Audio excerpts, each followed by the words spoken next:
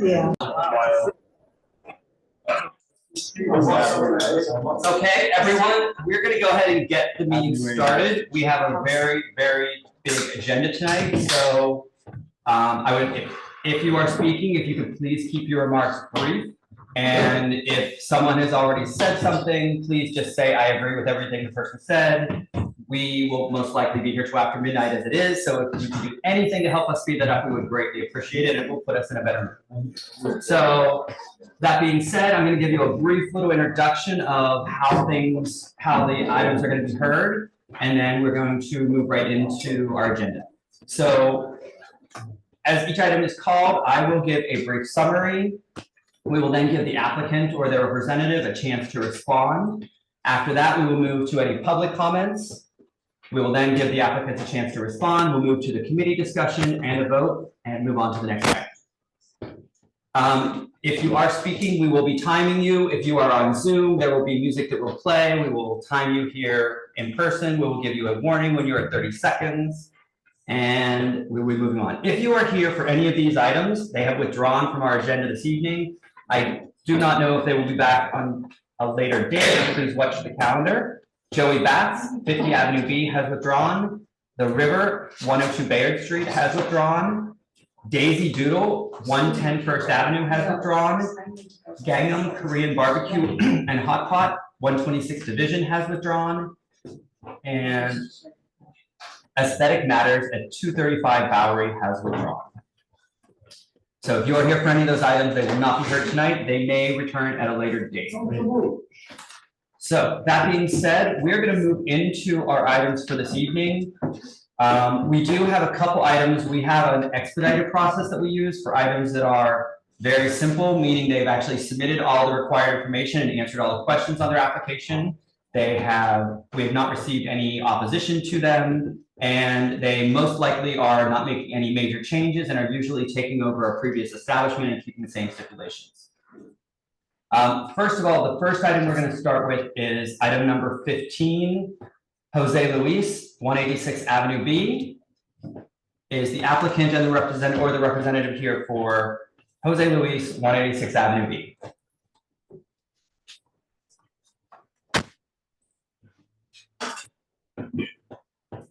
There's a hand raised. There's some people. Oh, sorry. Sorry, the room was so crowded, I forgot we had Zoom. Terry, they raise their hand. Okay. Just promote them, her, he, they promote them for them. Terry, are you here for 186 Avenue B? You can unmute yourself, Terry. You've been promoted. Is that an applicant or a resident? No, we're not sure. Terry, your hand is raised. You can unmute yourself and speak, please.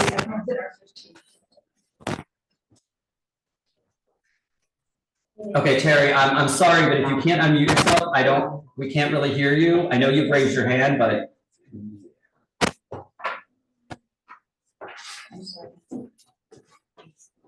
Terry wasn't the name of the applicant or representative for 186. No. Okay, so I think at this point we are going to move on. What was that number again? It's number 6. Should we still acknowledge it, or? Well, you want to do We'll move on to something else. denial to, or you want to wait till the end? Let's wait till they. So we're gonna move on from 186 to see if they show up. The next item that will hopefully be a quick one is going to be Fawcett, which is 198 Allen Street, number 16. If you are here for Fawcett, 198 Allen Street, please raise your Zoom hand, or if you are here in person. Okay, I see a couple people on Zoom.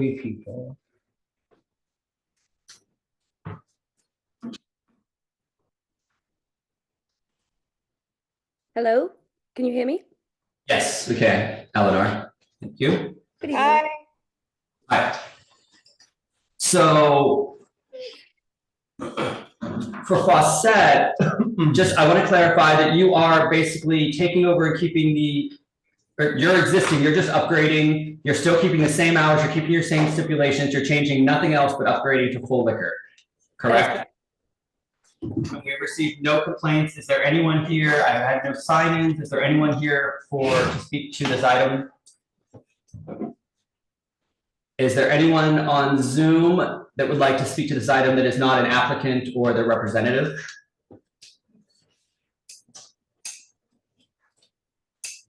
I see no more hands. So I'm just going to give a very brief for the normal summary, and we will go quickly through the stipulations and move on.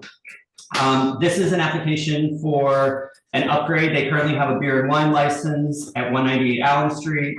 It is a full-service Italian restaurant, 60 people, 21 tables and 54 seats, including one stand-up bar, full kitchen. They have 5 sidewalk tables pending DOT approval, serving food during all hours of operation. The hours of operation are opening by 9 a.m. all days, closing by 11 p.m. Monday through Thursday, 12 a.m. on Friday and Saturdays, closing all outdoor dining by 10 p.m., close any front and rear facade doors by 10 p.m. or when any music or amplified sound is playing. The unrecorded background music only, no pub crawls or party buses, will not have unlimited drink specials, happy hours until 7, ensure no loitering crowd, and will post a stipulation beside its liquor license. We'll provide a telephone number for residents to call with complaints and immediately address any complaints. Do you agree with those stipulations? We do. Okay. Anyone on the committee have any questions about this item? Okay. We are going to move to a vote. We actually are going to use this as our attendance because in my rush to go through the instructions, we did not take a roll call vote for attendance. So this will be our first vote that will count for attendance. Stephen Ballinger. Here, yes. Guillermo Zapiglia. Yes, and yes. Sandy Lay. Here, yes. Megan Joy. Yes. Clint Smeltzer, yes. Michael Labario. Yes and yes. Okay, so your item has been approved. The office will send you out instructions with the stipulation form to have signed and returned to the office. I think by, Susan, is the date this Friday? Yes, Okay. You will hopefully be having these possibly later in the day tomorrow, and then you'll just need to get them back to the office by Friday. No problem. Thank you. Okay. Thank you. Thank you. Thank you. Okay. The next item.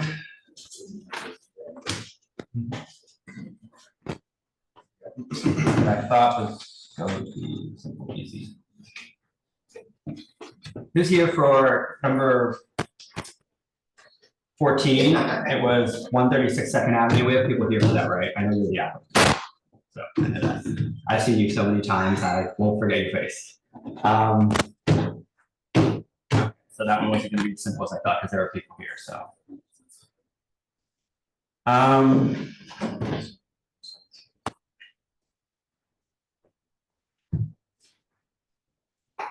We're going to move on. We're not going to do that one next. Sorry. We're going to go on to number 5, which is 29 Second Avenue. The applicant here for 29 Second Avenue. Hi, how are you doing? Okay. And I see your attorney is here. Hello, Frank. How are you guys? Good. So I'm going to give you a brief summary, but this one also has potential to be very quick. I'll give a summary and I have a quick question for you. We'll go to your descriptions.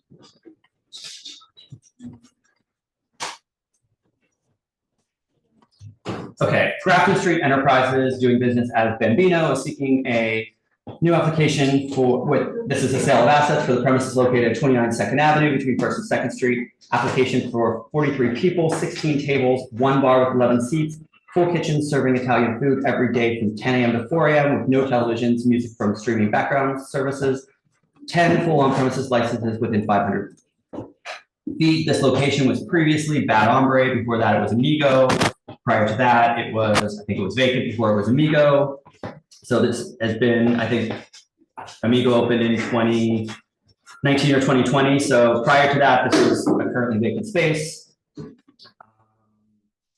This applicant has had a license to sell alcohol since 2009 at Cass at East 33rd Street and Bonobo at 186 8th Avenue. And there were no 311 complaints at this location. since 2018. There were no agency violations either. We have not received any opposition or support currently. However, I think there is one person signed up to speak. And 39 residents who live within 2 blocks of the location signed a petition in favor of the application. Is there anything you would like to add or change or correct in that brief summary? No, everything's correct in that. Okay. Who was signed up to speak? I think, who was signed up for number 5? Frank Vigilante? Is that the 131 beach site? No, No, not yet. this is number 5. It's 5. This is, I think I put the wrong number. yeah, this is 29 Second Avenue. Okay, so maybe, I think the number is actually correct. Frank Vigilante? Vigilante. That is, so you are for 131 Avenue C. Yes. Okay. So there's no one here for number 5. So my question for you, and this is the only thing that we really, I think, would need to discuss otherwise, the previous application had earlier hours. The previous application, or the previous license, actually had hours of, I think they closed at 2 on the weekends. I just have it written down here. It was 12, I think Sunday, Monday, Tuesday, Wednesday was 1, Tuesday, Wednesday, Thursday was 1, and Friday and Saturday were 2 again. Are you willing to switch back to those hours? Preferably, I would like to leave at 4 a.m. And my other restaurants, we operate until 4 a.m. We have great following with those both stores. And back to your point, there's been no 311 calls. I feel like, you know, serve the community. And since the pandemic, I think, going back to the point there about Handbrake, they closed early because coming out of the pandemic, the foot traffic was light.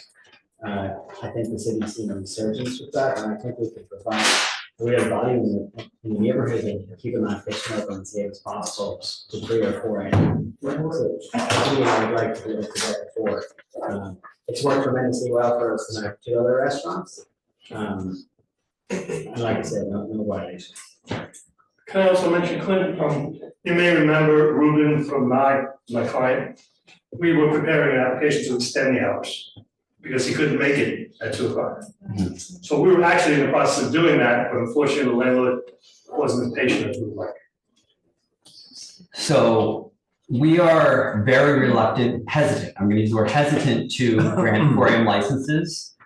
We do have 4 a.m. licenses and we're not opposed to them, but we are trying to rein them in because the problem is, and Lower Second Avenue is not quite as bad, so you're in a little bit of a different situation than most of the other places. You aren't surrounded by a ton of residential in that area, which is the only thing you might have in your favor. Most of the other places, even on our avenues, have a lot of residential above, beside, across the street. So that, you know, makes a big difference. Does anyone else on the committee have any other thoughts on this? I mean, my only thought is some of our surrounding businesses have started, I think all the community boards are pulling back to like 2 a.m., but I think some other businesses are suffering. You know, the South is not open 24 hours anymore because people don't stay open till 4 o'clock in the morning anymore. You know, I think there's certain benefits to 4 o'clock in the morning, and one is that, you know, if you do it like London style or some places in Ireland and everybody's getting out at the exact same time, it's like, it creates like more people running for cabs at the same time, you know, more noise on the street at the same time. If you stagger it out, some people closing at 12, 2, 3, 4, you know, that helps. I just think if you're gonna give, you know, 3 or 4 o'clock at any place would be on Second Avenue. It'd be Lower Second Avenue. Lower right? Second Yeah. Avenue. That's my thought as well. Guillermo? Well, yeah, my point always is Second Avenue and having businesses that stay open, you know, in the long term, rather than what we have been seeing the past couple of years, that there's a lot of rotation, and a lot of rotation means a lot of issues on the sidewalk. So I also am inclined to have a business that is more likely to endure than one that is not, if that means having later hours. Is everyone okay with 4 a.m. all nights? That, I mean, that I thought it was a little bit, because I don't think that, but. Thursday, Friday, Saturday. Yeah. Are you willing to do earlier during the week, 4 a.m. on the weekends? like 2 o'clock, Sunday to Wednesday, and 4 a.m. Thursday to Saturday. Or even Wednesday to Saturday. Can I add one thing? Excellent record since 2009 at that location. So it's not an experience. The second location is relatively new. It was 2009 when he's been there for years. Survived COVID. Michael, any thoughts, comments? Yeah, maybe like Thursday through Sunday 4, and then like, or Sunday through Wednesday 2, and then Thursday through Saturday 4, but. One thing I would allude to was that when we were getting the signatures in the neighborhood and we were told the community that we were trying to keep the late night kitchen open before and having more cast and stuff, and they were really excited about it. I feel like 29 seconds is kind of an oasis in the desert around there. There's, apart from a couple of stores to the left and the right, I feel like a lot of those restaurants close really early and the neighborhood gets kind of dark and quiet. I think if we can add some light and a little bit of life to that corner, I think, I think we could create something. Back to your point with the cats and the economy, just keeping an overall buzz around the neighborhood. Thoughts, 2 a.m. Sunday through Wednesday, 4 a.m. Thursday through Saturday. I like that. Is that acceptable to you? Yes. Okay. So any other comments on anything? Otherwise, they're keeping the same stipulations. That was the only thing that we're changing with this from the previous. Okay. Do we have a motion for this item? Let's read through the stipulations first. Can you pull up the stipulations on the screen, Michael, please? Sure. We're just going to read through the stipulations quickly. Frank knows the deal, so he can see them. These are the concession to age. Yeah, I can't see it. It's still time. Like get out of the right side. I can see it. Yeah, close that. All right. Okay. So I, Connor Duffin, as a qualified representative of Grafton Street Enterprises LLC at 29 2nd Avenue. The license will be a full liquor, which that is mentioned. Can you check off full liquor, wine, beer? Yeah. I will operate a full service restaurant, an Italian restaurant with kitchen open and serving food during all hours of operation. The hours of operation will be Sunday through Wednesday, 10 a.m. to 2 a.m., Thursday through Saturday, 10 a.m. to 4 a.m. I will not use outdoor space for commercial use. You are not having a doorman. There's already soundproofing installed, so I think you're fine with that. You have a closed fixed facade with no open doors or windows. You will not have live music, DJs, third-party promoted events, any event in which a cover fee is charged or scheduled performances. You will play ambient background for music only. You will not apply for an alteration without coming to CV3 first. You will not participate in pub or party buses. You will not have unlimited drink specials. You will have a happy hour that will end by 6 p.m. You will not have wait lines. You will have a staff person responsible for ensuring no loitering noise or crowds. You will post a stipulation by your liquor license, and residents may contact the owner number below. It's Connor Duffin, and it's 347-969-8234. Yes. Okay. I will make a motion to approve as presented with these stipulations. Is there a second? Second. Megan seconds. Stephen Ballinger, Yes. Garo, Yes. Sandy, Yes. Megan, Yes. yes, Michael. Yes. Okay, motion passes. We will be sending out your stipulations. Frank knows the drill. We'll get them out to you. You'll get them signed and notarized and back to us by Friday. Thank you. Thank you. If you can make that school bigger, we can make it bigger on this, I'm sorry, I don't know how to do that on this.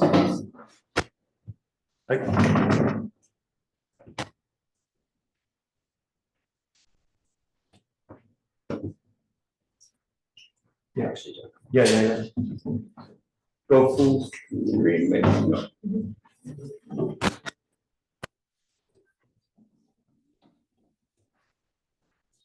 That's, No. okay. We'll get by. You sure? Yeah, I can read it from those. Okay, so the next item, Oh, wait, people online can only see that. Yeah. Yes. So we have to like. I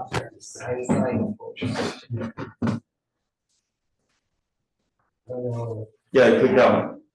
That Yeah, I'll one, let you. yeah. so it looks like, What's going on? No, nothing, we can stop that. So people can see that we want to make this a living thing. so we're gonna go to, it seems like we have the most people here, so we'll clear out the room a little bit. If we're number 11, which is 131 Avenue C, are the applicants here for 131 Avenue C? And Frank is your representative, correct? Thank you, Frank. Okay. Give me 1 second, I'm gonna read a summary. Number 11. Thank you. Okay. Flam Able LLC, doing business as B-Side, is seeking a full on-premises liquor license in a premises located at 131 Avenue C between 8th and 9th Street.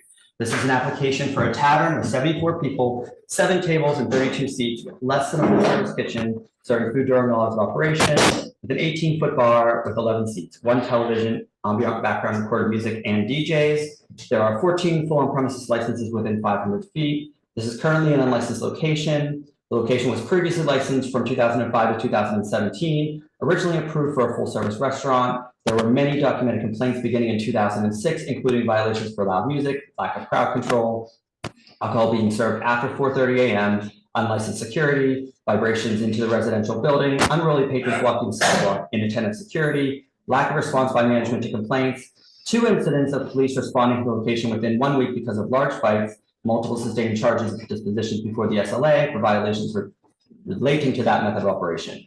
The business was seized by the marshals in February 2017 and has remained closed since that time. Subsequently, an applicant applied for this space and was denied by the community board in 2018. The applicant proceeded to the SLA for approval in January of 2019. The SLA denied their request due to the extremely ridiculous past history of the location, problems in the area, and issues with the building itself, as well as the applicant's proposed method of operation. The chair went as far as to say that he did not think this location was appropriate for a bar, possibly not even for a restaurant.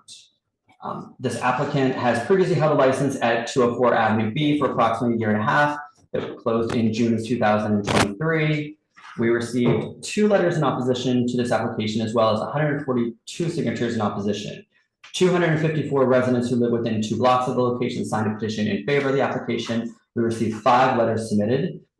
And they are proposing hours of operation of 12 p.m. to 4 a.m., no use of outdoor space, closing all front and rear facade doors and windows at 10 p.m. every night. They will not have party calls or pub buses, will not have unlimited drink specials, will have happy hours until 7. Will ensure there are no wait lines and will designate an employee for ensuring no loitering noise or crowds. Post these stipulations by their license and will provide a telephone number for residents to call with complaints and immediately address any resident complaints. Okay. Do you have anything to add or say or correct from the? So, we own B-Side for 2.5 years, not 1.5. But you were only open for approximately 1.5 years. You closed in June of 2023. You opened in the very end of the year of 21. 2021. Yeah. That's when we took over as So that's chair. about 1.5 years. We had the full calendar 21, 22, and we went about 5 months, But you were closed for renovations for a period of that time as well. about 40 days. Yeah. So that 2 years takes it down to 1.5 years. So I was just referring to the time you were open. Well, we are acknowledging the fact that B-Side was a fixture in the neighborhood for 20 plus years. Yes, but not under this applicant. No, I'm just, and it was same license. Yes. And we haven't changed a thing about the business when we took it over. You also know Sabina used to be the manager at B-Side before she bought it. Yes, which I did not, I knew that, I did not note it in here, but it can be noted in the resolution as well. Okay, anything else to add or change or correct? No. Okay, so I do know that we have, I haven't checked Zoom yet. I know we have several people here in person. We have 2, 5, 6, 7, 7 people in person for this item, and if you are here for this item on Zoom, please raise your Zoom hand. There's, No way. Okay. That's for sure. is this a, I've never seen that in Zoom. No. No, we can't let it there. About 30 people with their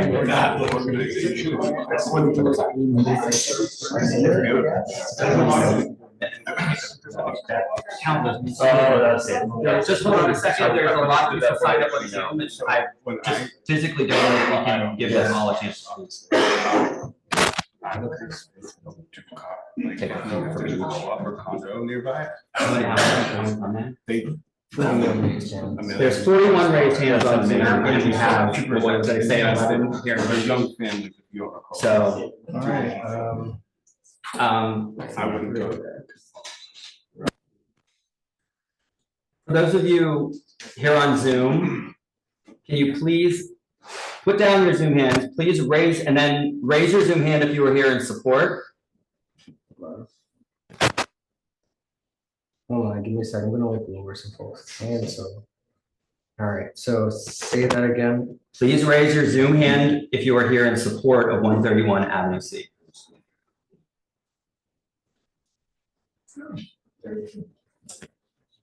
Yeah, So everyone- so That's the same number. it's basically the same number. So, yeah. Assignment. well, no, I think they're probably just all here in support. Oh, okay. Okay. I think that's probably correct. Okay. Is there anyone, so lower all their hands. Is there anyone here in opposition to this item? Hold on. And.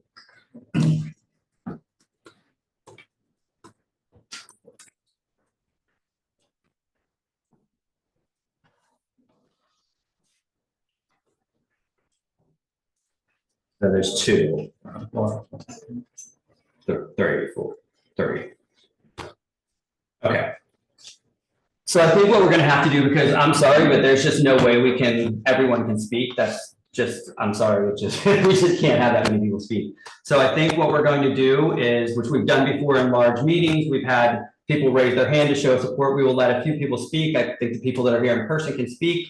And then if anyone else on Zoom has anything additional to add that hasn't already been mentioned, we will let you speak briefly, and then we will take account of all the people that are here in support and list that on our resolution.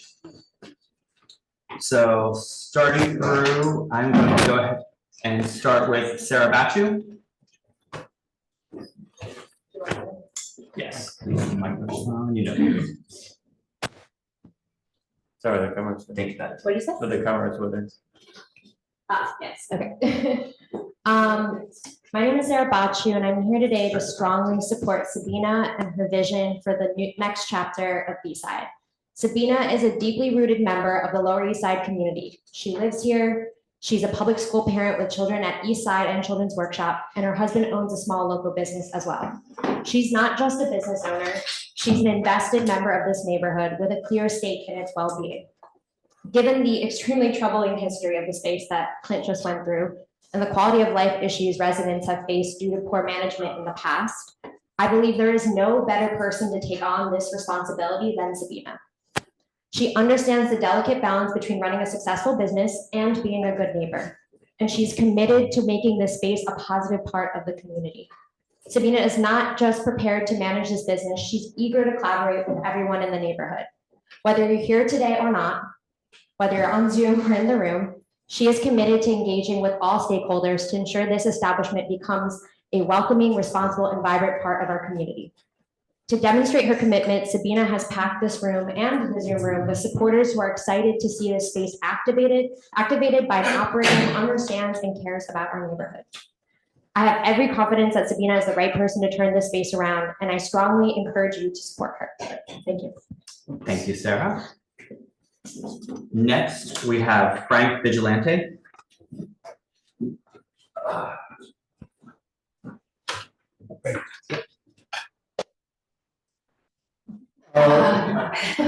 I'm new to all this, and And I agree with everything that woman just said. I totally agree with it, but there's one thing you forgot to say. That these are two of the finest people I've ever met in my entire life. Their family is amazing. I met them at B-side, well, before they even owned the place.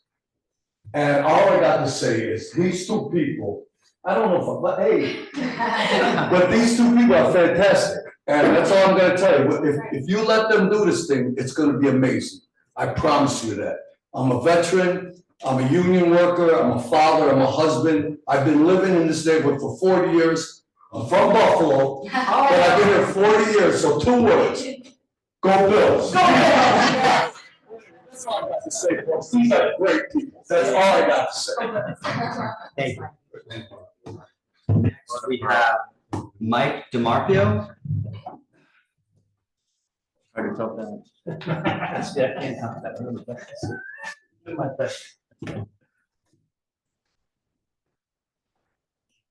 My name is Mike DiMarfio. It's with a great deal of pleasure and pride that I am able to speak to you on behalf of Sabina and Wally tonight. They're good kids. I have known them both for about 10 years now. Horsebox, Sabina was a bartender and manager, and Wally has a barber shop in the area. They invited me a few years back to a Friendsgiving, and I didn't know what it was at all. And it's fantastic. I had no place to go. I retired from the bomb squad every day. Worked the day tour that day. My family scattered all over God's green earth, and I had nowhere to go. So I said, I'm gonna go and have the next time. And I had a great time. The customers and Sabina cooked everything. And our neighbors sure can cook, that's for sure. It was marvelous. What a great time. I met a lot of people. I didn't know anybody really. By the time I went home, I met about 30 new people. Sabina and Wally made sure they introduced me to basically everyone present. You see, what they did was take people from our neighborhood who had nowhere to go on that holiday and gave us a feast. Now that's truly community service. That's not, I don't know. They had another summer party. I went once, it was nice. Same thing happened. They brightened up my retirement, I can tell you that. I love these guys. Please allow them to continue with their dreams, and our neighborhood will be better off for it, believe me. Thank you. Thank you, Mike.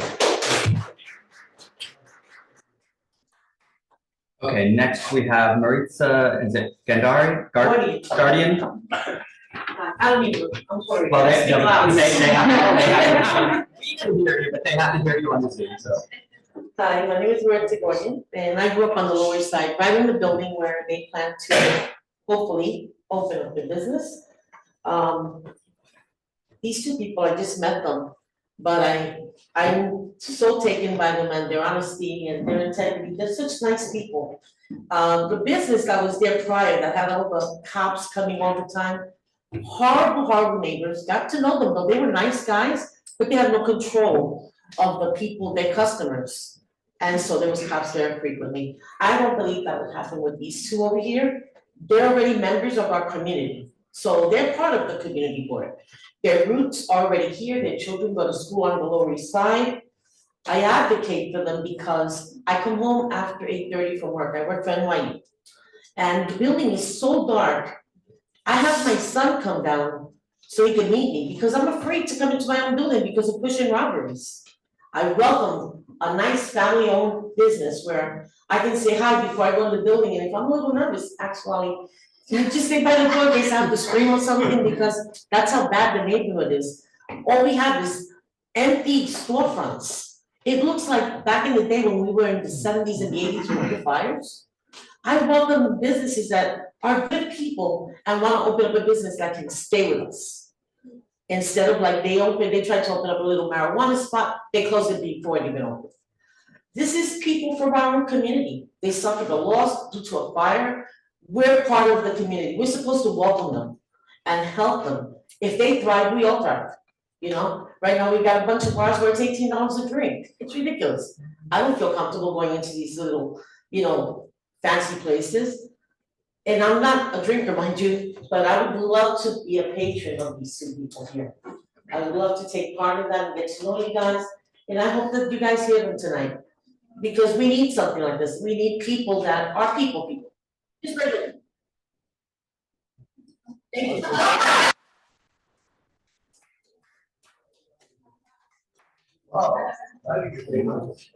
Sure did. Wait,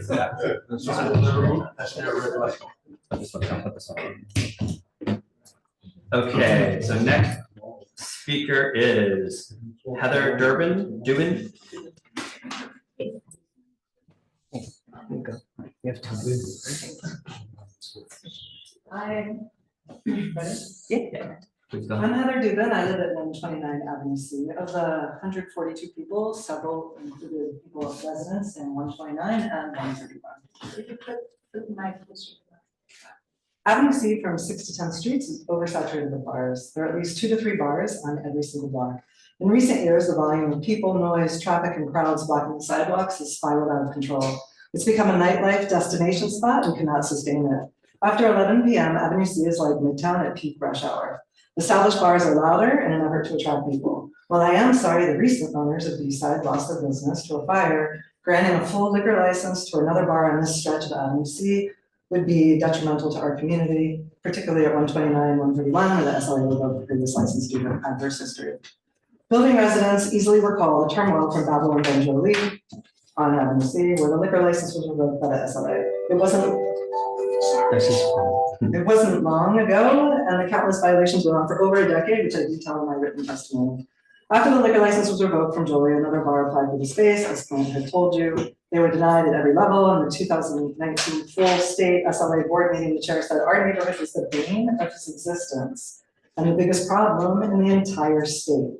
He denied the application and said there should never be a bar there again, and as far as he was concerned, he wasn't sure if it should even be a restaurant. Since then, the advertising sign over the space reads restaurant for retail space or retail space. 2 Perry's at 127 Avenue C applied for a cafe restaurant during the pandemic in front of this SLA committee. Instead, they operated as a bar with full liquor. Last year, 2 Perry's returned to the SLA requesting a 4 a.m. close in DJs. They were denied due to oversaturation of bars in the neighborhood and were supposed to be operating as a cafe restaurant. For this committee to grant a full liquor license to a bar 2 doors down from 2 Perry's would contradict the committee's intent, which was very clear about not wanting to contribute to or increase existing problems the neighborhood is already experiencing. Babel Jolie was 1 liquor license. I'm just saying, if 1 space, if we become to 2, 5 bars in a row, we just continue to hand out full liquor licenses to places. I mean, we are so oversaturated. These buildings were built, my building in 1900s. It's not sustainable for nightclubs. This is the reason that we have all the problems that we did. Yeah, thank you, Heather. Okay. Thank you. Thanks. Thank you. Next, we have Jovan.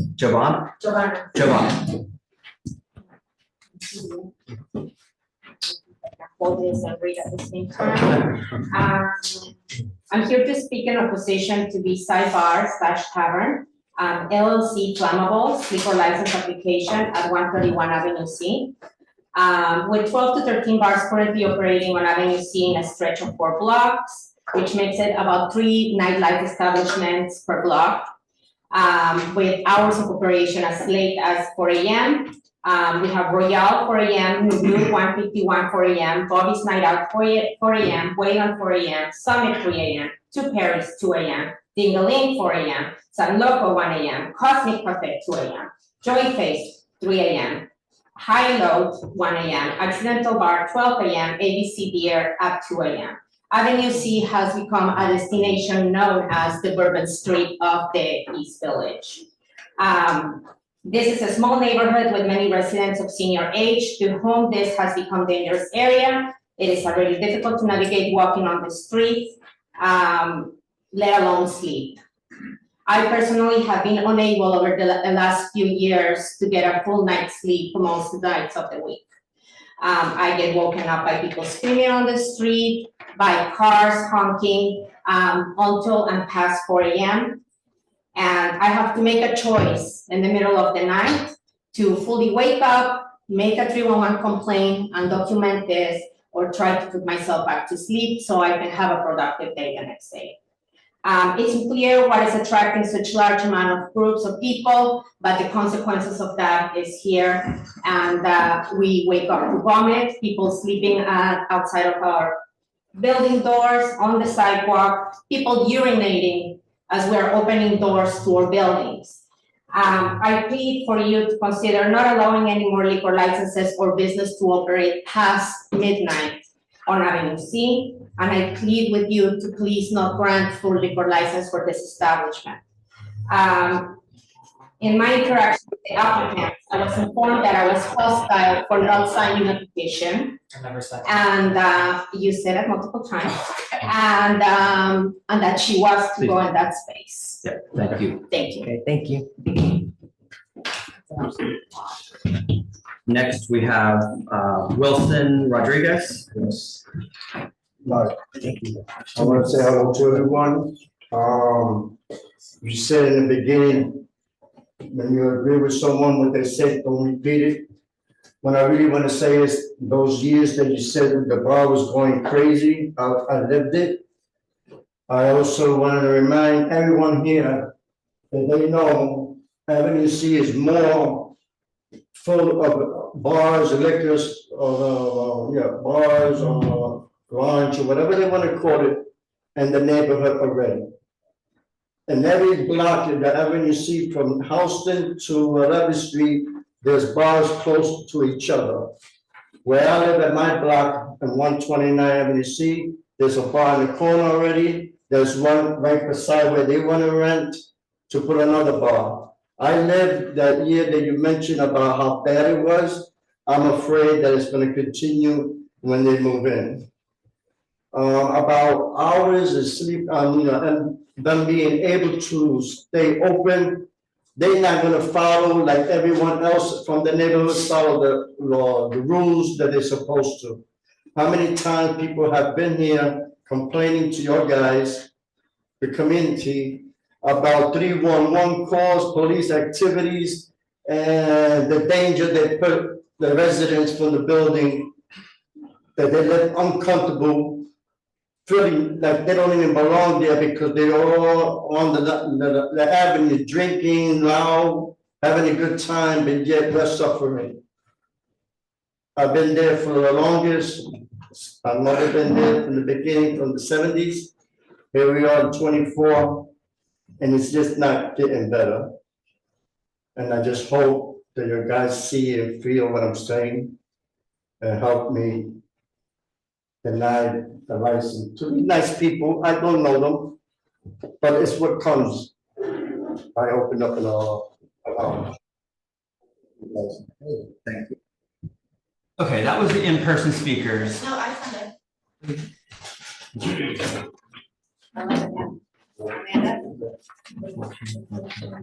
Oh, I'm sorry, Amanda. I did it. We also have two other speakers here besides. Okay. Amanda, so do you want to go ahead? I'll go ahead. Sign it. Someone else, you have to please sign in and sign a speaker form. You want me to go ahead? Yes, please go ahead. Hi, everybody. I'm Reverend Amanda. I'm on the Community Education Council for District 1 and the co-founder of District 1 Open Arms, which is a coalition of local neighbors coming together to support our newest asylum-seeking neighbors. But of course, everything I say tonight is views of my own. My husband and I have lived in this neighborhood for 15 years and are raising 4 kids here alongside Wally and Sabina, our classmates up the block. I'm the community minister at Middle Collegiate Church on 2nd Avenue and East 7th Street. I tell you that because I know a little something about rebuilding after a fire. We had the 6-alarm fire in 2020. When someone is down because of a tragedy totally out of their control, we should be a community board and a community that is supportive rather than one that poses blocks and hindrances. That should be true for any person or organization in this neighborhood, but let me echo everything that has already been said about the characteristics of Wally and Sabina. And just to add a few more notes there, they are community advocates and champions of this neighborhood. And B-side was so much more than a bar. I absolutely hear your all's hesitation, the sleeping, all the things. I feel that for you, and those are problems that we should not punish them for. It was a community center and a safe place for all neighbors, young and old. I attended numerous gatherings there, friends, significant birthday parties, graduations. A particular one of the first places that my newborn went when she was 3 months old was in my baby carrier to their bar because they were hosting a fundraiser for our school's gala. They routinely will hold fundraisers for local schools and donate proceeds from the bar to the school. Every year they donate their time at our school's gala and our servers. I'll close with this. In less than 2 months, we are all going to be living under a very different administration, which leaves most, if not all of us, vulnerable, anxious, and with more questions than we have answers. One of the best ways that we can resist such administrations and mindsets is to dig hyper-local and invest in the organizations and the people who we know will invest in you and the neighborhood in return. And without a shadow of a doubt, we need that type of organization in wherever they choose to relocate, which we know is on Avenue C. I thank you so much for your time. I know what it's like to sit on these boards, and I really hope that this whole community board will rally behind Durrell Street. Thank you. Thank you, Amanda. Next, I have Stephanie Garcia. Use the mic for the benefit of those on Zoom, please. Hi on Zoom and hi everyone else. I'm not gonna say that it's a very happy situation to be here right now, to be having to fight for you guys, knowing who you are, but also understanding where you're coming from, because I'm born and raised in the Lower East Side. I know what it's like and now having children. I also understand what it's like to be considered over the people because of her. But I also, because of her and because of you guys and everything else, I know what it is to be a community. And what you are trying to fight for, it's not just another ordinary bar. It's not just another drunk white, another white person. I'm so sorry, I knew that. It's not just another drunk white, I'm so sorry, another drunk person, but I really want to emphasize that it's all about community, and that's what you are here for, and that's what you want to continue. And again, I was also in those parents night out where you have hosted us like with open arms, because you know that what community means to all of us who were there. And I just want to say, if you get this opportunity again, I don't think your neighbors would regret it, because you're very open, you're very understanding, and if there is ever an issue, they know, and they can, you'll give them that open space to be like, I'm here for you. But it's also a win-win, where you're trying to fight for something that you believe in. And I believe that there can be a win-win in the situation where both sides are heard, and we need you, and I really hope this works out. So thank you. Thank you. Okay, I do have to make one comment, even though I'm not watching them, but I see the comments coming up on my screen. If you're on Zoom, please do not use the chat function for anything other than technical difficulties or to let us know something's going on. By making comments there directly, it is a violation of the open meetings laws. We cannot have a discussion or comments about the meeting or any agenda item on the chat function on Zoom. So thank you. I just disabled it, so now we can see it. Okay. No, then they're not going to pay attention. Yeah. So, okay, the next person I have is Hailey. Honey? Yes.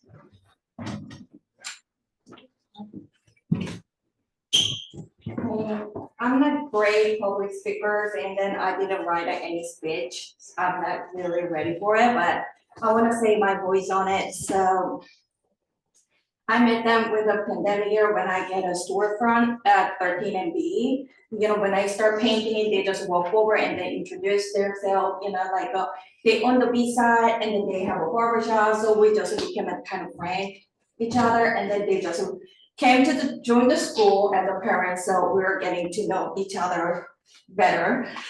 So, so that they're being really good neighbors to everybody, even to the residents, and then for the commercial places, they're really like, you know, welcomes everybody. So I was like a very like, you know, get to know people in the community through them. So it was like, you know, I just want to do little support for them as they help me to get, you know, into the community. Also, you know, I'm living right above the bar on 14th Street. So I know you're complaining. Sometimes it's like a bar, it can be really loud, but it's not everyday thing. And then, you know, one thing I learned in the East Side, living in 10 years here, they're very respectful. You know, we just respectful, we just talk to each other.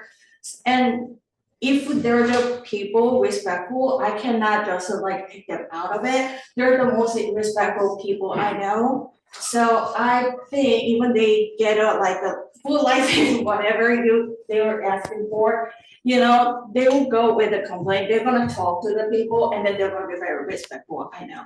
So, that's it. Okay, so I think that is everyone I have here in person. So, Actually, can I just say one thing? Please? very quickly, we have a lot of people to get through, and this is gonna be a very late night, so you have 10 seconds, I go. understand, on the corner we have Perry's and then we have Summit, that's it, 2 bars on the same block.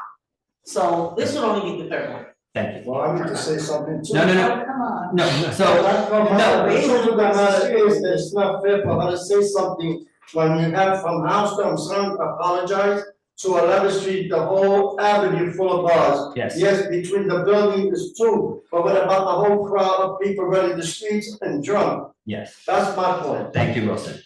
Okay, I apologize. no apologies necessary, thank you. So, I'm gonna. If you're on Zoom, raise your Zoom hand, and I appreciate, we already took account of the people that were here in support and the people that were here against. If you have something different, we're gonna give each of you 30 seconds to speak. You have 30 seconds and we're gonna cut you off, we're gonna mute you. And I'm sorry if that sounds harsh, but we have a very long agenda and we're only in a quarter of the way through. So we're gonna call on you and you're gonna get a chance. No, I'm sorry, we can't, you're gonna have to narrow it down because we can't do 12, 13 people. It's just too many. Some of these people are like the neighbors in some of the buildings that these people live in. They're like pretty important to this. I'm not sure. But the thing is, we've heard from people against the live in the building, we've heard from people for against that live in the building. One, and I know that doesn't count, right? Like, so. Can I make a suggestion? Why not? No, yeah, I was gonna say also, but let someone speak, and if they start repeating, then just ends. One of them is like 5, 4, and 5 against, or 3, 4. Can I go by proximity? Yeah. So no matter what you're capturing, like, right? Oh, no, I've already counted the number of hands for and against. We had them raised at the beginning, so we have that count. So that is fine. Okay, we're gonna start, we're gonna go through, we're gonna give you each 30 seconds. Okay. All right. And I'm sorry if this is harsh, but it's really the only way we can do it. So it's 30 seconds. So Mary Petro, go ahead, Mary. Hi guys. Listen, everybody's talking about community. What I want to say is that I really wish that you could have seen the way that Wally and Sabina really and truly embraced the neighborhood, the local businesses, the local business owners around B-side, and created a safe space for everyone. Whether this was demonstrated via the potlucks where people were all welcome to come and eat free of charge, or the safe space that was there. So Mary, I sorry, it's gonna sound like we've heard that. Do you have anything else that we haven't heard already? If there are 2 people who deserve the opportunity to rebuild and to start afresh, it's these 2 people. They are the most determined, hardworking, and decent human beings I've ever had the fortune. Thank you. All right, next. Okay. Jihad, please go ahead. What? Deny it?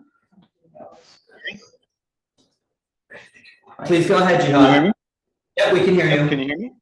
Yes, Cool. we You want, you'd like me to say something that hasn't been said before. So first off, I'd like to acknowledge folks who mentioned the bars nearby that are a bit out of hand. I myself have witnessed it myself, right? Sunday, 3 p.m., people dancing on the bars.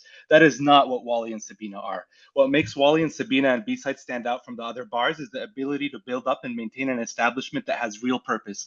And that purpose is to bring people together. Some of my favorite memories from this bar are the neighborhood teachers who would come by for happy hour, watching Jeopardy, or playing in Wally's homegrown pool league. I never thought I'd become friends with cops, but I was because of that pool league. Lawyers, police officers, service folks, artists, all of us came together. That's one thing that makes them stand out from everybody else. They get it. They are real ones, and they are going to respect the neighborhood. They're going to hear people out, and they're going to accommodate the needs of the people. Thank you. Yeah. Okay. Next. is Glenn. I think Glenn, right? Yep. Glenn, please go ahead. All right, cool. Yeah, hear me? Yes, we can. Please go ahead. Fantastic. Awesome. So I've been going to B-side for 15 years. I used to be their neighbor. I lived at 12th and B for a while. And what I want to talk about quickly is just during the pandemic, they were one of the first places in the neighborhood that opened up, and it was a wonderful respite from what we had going on there. I met a bartender before she worked there, and this was in the middle of very difficult to find jobs, introduced her to Sabina and Wally. They brought her into the family, and I think it was just not just because I love the bar and wanted to share my experience with her, but they were offering jobs to the community, plus the free food and all that. Beautiful community. That's all I'd say. Thank you very much, Glenn. Next, we have Dr. Funk's iPhone. Everyone hear us? My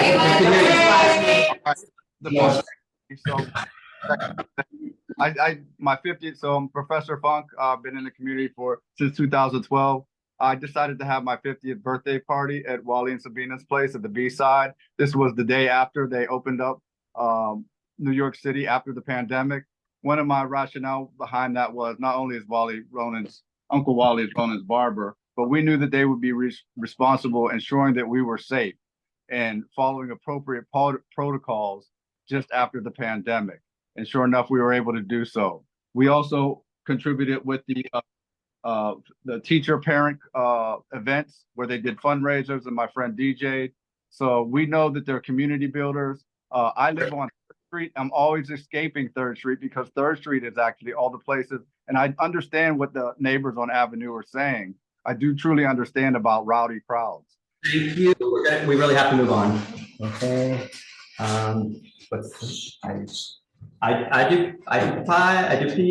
Sorry if I'm wrong. Hi, this is Isabel. Thanks. So I'm against. I live on 149 Avenue C above New Blue. It's a nightmare every night. You have Ubers honking at 2, 3 a.m. in the morning. Nobody can sleep. Even Monday evenings are crazy. The whole week is crazy, totally crazy. So what I want to talk about is saturation problems. I think we even may have a security issue here, whereby if all these taxis and Ubers are blocking the avenue as it is currently, you will be seeing problems with ambulance and fire department trucks. Thank you. Thank you. Okay, next. 16. Jennifer Roman, go. Hello, can you hear me? Yes. Yes, thank you so much. It would be an absolute disservice to not give members born and raised in this community access to owning a small business within the communities that they were raised from. Not only are they amazing people, but holding them accountable, liable, responsible for past tenants who were miserable at what they did is not their fault. Being angry that you live in New York City, that horns will honk and Ubers will stop is not their problem. It would be an absolute disservice and straight up disrespectful to the community after all they've done for the community. Thank you so much for letting me speak today. Thank you, Jennifer. Next, we have Rachel. Hi, can you hear me? Yes, we can. Please go ahead. Hi, I've lived in the neighborhood for about 3 years. When I first moved to New York, Sabina and Wally were two of the very, very first people that I met here. As a young girl in our neighborhood, sometimes it's scary coming home late at night, or sometimes it's scary just coming home when it's dark out. Having B-side on my block, like almost right underneath my building, felt like having a family that was close to me and felt like having people that I could always trust to keep me safe, to walk me home, to be there if I needed anything. They've been in the neighborhood for so much longer than me, but from the minute that I got here, it's so clear how much they care about our neighborhood. Thank you, Rachel. Eric's iPhone 2. Eric's iPhone 2. Yep. You can hear me? We can hear you. Please go ahead, Eric. How we doing? Yeah, the only thing I want to touch upon is respect. You know, I think as a customer being in that bar, Wally and Sabina respected everybody in there, and everybody in there respected them. So all the people who were talking about the riffraff and all that stuff, that doesn't happen when the patrons of that place respect the owners of that place and respect the establishment. I think the one thing that they bring is respect and neighborhood love. You know what I mean? We need more love in this community. The Lower East Side needs to be back to where it was, and these two people can help do that. Thank you very much. I appreciate your time. Beans, Wally, love you. Thank you very much, Eric. Next, we have Javier Perez. Hi, good evening. Can you hear me? Yes, we can. Please go ahead. Hi, I just want to say that Wally and Sabina have always provided a safe environment, and one of the things that stick out is diversity. You see people from different backgrounds, different industries where they work at, and communities. I had family members come from different parts of New York to an event, and they all raved about how great it was, safe. The owners were loving and supportive, and everyone left at a safe time with no issues. And we just need more of that. Everybody to come together and just make things peaceful and streamline things. Thank you so much. Thank you, Javier. We have Hannah Merkel. Hi.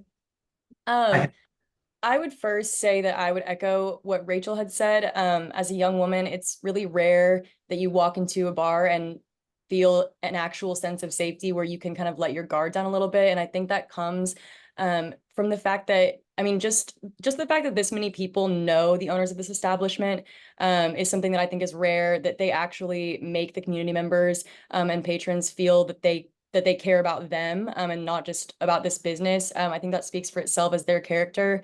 I've met both of them personally, and they're lovely people. Yeah, I think it's a really special thing. So. Okay, thank you very much. On to the next, Laura Sewell.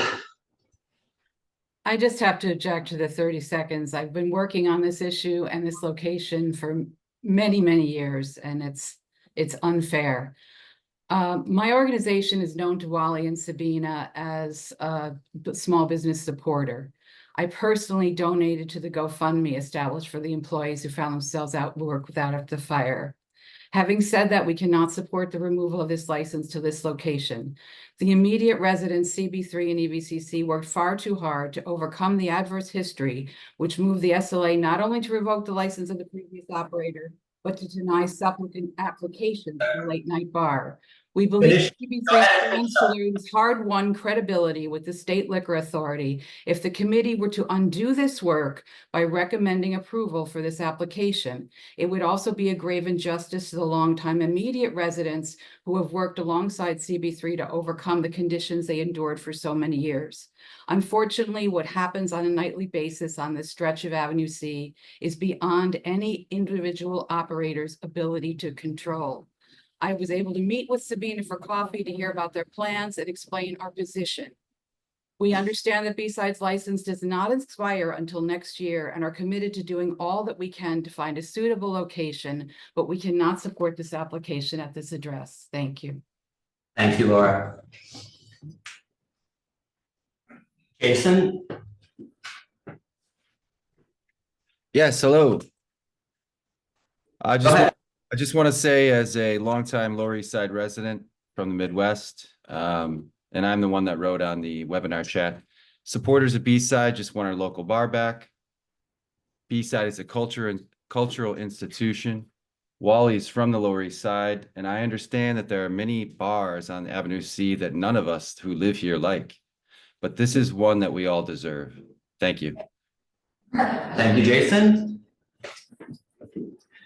Kevin Kevin Pastorello. Can you hear me okay? Hold on, we're resetting the timer for you, Kevin. Hold on 1 second. Yep. Okay, go ahead, Kevin. All right. Thanks, guys. My name is Kevin. I live and work in the neighborhood, and I'm here to support B-Side. So I just want to say that, echoing a lot of things other people are saying, that B-Side really created a community. You know, there are a lot of bars on Avenue C, and I can see that, you know, there are people there that think that that's out of control.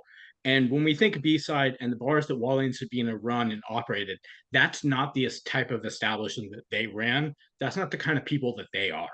You know, they are very respectful. They always operate at a safe place and a place where, you know, a good community. No, please stop. Please stop. Okay. Okay.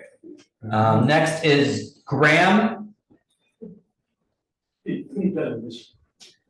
Hi there, my name is Graham. I'm been in the Lower East Side for 15 years now. I have kids with Wally and Sabina at the local public school. Used to live across the street at 205 Avenue B, so I've seen the old B-side, and I think practically speaking, when you talk about the new B-side, since Wally and Sabina have taken over and the changes, and that's what we need to consider here.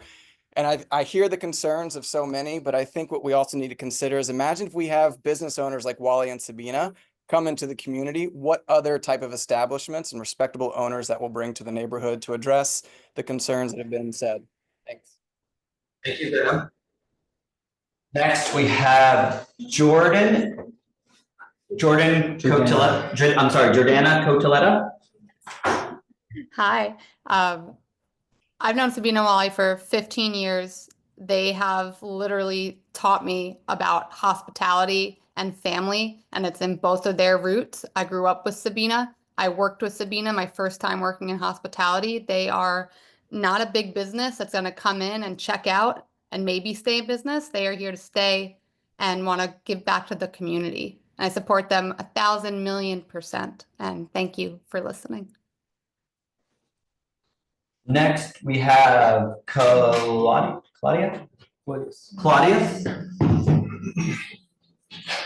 Yes, hello. My name is Claudius. Can you hear me?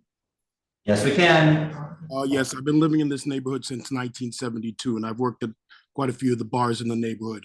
And what I can say about Wally and Sabina, as far as them as people, is that they're very respectful, as everyone has said before. But more importantly than that, that they connect with people in such a way that it makes you feel like you're part of the neighborhood. I've heard a lot of people here speak, and they've only been here a few years. I grew up here since 1972, as I said before, and they're one of the best bar owners I've seen in the neighborhood. Thank you very much for your time.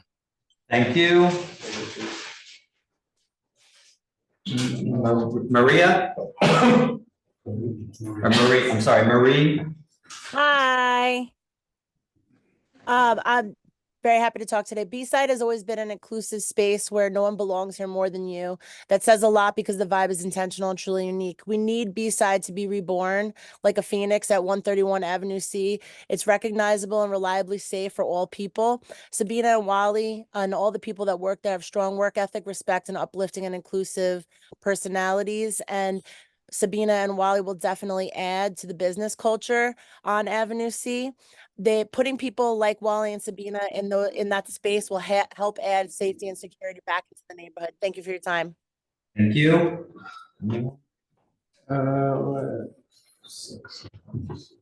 Okay, next we have Ariel.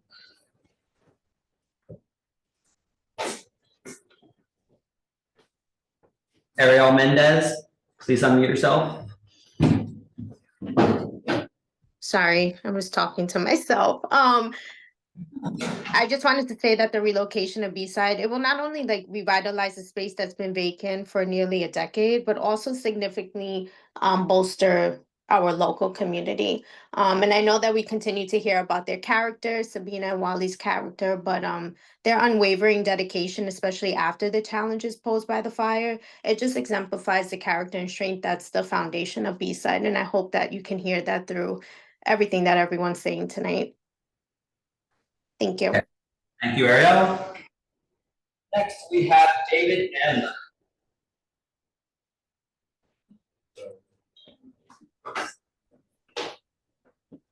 David M., please go.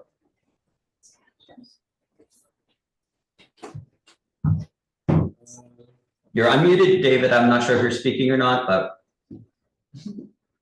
you muted yourself.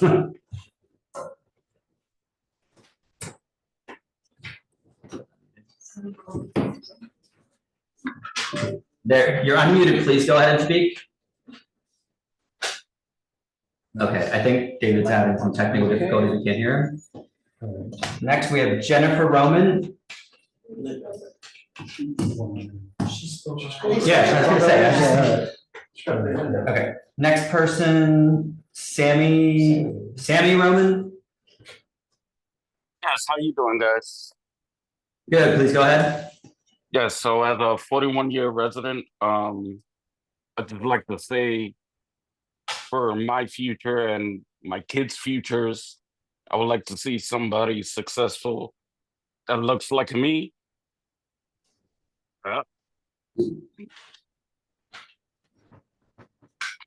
Okay, is that it? Running a business. Sorry. Okay. Okay, thank you, Sammy. I think it was breaking. Yeah. Okay, next, Jesse Caruana. Please go ahead, Jesse. Hi, can you hear me okay? Yes, we can. Okay, I had all kinds of really good talking points. I think most of them have been covered, but the one that I can think of right now is look at how B-Side has already brought members of this community together, even without being open. I don't know how these meetings usually go, but I think the positive, loving community energy that I've heard in the last hour at this meeting really speaks volumes as to what kind of space these owners create around them. And I would like to be a part of their future, so I support B-Side. Thank you, Jesse. Okay, Natalie, please go ahead. Hi, yes. I wanted to say how much I absolutely adore Wally and Sabina. I've known them both for over a decade. I've lived in the city for almost 20 years at this point. I work in hospitality, I've worked in fashion, I've worked across different industries. And the one thing I can say about both of them is that they are so loyal to the people around them, to the family, to the community that they create. And the emotion that you are hearing in my voice is so honest and true to who they are that nothing but positivity will become a B-Side. It's only because of what they do every day that they can bring in more people and new people to B-Side and collect the type of people that are standing in this room. And I just appreciate all of your thoughts and consideration because this is not. Okay, so the numbers keep growing, and I'm sorry. Yeah. I hate to cut anyone off, but you know, I know we're asking you not to repeat, but we're hearing how wonderful they are, and then that's great. But I think we're gonna have to cut off the public session now because. Can you just count the numbers? I already did. No, the numbers, so they keep growing. Okay, everyone on there, please raise your hand if you are in support.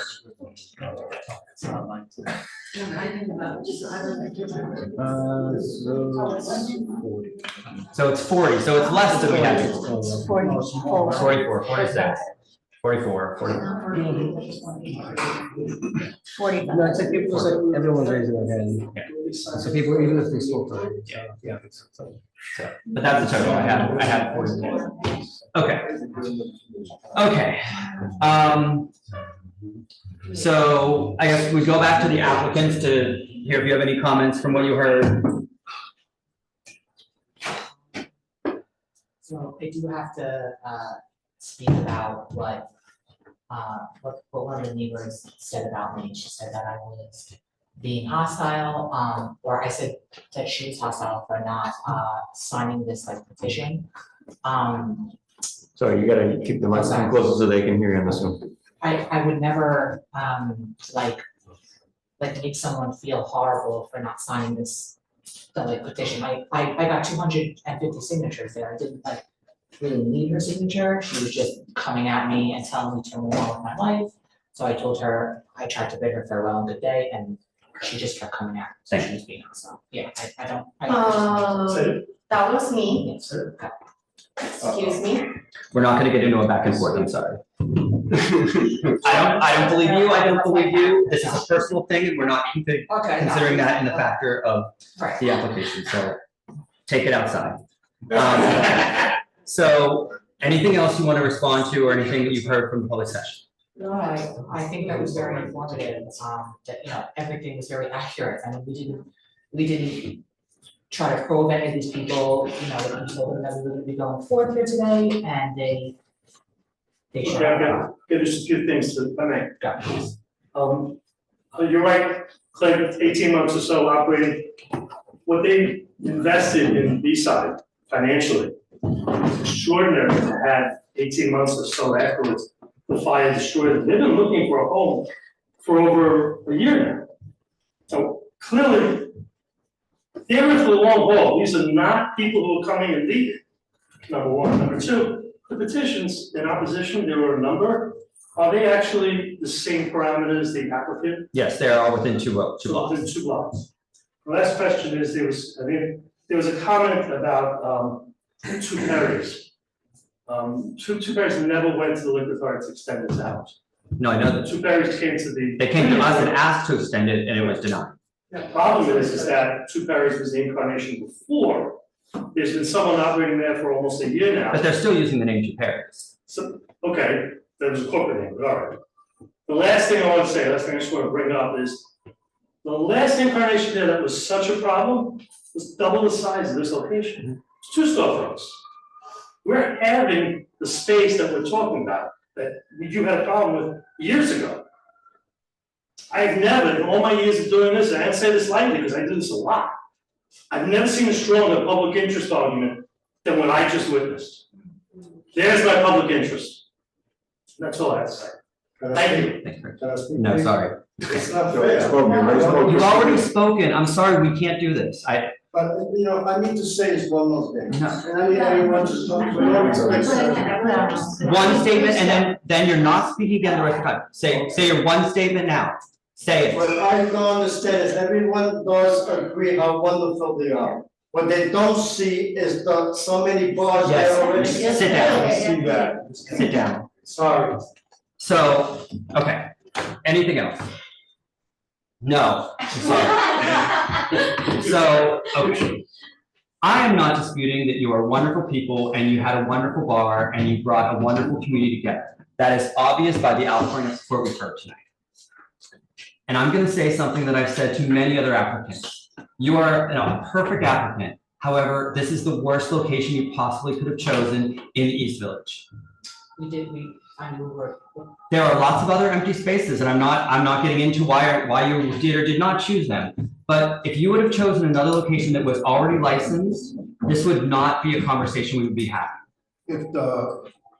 If the fire would have never happened, then we wouldn't be here either. I understand that, and we can't. Just 1 second, we could go down all the what ifs. But we're here, this space is vacant, and we're the operators that you guys should wanna see in these spaces. Like, if there was a coalition led, right, against the prior operators, right? Was it to keep this space barren forever? Or was it to like, to filter out the bad so that the good could come in? So you haven't let me finish my point.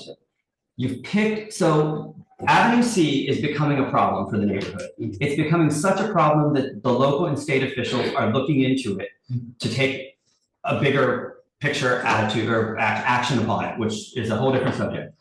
But adding another license in an unlicensed location that the state considers unlicensed, and has been unlicensed since 2017. The community board has voted on guidance that we are not going to approve full liquor licenses in unlicensed location in problem areas. This is a problem area, and the problem is becoming worse in the last 2 to 3 years. Since the pandemic, it's worse. Every night, I live on Avenue C and 2nd. So at nights, and I know this is not the crowd you're saying you're going to attract, but you're going to attract more people, and it's bringing more of a crowd to the area. So that's causing more traffic, that's causing more street traffic, that's causing more people talking on the street. It is increasing, which I know some people are saying that that's what's going to make them feel safer. However, it's causing, ding-a-ling, joy face, lines, crowds. And I know that's not the kind of business you're going to have, but also you're advertising that you're going to have cheap drinks for the neighborhood. Where are the people going for cheap drinks? They're going to leave those bars and come to your bar, which is good for you, and that's going to be a good business, but that's also causing crowds. It's causing. I'm sorry, can I just interject? Where have you seen that we're advertising cheap drinks? No, not advertising. Two different people have said they're not going to go pay $18 for a cocktail. They want to come to a place like yours where they can afford a drink. Well, it was a neighborhood dime bar. Yeah, exactly. And I'm not saying there's anything wrong with that. But what I'm saying is then that's going to bring more people. And that's what we want for you. And that should be, that should be what you want for us as far as the creativity. It is what we want for you, but it's not necessarily what we want for that Also want space good and operators the that community. know how to manage that. And that's what we've done. But a good operator is still you're still adding, and if you're successful, you're gonna add a lot of people. No, because And we have a capacity. Yes. Right? So we legally are capped at a certain number. So clearly have like a like built-in following that is tenured. You've heard people say that they came for 10 years and 15 years. This is way before us. He has a barbershop right around the corner for 8 years. So he was a regular there even prior to us taking it over. I mean, I think this is fairly simple. We have a oversaturation of bars. How did they? So we don't want to add, whether it's the best bar in the world. But how did this come to be? Because we've continued adding, prior committees have continued adding more licenses. That's why we're very hesitant to do this. Should we be penalized? You're not being penalized. You could choose another location. You don't have to choose this location. So that is your choice. So that is what we're trying to debate. That's why I said, if you picked another location, this very well might not even be a discussion. You could have been an expedited application. I'm sorry, can I just ask for the record? I'd love to hear. We're gonna let her speak, but you've been going back and forth with me, so. I didn't realize or recognize that, you know, there was like this mandate on where businesses and how businesses needed to like open up and inquire. My understanding was that we weren't sure, like, we didn't know that we would have had to come to you guys to check on the space. I mean, like when I met with Laura Sowell, she had mentioned that the only thing that she like one of the only reasons why she didn't want to give us her support is because they don't like the landlord. No, that is not true. That is not what she said. She said it's not personal. She said it's not personal, but she said they can't. She said it's a her person. But she said they cannot approve another license in space. That's the problem. And it is, yes, there was problems, but they don't care about a bad landlord, but they can't as a. She informed me that was the only thing that she. Okay, can I say one thing? That is not. I don't want to do the back and forth. I hear everything you're saying. There are 12 on-premises licenses within 500 feet. How does that get to be the worst in the neighborhood? So you know Avenue A is the worst in the neighborhood. If I keep looking with someone on Avenue A, you would say the same thing. It's 12 within 500 feet. That's not oversaturation. It is oversaturation. You can't get a better operator than these two people. But I'm not debating that. That's my point, though. I'm not debating that. Like, I would love to have you somewhere. This is half the size of the prior location. But the prior location had problems before it expanded into 129. It started. When did Babel close? 7 years ago. It's a pre-pandemic. And what's been in there since then? Vacant. It's been vacant for 7 years. 2017. What happened to the second space? It's still They vacant. split it into two. They're both still vacant? They're both still vacant. There was gonna open A smoke shop. a smoke shop. And they were closed down right away before they started. Okay. It was 129, 131. It was originally 131 with Babel. They combined it into two, and then once that was closed, they've now separated into two individual spaces.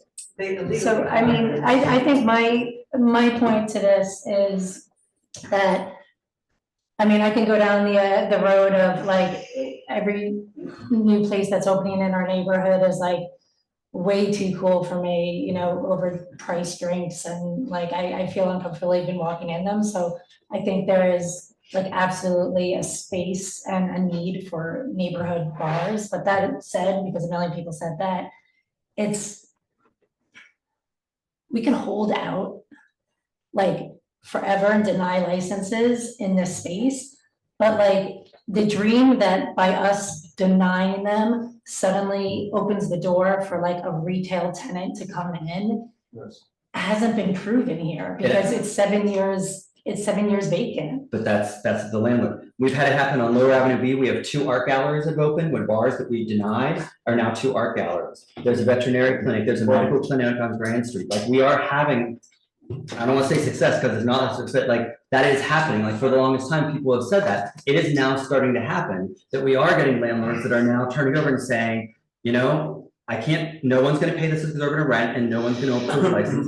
I'm going to rent to something realistic or a neighborhood service. So we are having that happen.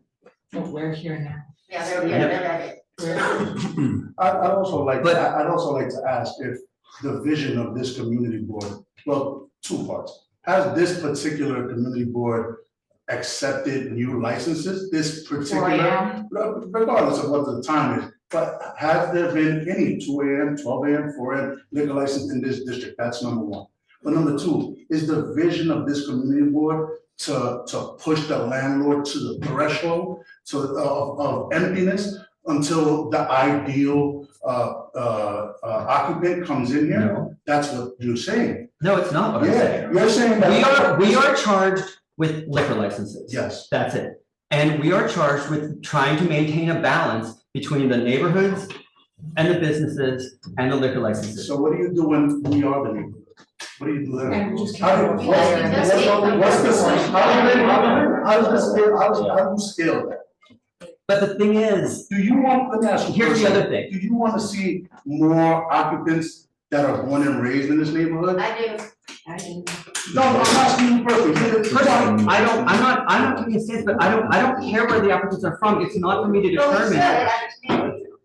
It's not for me to determine, as my position on this board, to determine, yes, that does mean something that they're neighborhood people, but that shouldn't necessarily, when we are charged with certain things by the SLA to review a liquor license, and whether someone lives in the community isn't necessarily part of it. It's not living, it's the fact, very, very clear. That they are all the fabric. I never even had a business in the neighborhood I grew up in. I think you have to hear the Whether they're upstairs, I forget the exact words. It is in the back. But here's the thing, and the other thing we have to consider is, we're adding another licensed location.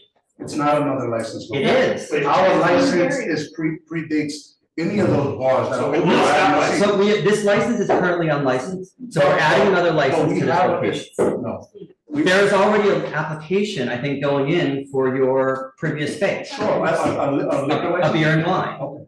We predate that business as well. This is not like But we're adding it to this location. This location is unlicensed. But it's Alphabet City. No, it's all the same. No, I'm not discussing this with you. Taking the full OT. Alright. Taking the full OT. Go ahead. Go ahead. I just want to add the other side to it. This is not about this bit for or against it. It's not about for or against this business. I just want to add the side that no one's talking about.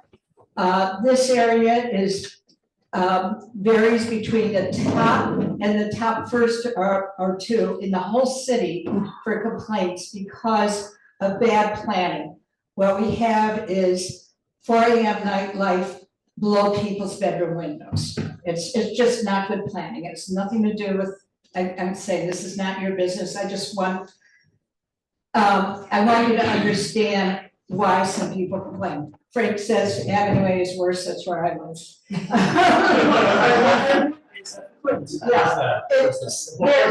There is, just should be an acknowledgement. I mean, I think we're all acknowledging the kind of business you run and the fact that we do prefer mom and pop local people, but I think there has to be an acknowledgement also of, you have no idea of the hours and hours and hours and hours we spend on this board where we should be dealing with, you know what kind of stuff we should be dealing with, and instead we're dealing with complaints from people who can't sleep.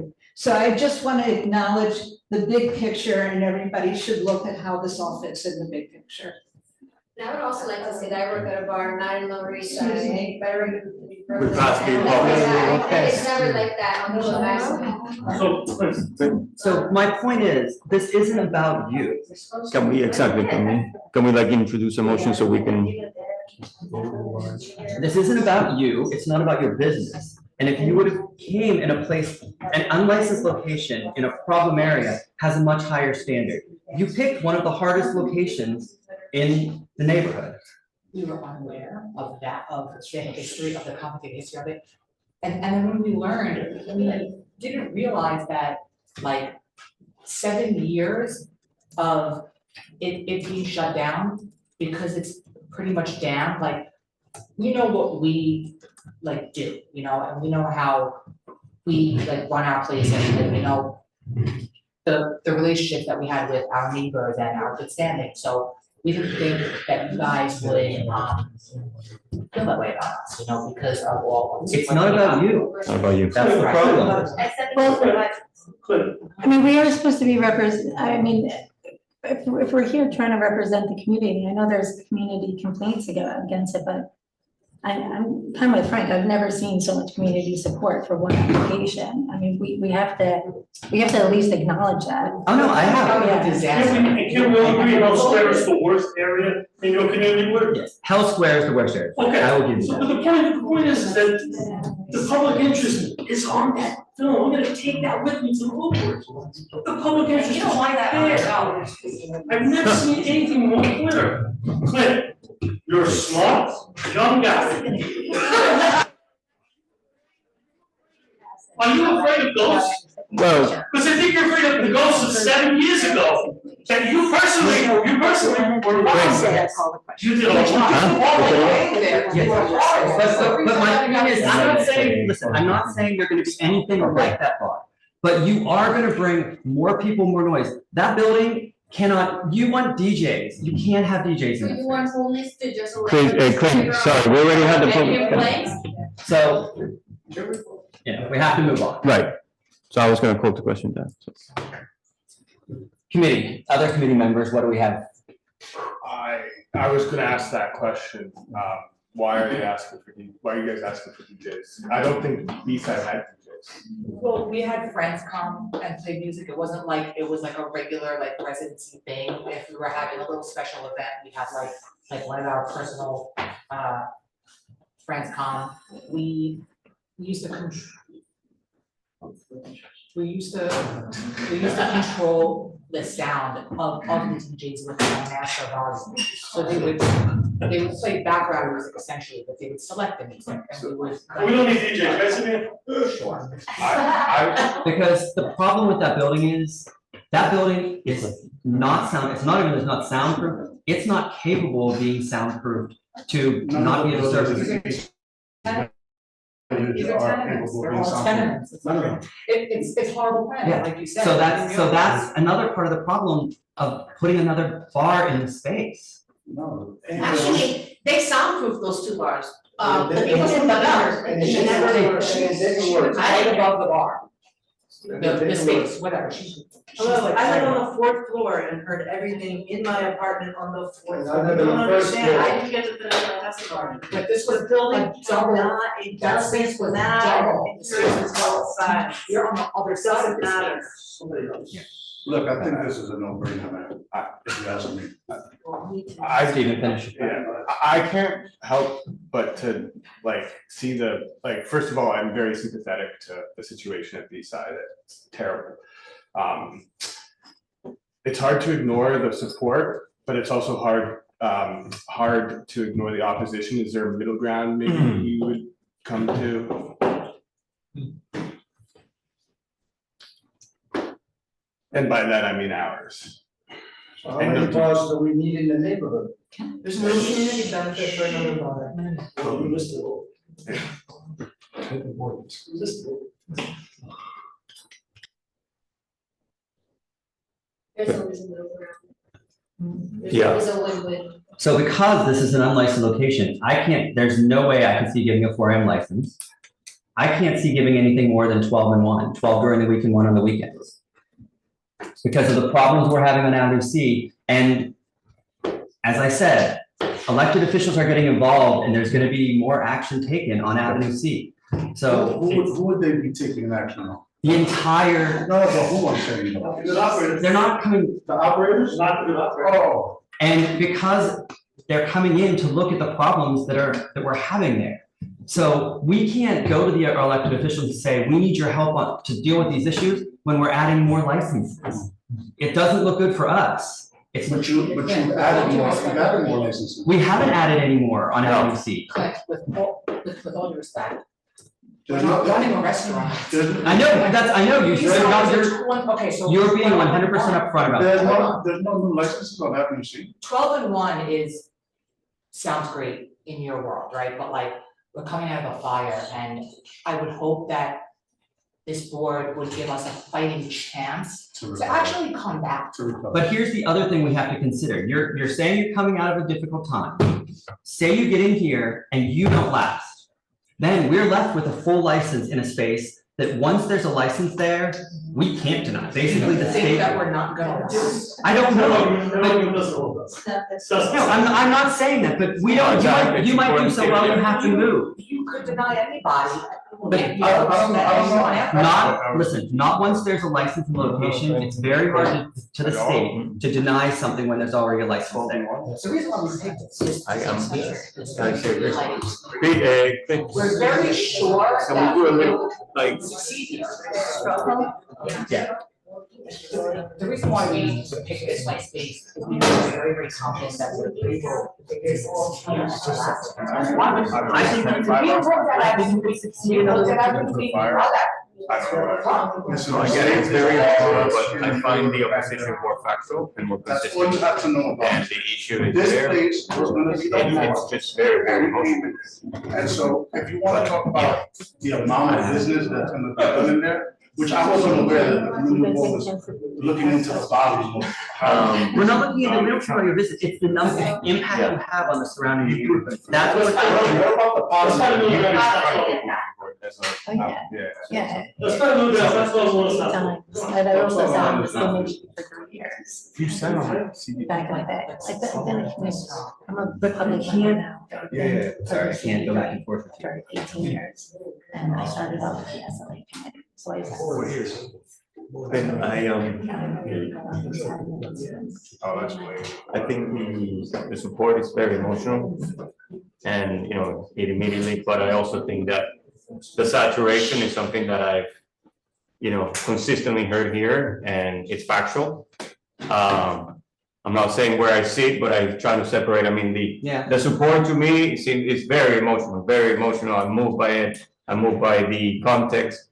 I move by who they are, but at the same time, I've seen the opposition is very factual. The problem is consistent of bar saturation. That location I know is not the worst location, but it's a location that I have already picked up in my not so long period in the community board. I've already come up. It's because that connection into the little below Houston, that there's kind of like a corridor there. So that's where I'm at. If you want to get a feeling of where we are here at the board in terms of at the committee. I don't know. I'm leaning more on the approval side. Sandy?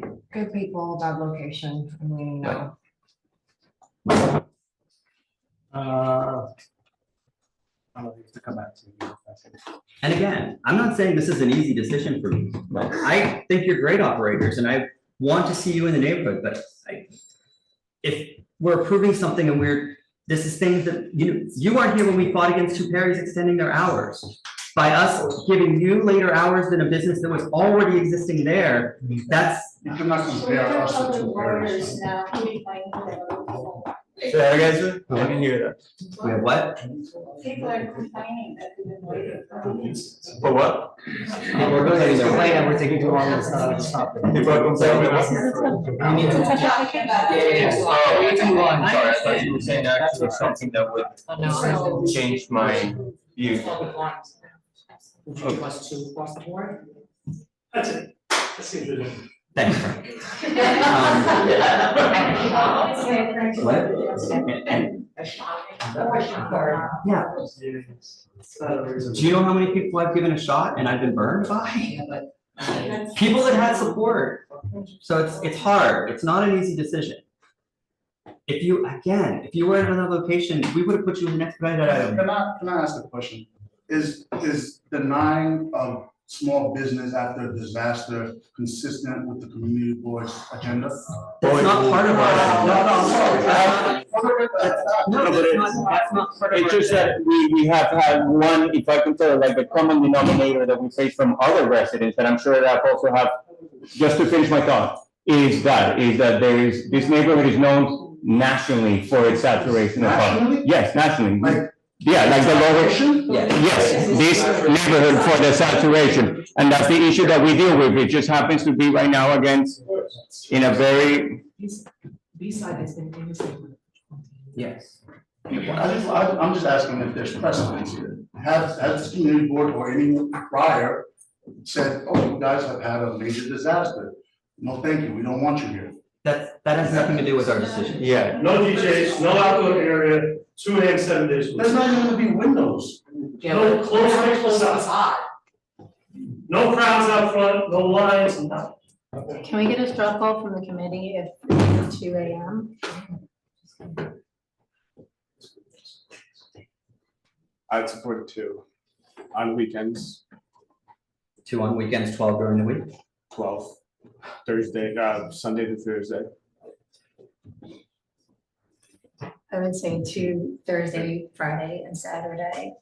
Not supported 2. And no DJs.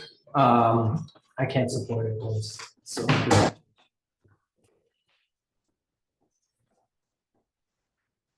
I think, yeah, that's great. What about you? Where are you?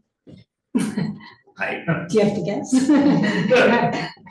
No, I know, because I don't, I mean. No, I. See, huh? I don't think I can support it. Right, yeah, that's right.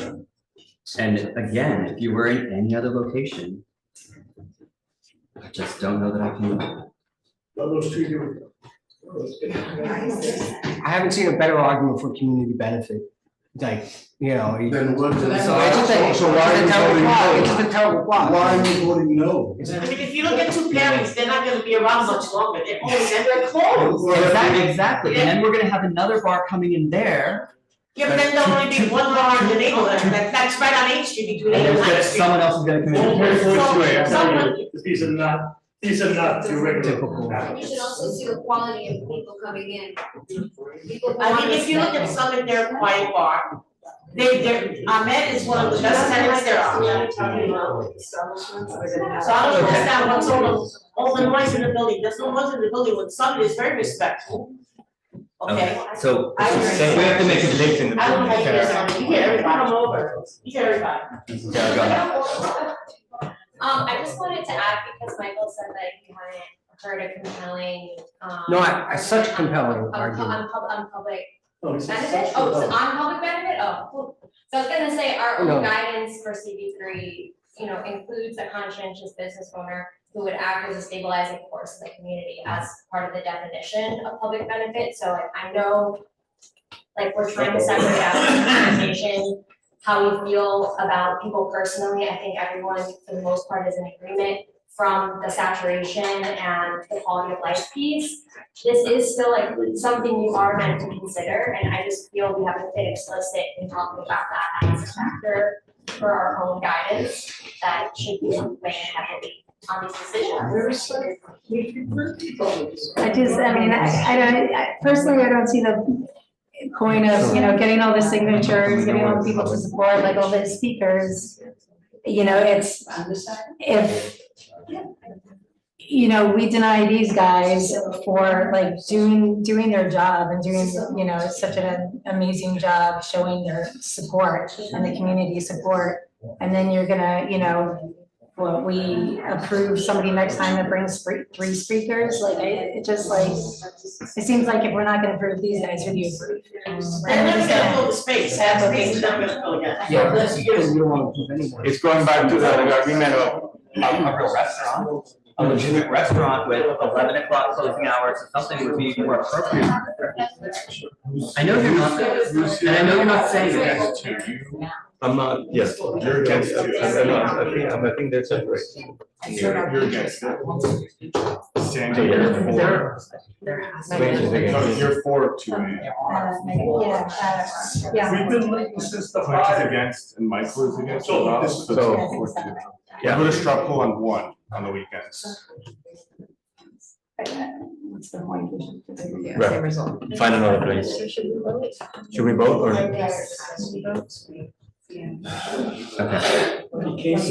Well, I mean, we're voting on what they presented, which I guess they agreed to drop the DJs. Yes. What are the hours? That's why I was gonna say 1. We didn't really come to an agreement on what we'd actually be voting down, if we're gonna vote something down. We're or if gonna vote down 2 AM because it's 4-2 on 2 AM, so let's try 1. And then, It's giving them enough rope to hang themselves. We can't take anything less, hold on a second, we can't take anything less than 2 AM. I know I do, I would be, What time is your bar close? It's 4 not. AM, I'm speaking for you guys, by the way. I'm trying to help you out. Oh, just It's just not sustainable. And I understand that. It's, I'm. So, understand We're that? coming out of a fire Yeah. and you're setting us up for failure That's right. here. But- Or to just go home like this, you know, I mean, It is, and I agree, I don't disagree with that. I actually don't disagree with that. It's just setting us up for failure? It's not that I don't care, but we have to look at the bigger picture. It's your job to care. Because We are your you're. community. Yeah. We're raising So, children here, we're raising the future of this community. I mean, listen, the people in this room are gonna see this and they're gonna say, there's nobody that's worthy of operating a bar, you know what I mean, like. That's the problem. This location isn't suited for a bar. That's the problem. It's always been a neighborhood, is And suited. back in the There are 1960s, lots of there are other lots places. It was a social club. There are lots of other places that are more suited for bars. It's a good point. This Yeah, is, in the 1960s, I'm sorry, but in the 1960s, Blackie owned that bar, and it was a police social club. Yeah. After that, it was owned by Frank DiSardeno. He owned the hardware store, he made it into a family pub. It only got bad after the fires in the 70s and the 80s.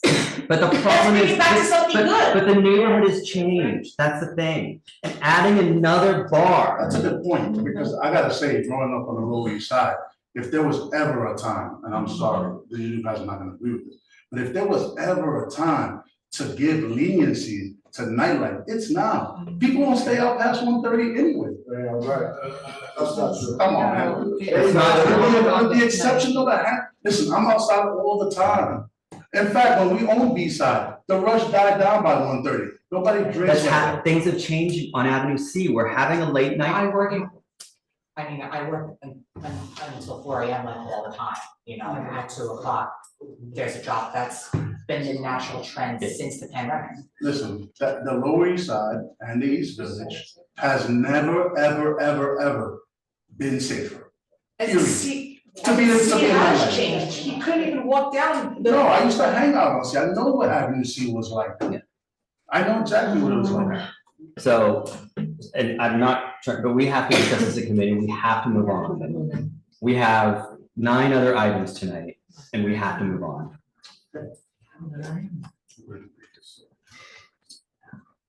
What hours were proposed? And I agree with them.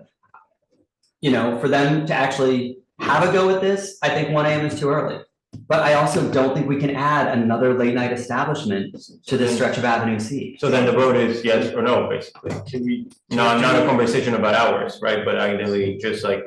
I don't know. License or no? I mean, if it's 2 with no DJs and just background ambient music. Can we do- Start out and you're PJing. Can we do 2 AM on Friday and Saturday with good faith that they had the Avenue B side and they're good people?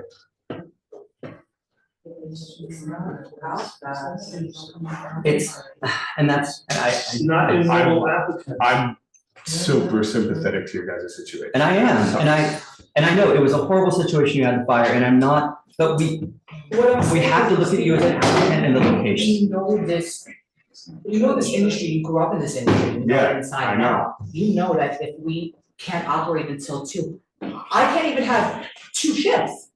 I know. That's just 1 shift, I can't even have 2 shifts of people. Like when I roll my tape out, it's gonna be just 1 tape. Yeah, You know. I know exactly what you're talking about. So, and we're coming out of a disaster, so you're gonna set us up to, just like you said, get a liquor license in this space, and then we're gonna fail, and then you guys are subjected to whoever else is gonna come in after and be horrible. Exactly.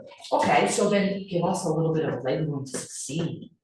But, or you could just put good operators to balance out the bad operators. That's. But that's, but that's still adding, but that's still adding more people to the.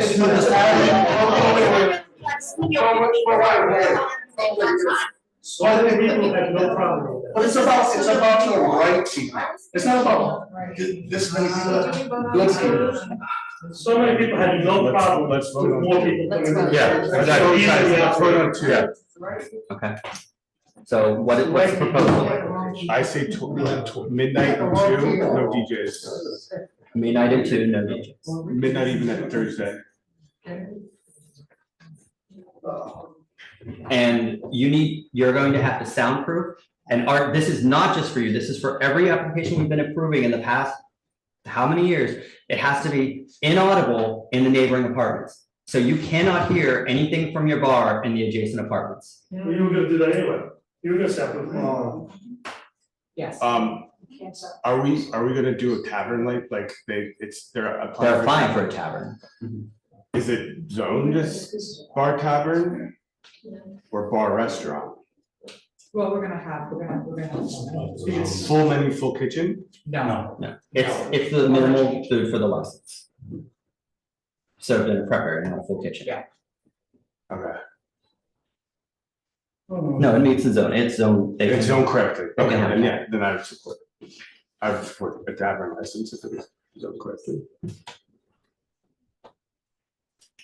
So what's the 12 during the week? Two on the weekends. No DJs. No DJs. Is there any way we could stipulate to protect ourselves from like somebody that's coming for a transfer application?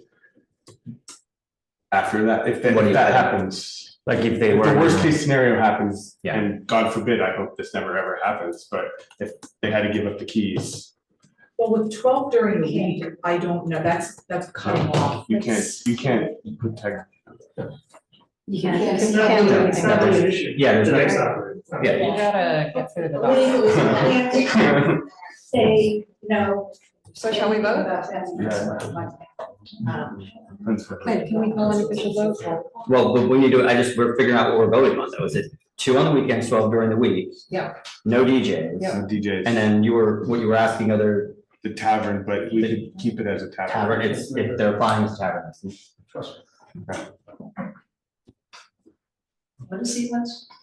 We're doing 2 on the weekends, 12 during the week, no DJs. And he was asking just about the tavern license and food. They're having a prep area, the minimum food necessary for the license, so that's. Yeah.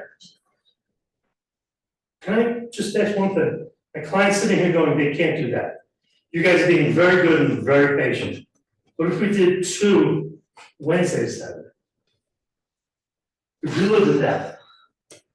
Sabina? Yeah, So the- yes, we have those DJs. Split the baby down. Facade. Two Wednesday through Saturday, and 12 Sunday, Monday, Tuesday. Yes, it is? Okay. All right, I tried. I don't know if we would be able to stay open if we have to close at 12.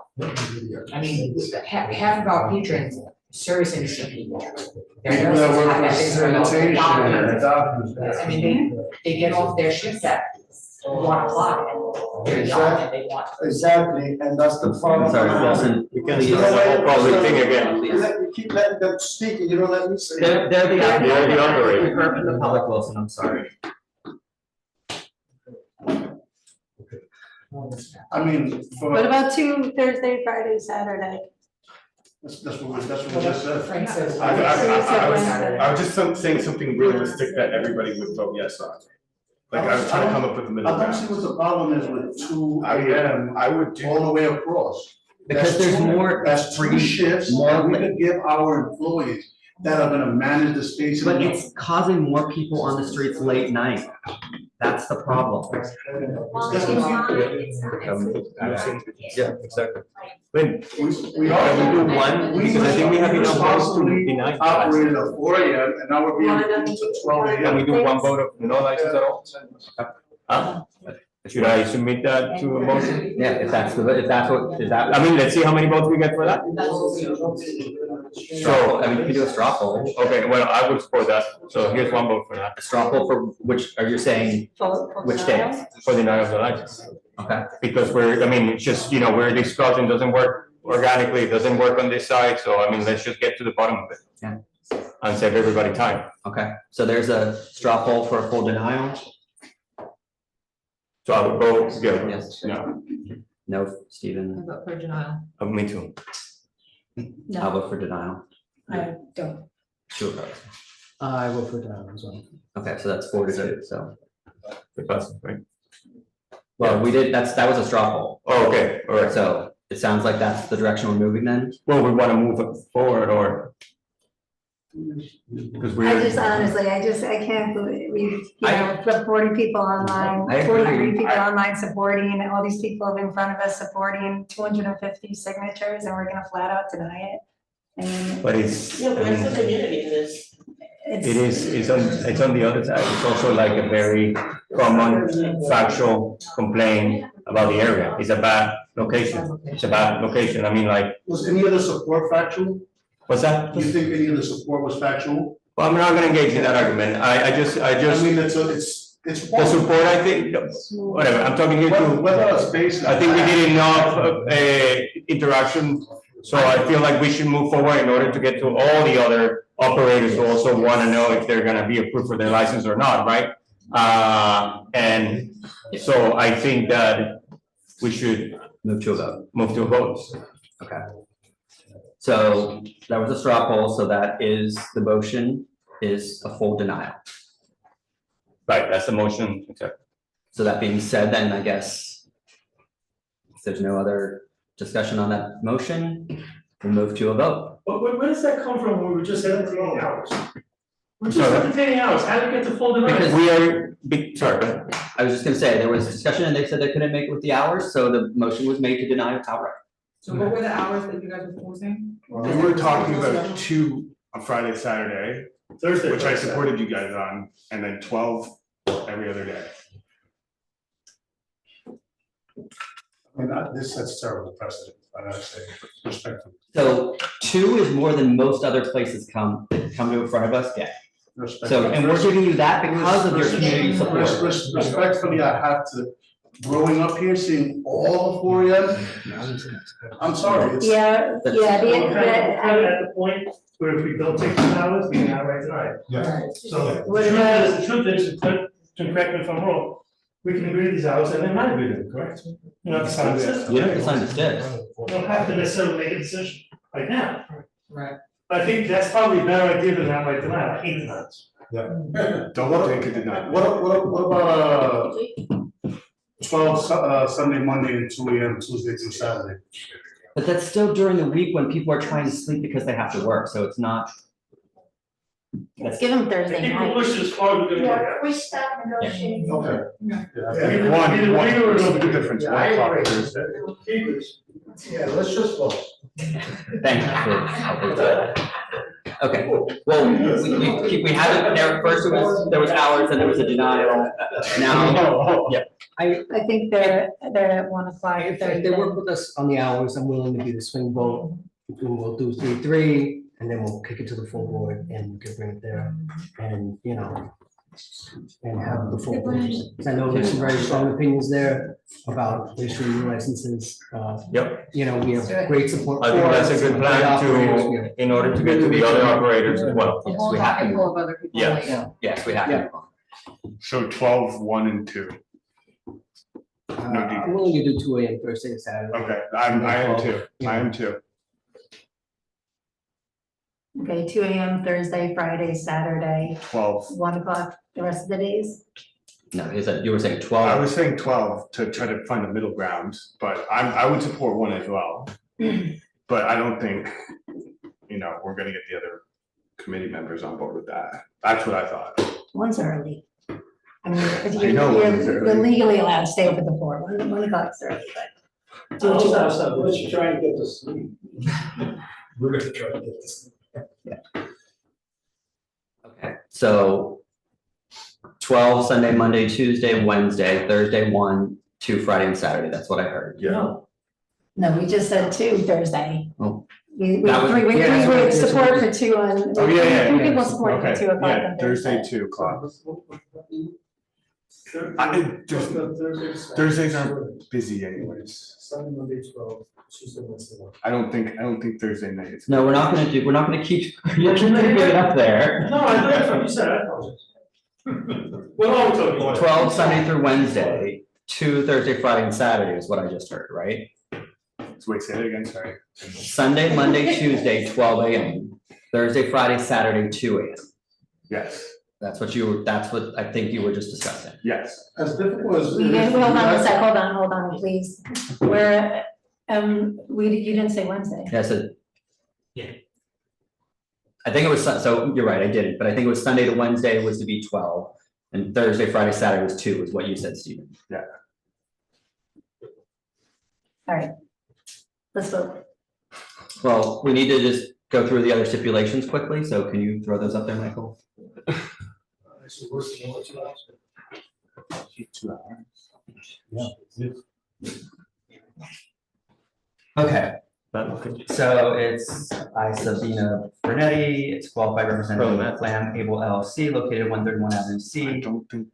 My license will be a full liquor license, will operate a tavern with less than full service kitchens, serving food during hours of operation. The hours of operation will be Sunday to Wednesday, 12 PM to 12 AM. Now, one thing I want to say, if you say 12 PM to 12 AM, that means you have to be open at 12. You can open no later than 12 PM. Are you going to be open at 12 every day? Those are the B-side hours. Yeah. No, but you're going to be open Say at. like 2, then we can open. You at can 12. open, you can open as early as you want. If you want to open earlier, we have don't to be care. But you have to be open by the time you set, but you can open earlier if you want.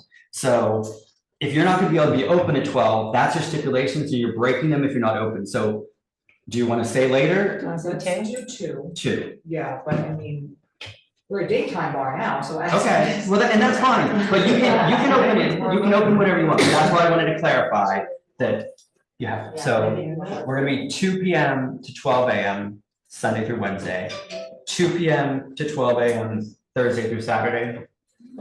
No, it was 2 Thursday, Friday, Saturday. Yeah, isn't that what? No, it you're says? in change, no, you're in change. No, I'm sorry, I was messing up. We I was- agreed on 2 Thursday. It was- Friday and 2 PM, Saturday. 2 PM to 2 AM, Thursday through Saturday. Sorry, but that was just clearly, I'm definitely mistaken. Default mode. Throwing these numbers back and forth. I will not use outdoor space for commercial use. I will employ, you're not having a dorm answer this. I will install soundproofing so sound is inaudible in neighboring apartments. I will close any front and rear facade doors and windows at 10 PM every night.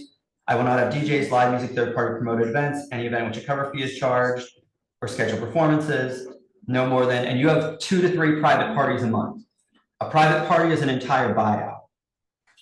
Yeah, so then like 2, I'd say, like maybe not. 2 per month? Private parties. Yeah. Well, no, so then we're gonna put 3. We can't do a range, so it'll be 3. Okay. Yeah. No more than. Okay. So 3 private parties per month. I will play ambient recorded background music only. I will not apply for an alteration without coming to CV3. I will not participate in pub crawls or have party buses. I will not have unlimited drink specials. I will have happy hour and will end by 7 PM. I will not have wait lines outside. I will have a staff person responsible for ensuring no loitering noise or crowds. I will post these stipulations by my liquor license. Residents may contact the owner manager at the number below. Sabina Brunetti, sorry, 917-559-4138. I'd also like to, where, my name's on the application as well. My name's on our license. Mr. Pacho's current. Well, but we only have one person listed as a signer. Okay, Okay. yeah, I'm. Just want to. On the license is fine, but, okay. So that's the stipulations we're voting on. We're going to move to a vote. Steve Ballinger. Yes. Guillermo. No. Sandy Lake. No. Megan. Yes. Jo. Clint Smeltzer, no. Michael Lavario. Yes. Okay. So that is a 3-way tie, which means it goes to the full board. Jesus. How much fun is that? All of that for. There's a sequel. See, that's, you finished with us, so Yeah. you voted. Thank you for your patience. Thank you. Thanks, everyone.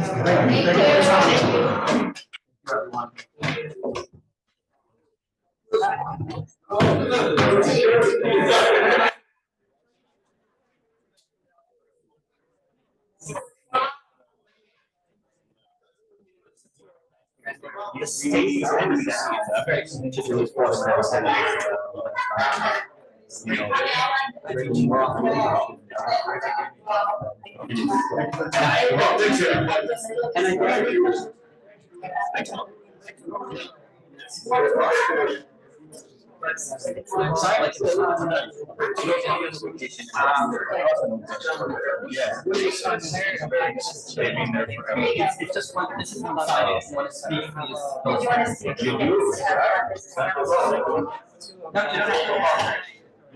If you want to speak, you don't have to apologize about it, you have to self-apologize. Thank you, Wilson. Yes. I think, is it still the 18th? No, and it's, I'm gonna say the area. We've all seen it already. There you go. I'm sure that it's very normal. No, we're not allowed. This is for, I don't say it's hard, it's a very difficult. Thank you. I feel like what Clint is saying is true. These are the people who are in the neighborhood. You know, it's like, okay, we know you cannot, use bars and open, so. Just hold on. Bars cannot just be this solution. That's the problem. They're amazing people. Yes. Yes. They're completely amazing people. And I agree with that. I have no idea what to do. Well, so what should I say? No, no, tell me, because if you live in the neighborhood. I mean, I saw you and you're like. Nice.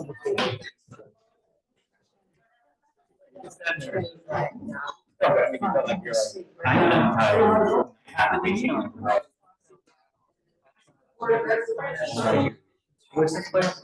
I want to see it. That's like old school CB3. Okay, so everyone. Anybody here? Wow, that's cleared out. Yeah. I apologize for that lengthy discussion. And there's all person too. That was extremely difficult. Right. We've never had this many. No student motion. For, we haven't. I mean, I'm in my 2 years since you've been here. We're looking at. Okay, so we're moving on. Yeah. We're moving on to, That's a net. let's just go back, since we've had 2 hours. Is the applicant for 186, Jose Luis, 186 Avenue B? Is the applicant here for Jose Luis, 186 Avenue B? Please raise your 2 hands. I'm supposed to try to. Yes, it is. It's Yeah, my class. It is. Okay, So I would do House Square. It's probably. okay, so you're all here for Yeah. number 14, right? Yeah, I know, I've seen pictures of that. Yeah. Okay. I think we're gonna go for number 14 next. I heard from my friend, Freedom for Ukraine. they were down there. 136 And they were like very strict about being inside, like for at times. Okay. I don't know. By the end of the night, everyone's like. Does anyone have like a mint or something? My mouth is really feeling gummy after all that. That was good, Clint, you did well. Yes, that was a lot of one. Like, not easy Yes. situation. I think so. I will not accept a bribe. Without having a mint or. I need. I don't need like a mint, I need. It works. Oh. It works. It really does. Hey, Clint, can I do a motion for you for mayor? Yes. That's what you want. That was very impressive. That was impressive? Yes. Glad you feel so. I didn't feel that. Anyway, moving on to Jose Luis, not here, so we're gonna hold them to the end if they show up. So Next, we're gonna do 14, Freedom from Ukraine, which is 136 Second Avenue. I think the applicant is here. Correct. So are you the applicant or you are the former applicant? Both. So before I give my description, can you just give me a little explanation of what you're doing? Because I wasn't totally clear by the application. So it's gonna become a little bit more clear after everybody speaks here. So what happens is, basically, you know, the business name Brasserie St. Mark, as well as Yuki Freedom LLC, has been dragged through the mud by a bunch of slander, libel, and other things, and Can my you ask me to staff. speak to the mic, because I. Oh, yeah, well, actually, in the Zoom, the people on Zoom, they need, we can hear you, but the people on Zoom. Yeah, because I like this to be on record. Hello. I do.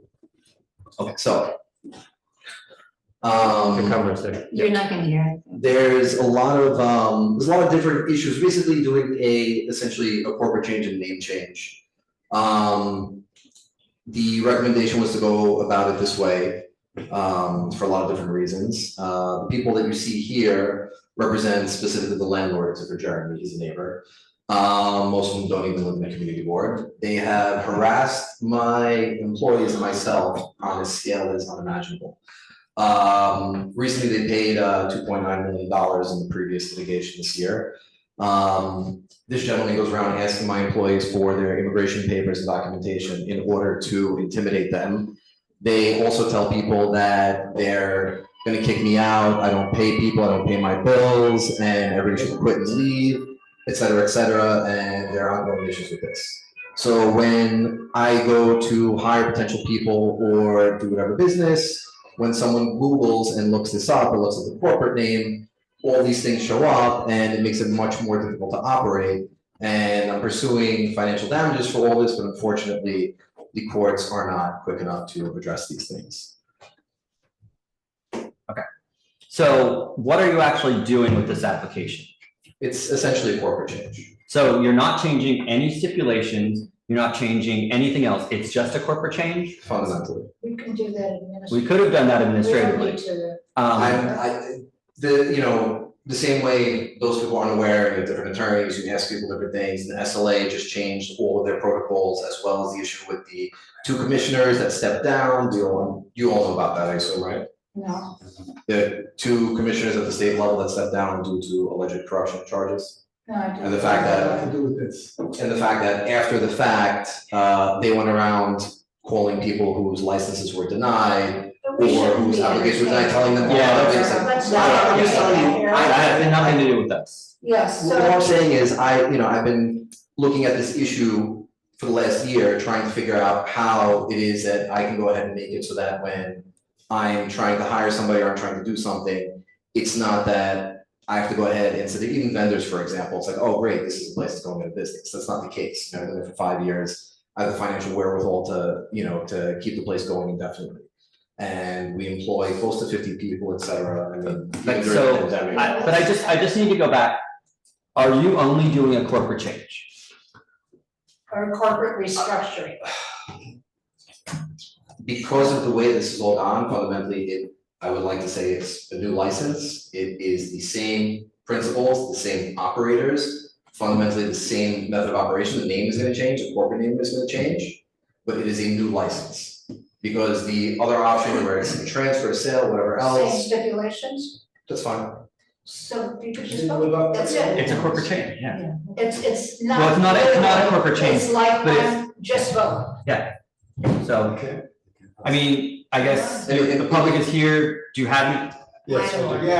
Yes, we do. I have a document here. No, it's just. We don't wanna know about But any no, I of know their this- stuff. Liquor, from the liquor. But what we need to find out though is, like, if he's literally only changing the name and the corporate name, there's nothing else really that we would vote for, so. No, because there is, because we ended up getting a document, both we as the landlord and he got it, and it's addressed from the Division of Alcoholic Beverages Control. And I'll read it in large. Summarize, That please. on February 3rd, well, let me read the paragraph.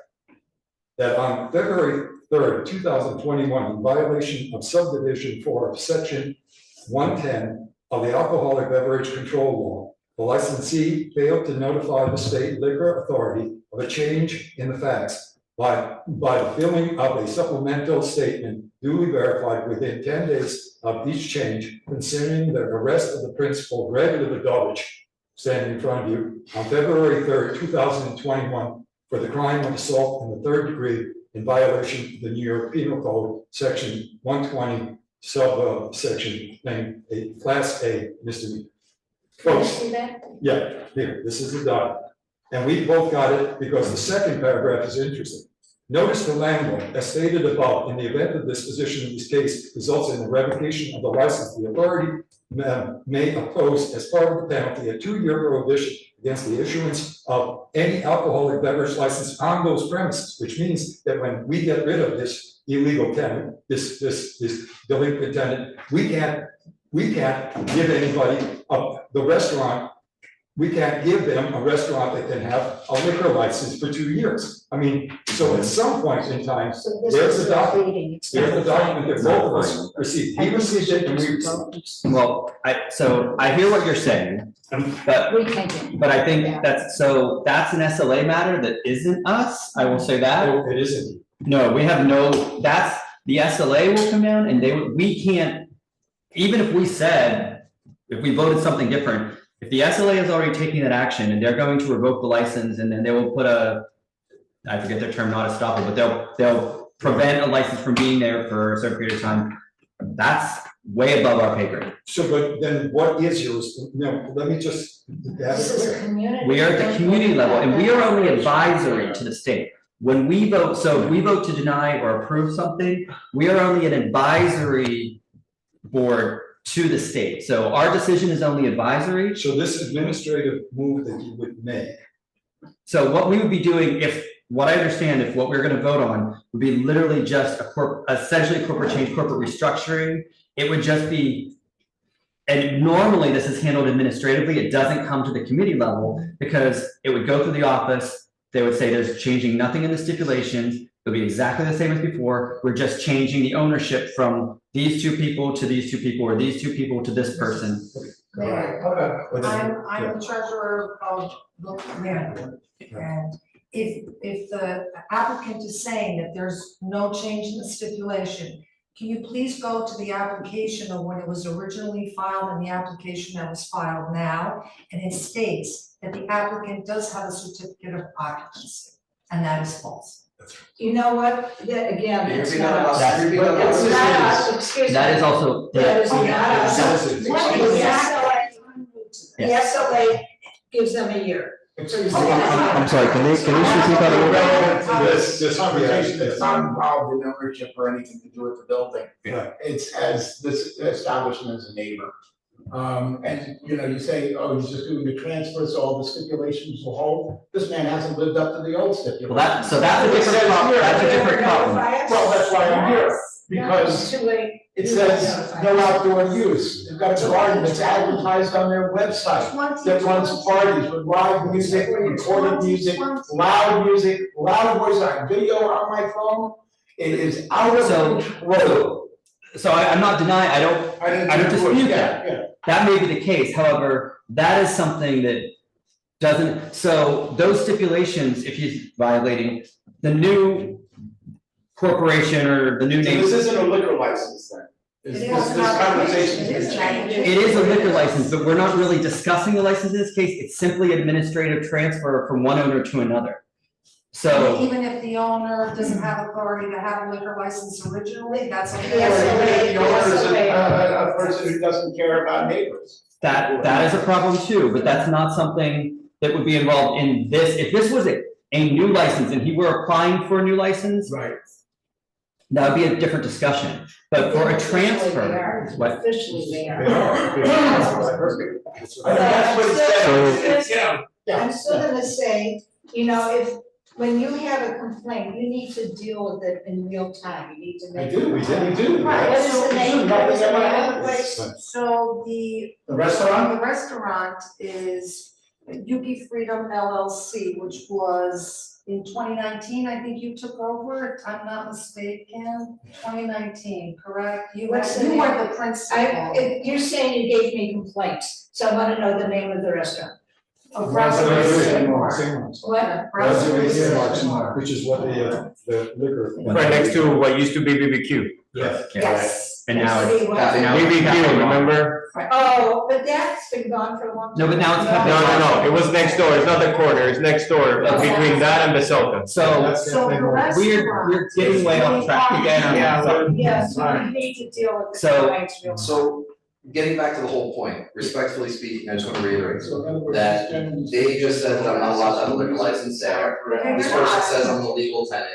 Well, you are, So, that's okay. so that might be, so I'm not, I don't believe, I'm not taking this out. Respectfully, I just want to respond, Yeah. because this is, you know, so even this document, please. So even this document that they're presenting, right, this is their silver bullet where I was arrested for assault, right?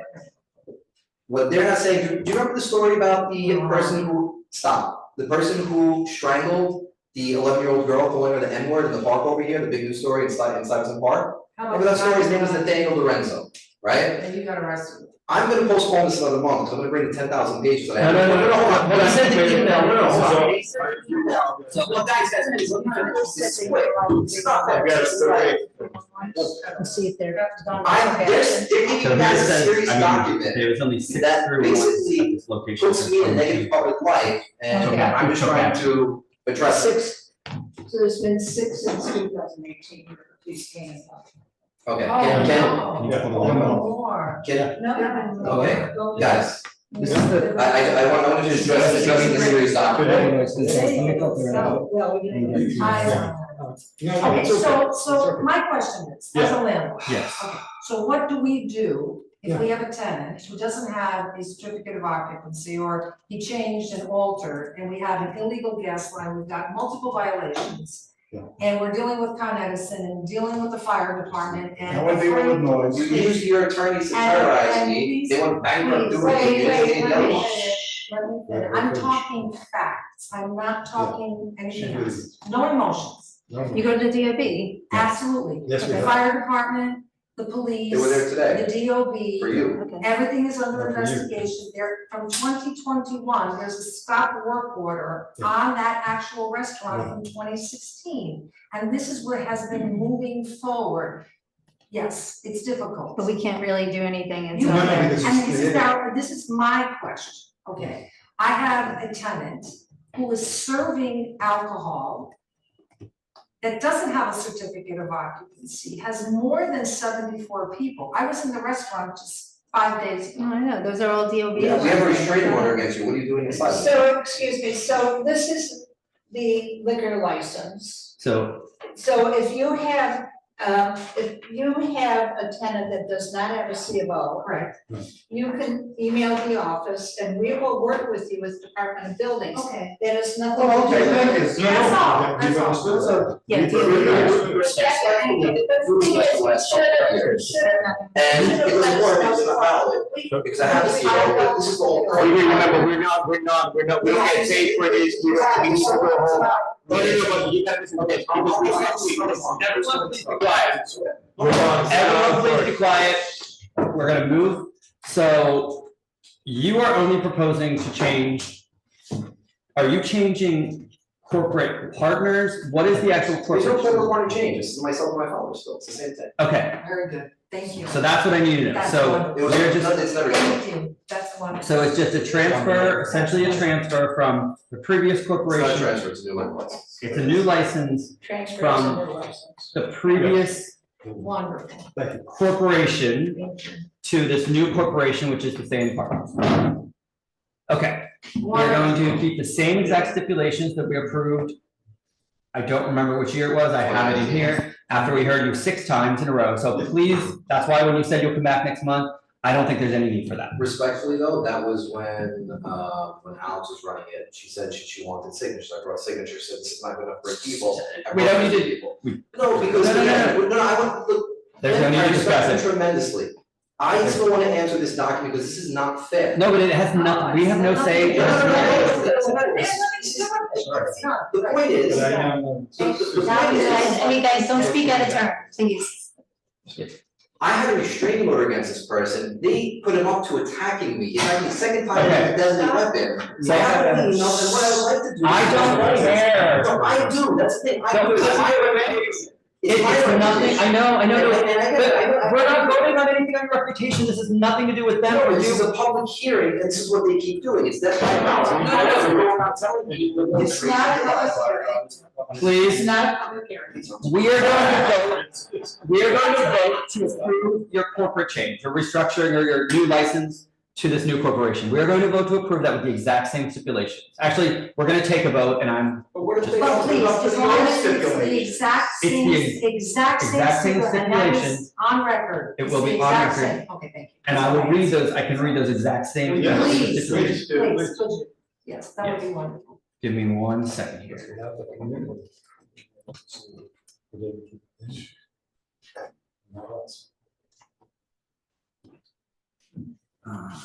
Just give me 1 second till I will pull out the old ones.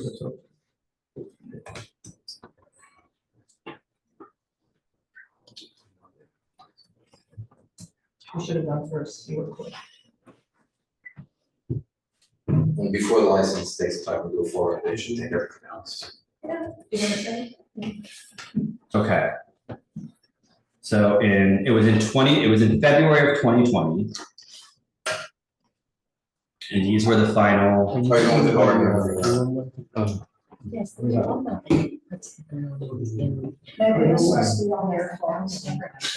I'm sorry, can I share a document digitally that you guys? No. Sorry. Yeah, first. This gentleman. We don't want to know any civil issues. It's not a stipulation, the general CI. It's like.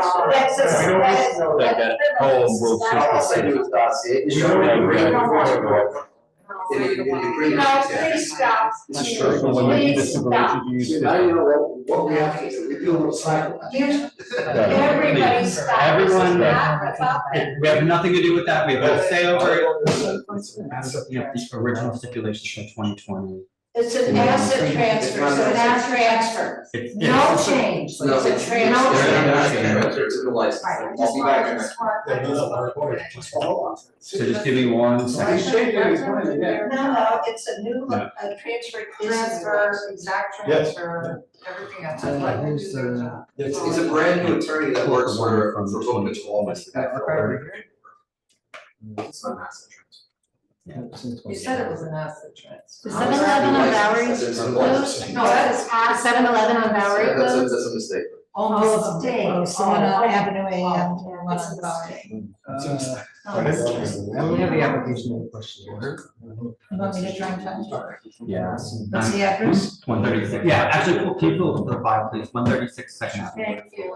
Yes, just pull the one from the file, because I was going through these and you were here literally 6 times, so I was a little. This is our, this is my first. Yeah. I was on the board. But no, so you're okay, again, you're agreeing to the exact same stipulations, we're But it's just. a new license on asset transfer. It will be a new license, It says asset transfer. I think the application did say asset transfer. Yes.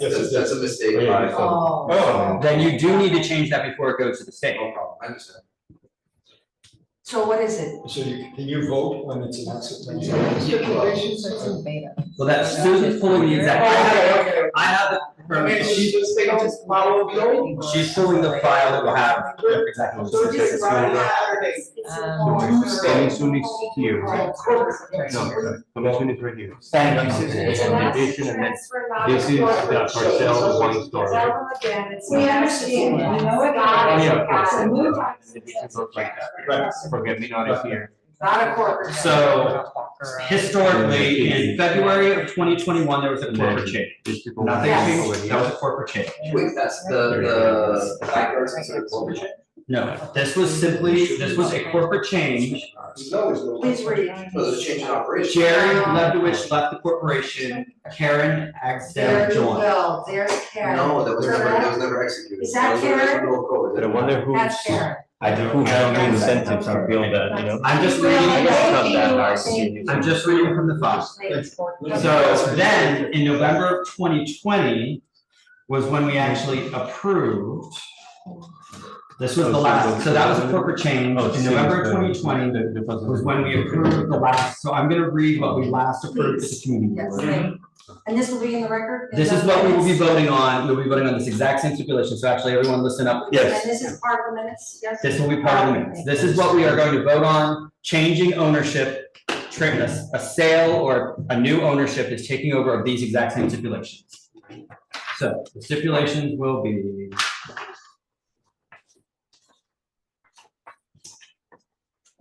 Therefore, and this will be the new name, which is UK Freedom for Ukraine LLC is the new name that we'll be taking over. So Freedom from Ukraine, Freedom for Ukraine LLC, doing business as Brasserie St. Mark's in the premises located at 136 2nd Avenue between St. Mark's Place and East 9th Street. Will be extending the license for commercial uses rear yard unless the applicant agrees before the SLA to make conditions of the following license below. It will operate as a full-service French-American Ukrainian restaurant with a kitchen open and serving food during all hours of operation. Hours of operation will be 8 a.m. to 2 a.m. all days. It will operate a sidewalk cafe with hours of operation 10 a.m. to 10 p.m. all days. It will operate its backyard, which will not include the narrow corridor along the back of the building, as an additional dining area for seated diners only, with no more than 6 tables and 24 seats. Hours of operation 10 a.m. to 9 p.m. all days, and will install a canopy, awning, or other structure over the backyard and sound baffling materials and vegetation around the perimeter of the backyard to mitigate sound. It will close any front and rear facade doors and windows at 10 p.m. every night, or when amplified sound is playing. It will play ambient background music only, consisting of recorded music, and will not have DJs, live music, promoted events, scheduled performances. Any event which a cover fee is charged. Will not have more than 12 private parties per year. Will not apply for any alteration without coming before CB3, will have happy hours until 8 p.m., will not host party crawls or pub crawls or party buses, will not have unlimited drink specials with food. It will ensure there are no wait lines and designate an employee to monitor the sidewalk. It will conspicuously post these stipulations by its license, and it will provide a telephone number for residents to call and complain. So those are the stipulations that were last approved. Okay. Now, could you read the stipulations that are transferring or the It's assets? the same thing. That's what they're not. That's it. They're not, because So the it's- hours of operation are till 4 a.m. So that was never And the approved. telephone number is not the same. So the telephone number, that could change. with Could that. change. But the The hours, hours of operation are not the same. But we're voting on 2. so we're voting on Voting on 2 2, because that was So in what, other words, even though the application says 4 a.m. Happens all the time. so they were, you're so then they still- were changing it. We're going back to what We're was changing. approved before, because he's Okay. saying he's taking the exact same It's stipulations taking the we exact approved. same from 20. November of 2020. Very good. Okay, Good. Okay, so And vote. this, and So- the, You and guys the, get and the this wrong because certificate, without and the making this certificate, obvious, I'm not doing it. my question, the certificate of occupancy is not your question. That's the DOB issue. Okay, thank you. No, we just did. We're part-time. Hey. We have our jobs.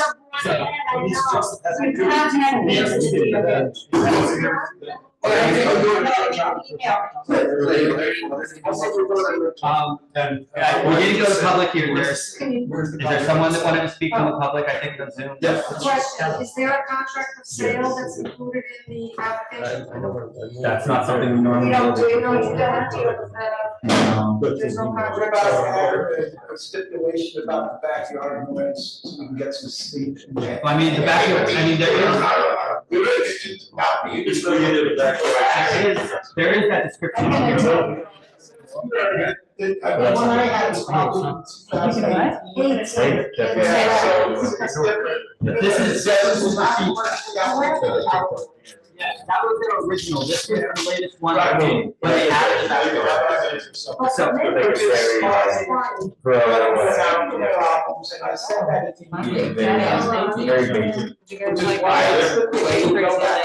Yeah. Thank you. Wow. See, And thank you you. had seen the minutes. You've done this before. Yeah, you've done this before. Yeah. That's what was approved. And now, because we've been so conservative, we leave this and there's no place to go. Okay, so. My supporters, I know. Well, there's no, This isn't a hearing. We're approving in a public place where I don't get an answer. No, we're approving what you asked for. I get no reply, and I walk outside of this being on a public Zoom. No, this isn't- This being presented, that's just not fair. I'm sorry. This isn't, no, there's nothing here. These are not. Someone's saying. But this from some. But that's not, that doesn't mean anything. You're amazing. No, I don't get responsible. Please be quiet. Yes. So I don't understand why you are withdrawing to come back next month when we are going to approve what you're asking for. Because they presented this document, which I would like to rebut. But we don't, there's no, it doesn't matter, we're not considering that document, it doesn't matter to us, it doesn't involve us. Why don't you guys stop? It doesn't matter if, it doesn't matter, we're gonna vote. But it does for me, but it does. No, but it doesn't, No, it's. but I'm allowed to present, for example, But like what this is. isn't the right form, what you're trying to do. So when they other operators, let me know our time. I am not somebody to have the email with SLA starting. I'm not somebody. But that's not. But listen, that's not being considered, that is not being considered, so Not there's. by you, but by whoever's watching. Yeah. Whoever gets the document. They don't, no, because they don't see it. Does this not get published? No. Does that not get? No, it's not going anywhere, it doesn't mean anything, it never existed. But it's not to anybody on Zoom who's recording this. They don't see it! They don't see that document! They heard what he said, he presented the document. No. You know what? They can throw it from the SLA. It has nothing to do with us. So, There's more to it, and that's my. We're not, it's not on the Listen. agenda to discuss. why are you arguing when we are going to vote to approve?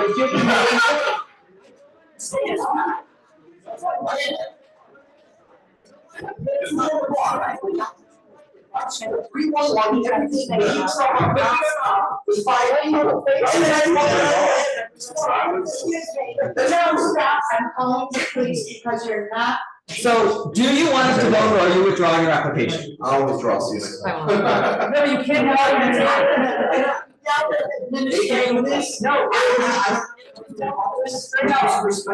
You have to. I didn't rebut it because you said. We're not discussing it. Okay. I will come with documentation. No, We're not ministering, not us.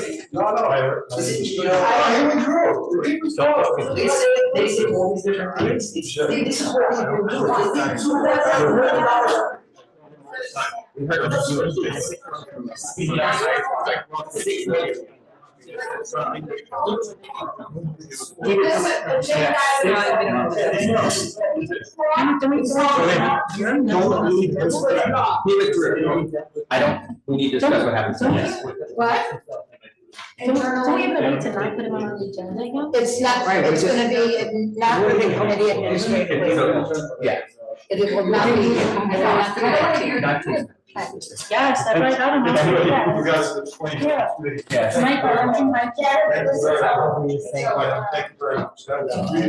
I'm your neighbor, I live around the corner. Thank you, bye. Okay. Oh, so you're here though? No. I'm not that close. Oh, okay. Good, you're a very lucky man, and somebody that, same man in the neighborhood, so what's he talking about? Thank you. I'm not sure about the thing you're saying, but. You seem to have a big issue that I want to deal with. Yeah. Thank you. No, she can't. Please. Okay, we are moving on. I gave him a card. We're moving on to the next item. Oh my God, this is. I don't even know what. No, keep in mind, we have our own bag. Wow. It is, and, you know, we just never. Is he not gonna read it like this? This is like the old school. Yeah. days. I know, I'm like the. You brought something, some energy. But I also really handy, so. You brought it, Andy. I don't know. Yeah. Why don't we do that? I'm going to fire up. Okay. I want you to know, I've been working since Friday. I don't even know what to say about this anymore. What are you looking for? I dropped it. Um, Okay. In the bathroom, use the one in the bathroom. Let's move on to number 4, which is Castle 13 LLC 1 Main Street. You're not going? That's No, we just what won't. I'll learn. I'm on the board of conference, board of. Better than Netflix? Spicy tonight. So we're going to. We're gonna go to number 4, Casa 13 LLC, 1 Delancey Street. Okay, Donald Bernstein is the representative for the applicant. If the applicant's here, please raise your Zoom hand as well, and we will promote you. Oh, Dexter, who's? There's still another couple. Oh, They're gonna I'm be rough. just saying the drum. Oh, there's 3 more that are gonna be rough. Yeah, that's. Okay. Hello, Donald. Yeah, hi, can you hear me? Yes, we can. Is your applicant here tonight? Yes, Dexter is here. Dexter, you have to unmute yourself and turn your camera on if you can. We're good. Yeah, we're gonna go up right now. He's I'm here. Okay. So I don't know that we've really followed many procedures tonight, but I'm gonna go through a quick little description of the application. I'm gonna hand it back to you, and then we're gonna discuss it and move to a vote. So Casa 13 LLC doing business, it's a 2-meter term, seeking a full on-premises license located at 1 Delancey Street between Christie and Bowery. This is an application for an establishment with up to 74 people, 18 indoor tables and 58 seats. That includes a full stand-up bar, full kitchen and food prep area serving food during all hours of operation. No television, small speakers playing ambient background music, recorded music from DJs and streaming services. There are 21 full on-premises licenses within 500 feet. This location previously held a bar restaurant, Cell Rose, with a full on-premises liquor license. The applicant has never held a license, but its principal, Dexter Mabutus, has over 16 years of managerial experience in the restaurant industry, including over 7 years at Ya Planta Mexicana on the Lower East Side. 21 residents who live within 2 blocks of location signed a petition in favor of the application. Therefore, it's proposed that Community Board 3 recommend denial unless they operate as a French-Spanish bar or restaurant, full kitchen serving food during all hours. Hours will be opening no later than 5 p.m., closing by 2 a.m. all days. It will close all outdoor dining by 10 p.m. It may not have any speakers or TV monitors. It will close any French and rear facade doors and windows at 10 p.m. It will play ambient recorded background music only. It will not have live music. Or it will not apply for any alteration in method of operation. Without coming before CB3, will not host pub crawls or party buses. Will not have unlimited drink specials, including boozy brunches. Will have happy hours that end at 7. Will ensure no wait lines and designate an employee for monitoring the sidewalk. Will post these stipulations by the license. Will provide a telephone number for any complaints and immediately address any resident issues. Do you have anything to add, say, or correct of what I just read through? I'm not sure if I missed it, but Dexter would like to have a DJ from time to time. I did say in the original description, I mentioned DJ, and I think down below it said recorded music only. So there was a little bit of a discrepancy just in our notes, but. Yeah, I think the rest of it you have right. I never got a hold of the Soros stipulations. We tried to get them.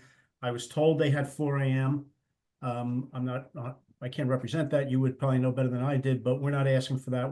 You've got the hours right, Clint, and I think everything you said is correct. So I'm not gonna, I don't have any. You want to have a DJ from time to time. What does that? What are you envisioning for your DJ? Is this going to be a big massive DJ bringing in their own sound system and partying, or is this going to be someone coming in and curating a playlist from, It's curating a playlist. It's plugging into our own sound system, and I think what Dexter, you want it Thursday, Friday, Saturday, the DJ, or do you need it every night? Yeah, we were looking Thursday, Friday, Saturday. We're using the existing sound system that's already there. It's not a huge system. We're plugging directly into it if we use DJs. So the main question is, you checked off on your application or your questionnaire that it was going to be background music. So the DJ is still going to be a background level music? Yeah, it's lower music. It's just to create a vibe and curate the I guess the ambiance of the room. It's more so people could still have conversations without yelling over each other, and there won't be any dancing. I mean, there's no room for dancing anyways. So it's just going to be DJs curating a playlist at background level. Yes. Okay. And Okay. and I believe the previous tenant, Selrose, Kristen, had DJs because it's wired to have DJs, and they look like from their Instagram that they had DJs every night and during brunch. You don't need to say anything more about that, thank you. Okay. Is there anyone here from the public that has on Zoom that has any questions or comments about this application? Please raise your Zoom hand. Okay, Tom. Okay, we have one person, Tom Chan. Tom, you can go ahead and please speak. Hi, I'm a neighbor of I live on 1 Delancey Street. I'm here to support this restaurant's liquor license. Dexter has been very nice to me and our neighbors. He has been in open communication with us. He and his employees have shown great hospitality to us.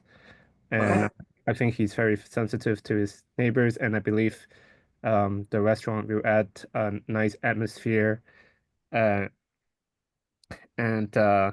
will liven up our block and to make the block safer. Great, thank you very much, Tom. Thank you for adding the support. We'll make sure that's noted in the minutes. Okay, does anyone from the committee have any questions or comments on this application?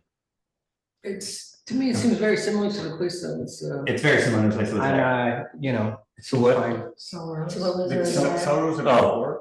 He said he thinks they have 4, but they're only asking for 2. Yeah. So you need And I'm something okay with- open by Christie Street? Yes. Okay with the hours. Everyone okay with those hours? I mean, I think he's technically even reducing them. I didn't confirm that they were 4 AM, but that's fine. Yes. Great. Okay, then I would like to make a motion that we approve with the stipulations as read. A second motion. So can you please just throw the steps up there so we can go quickly through them?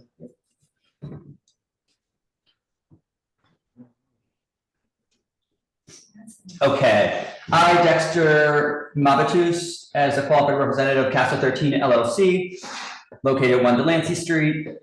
My license will be a full liquor license. I will operate as a full service French-Spanish restaurant with kitchen open and serving food during all hours. Hours will be Monday through Thursday, 5 PM to 2 AM, Friday, 4 PM to 2 AM, Saturday, Sunday, 11 AM to 2 AM, and Sidewalk Cafe is 12 PM to 10 PM every day. I will close all outdoor dining allowed under the open restaurants program at 10 PM. We'll not have TVs, monitors, or speakers. I will employ a doorman or security, 2 to 3 security guards, 10 to close nightly. I assume there is soundproofing there. I don't think there's been any issues, so you're not installing soundproofing. I will close any front and rear facade doors and windows at 10 PM. I will have DJs will not have live music, third-party promotions, any event in which a cover fee is charged, scheduled performances. So we are going to just make the note though, that DJs will be Thursday, Friday, Saturday at background level. Just so that is actually making sure that is noted. All right, let me just ask Dexter one question. Dexter, I just want to be sure. Do you need a DJ Sunday brunch? No. Okay, just want to make sure because it's not in. Side note, my last name is misspelled. I don't know if that's important for this stipulation. That is good to know. So it's Mabutas. TAS. Okay, thank you for about that correction. Yeah, thank you. There you go. Okay, and then we're just saying DJs will be Thursday, Friday, Saturday at background level. Yeah. And then we will check up ambient background and cruise music because the DJ will still only be playing background recorded music anyway, so we'll check that off. You will not apply for CV and alteration without coming before CV3. You will not participate in crawls or party buses. You will not have unlimited drink specials, including boozy brunches. You will have a happy hour ending at 7. You will not have wait lines. You will have a staff person responsible for monitoring the street. You will post these stipulations by your license, and residents may contact the manager owner at the number below, Dexter Mabutas, and it will be 310-923-8133. Yes. Okay, perfect. We will move to a vote. Stephen Ballinger? Yes. Hero? Sandy? Yes. Megan? Yes. Clint, yes. Michael? Yes. Okay, the motion carries. the office will be sending you out the stipulations soon, and we would like those back by Friday. Okay, thanks, everyone. Okay, thank you. Good night. Congrats. Thank you. Have a good night. Thank you. Thank you. Okay. So efficient, loved it. I know. If all we need to do like that. Okay, So I so, like when they're on top. okay, so next,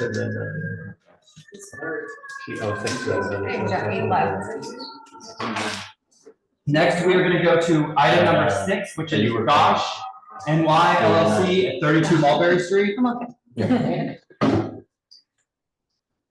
Mulberry Street. Yeah. Joseph. This one's just fair. I just- You see that? The Japanese restaurants. Gosh, They're number just- 6, Gosh, New York, 32. They're asking for 209 person, like, basically nightlife. It was liver on before. Okay, pardon? It was liver on before. Okay, hello Joseph, so it looks like everyone is there with you, the applicant is there with you as well? Yeah. Yes, hey Clint, hey everybody. I have the applicants right here. Okay, so we're going to, I'm gonna give a brief summary. It's gonna be Gosh New York LLC is seeking a full on-premises license for the premises located at 32 Mulberry Street between Moscow and Bayard Street. This is an application for an establishment with 209 people, 35 tables and 90 seats, 2 bars, one on the ground floor with 20 foot long with 9 stools, one in the basement, 12 foot long with 6 stools, serving new American fusion food served from a prep area during all hours of operation. No TVs, DJs at background level. There are 21 full on-premises licenses within 500 feet. This location is currently unlicensed because there was a previous license that is now inactive. The actual certificate of occupancy actually states no musical entertainment. The applicant does not have any experience operating in New York City, however, has experience operating in Italy. There was one commercial 3-1 complaint at this location with police action necessary since 2018. 11 residents and the Chinatown Core Block Association submitted letters in opposition. 51 residents who live within 2 blocks of location signed a petition in favor. The stipulations are proposing hours of opening no later than 10 a.m. and closing by 12 a.m. Monday through Wednesday, 2 a.m. Thursday through Sunday. Will not use commercial space for outdoor use. We'll have a closed fixed facade with no open doors or windows. We'll play background level music and have DJs at background level. Will not apply for any alterations without coming to CB3. Will not host pub crawls or party buses. No unlimited drinks. Will ensure no wait lines and will post these stipulations. What's the capacity? 209.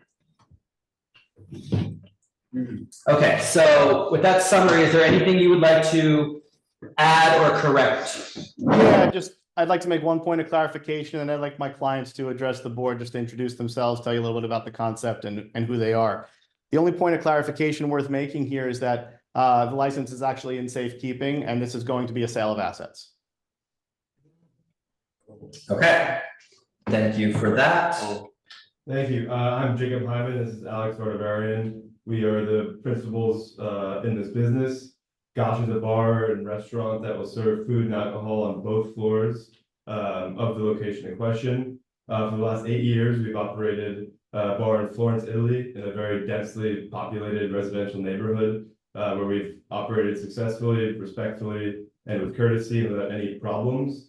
This initiative also synergizes the strong community that we built with our existing contemporary art gallery, Amanita, which has 2 locations within this community board, 313 Bowery and 1 Freeman Alley.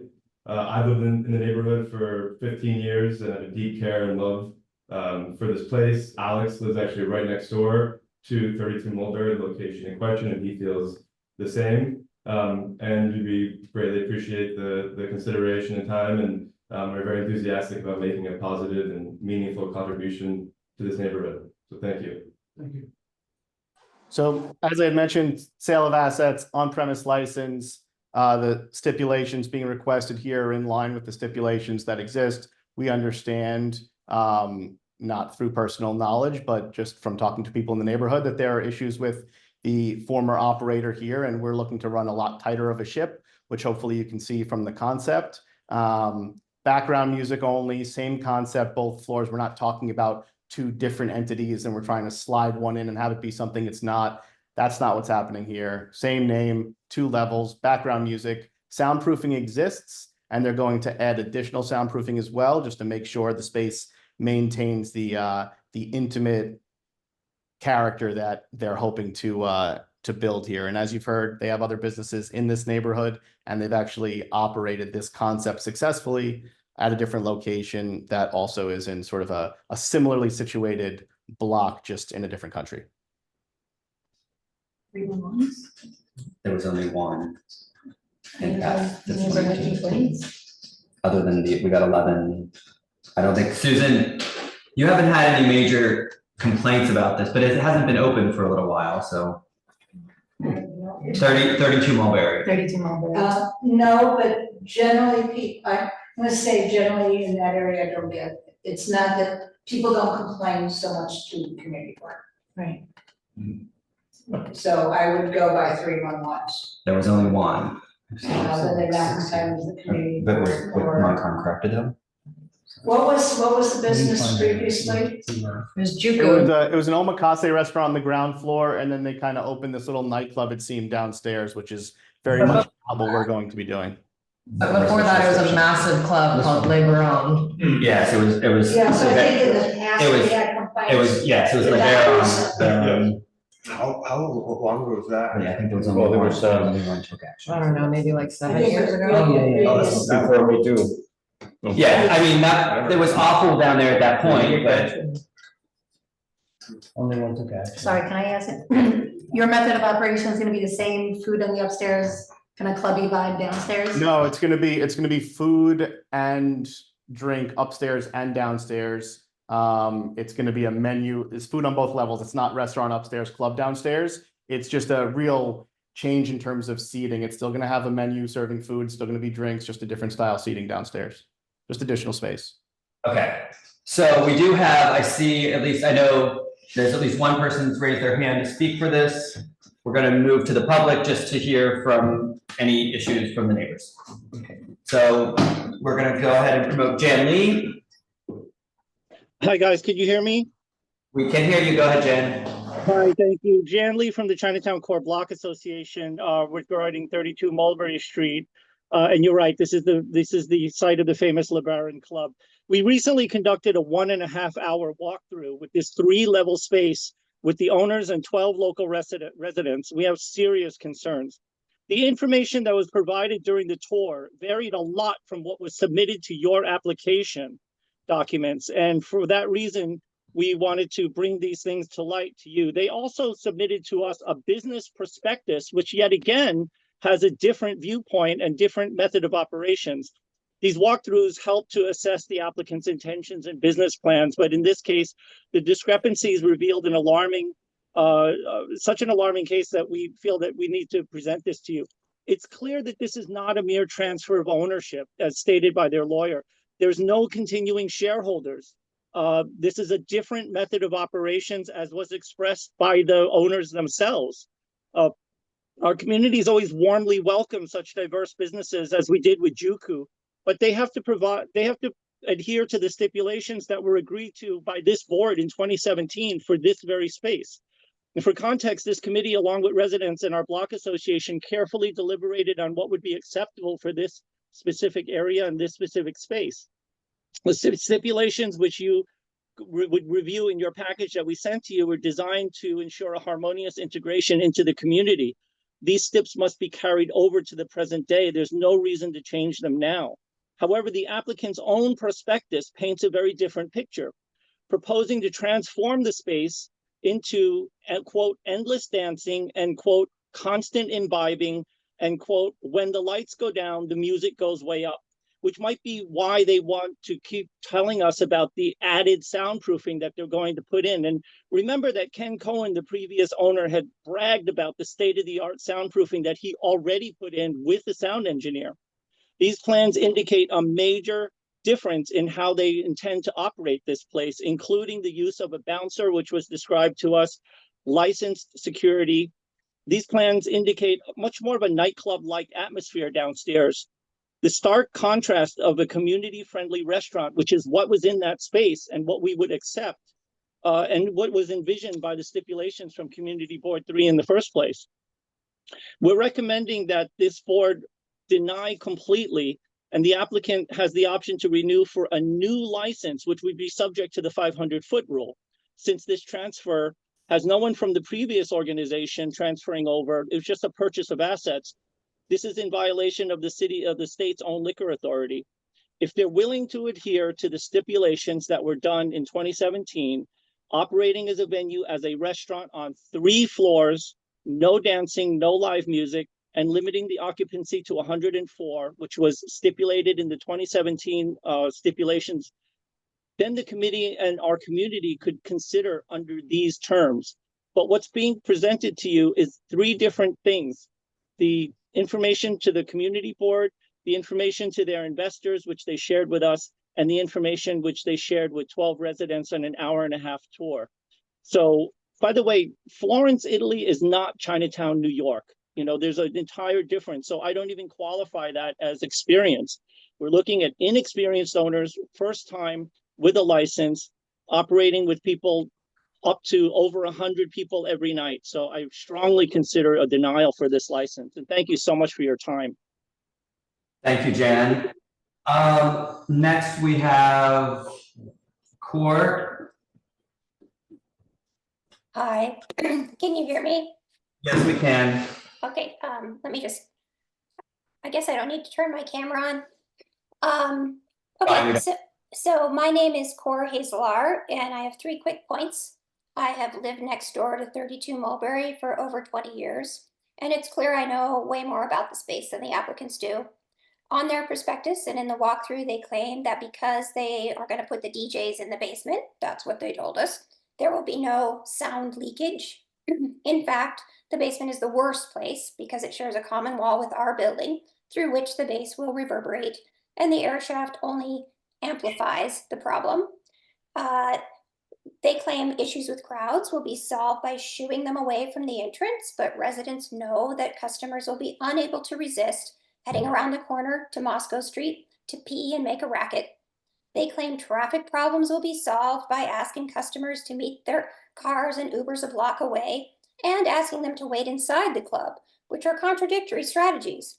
Ubers use location services and will park illegally in the no standing zones, leading to the same late night traffic jams we experience with Le Baron.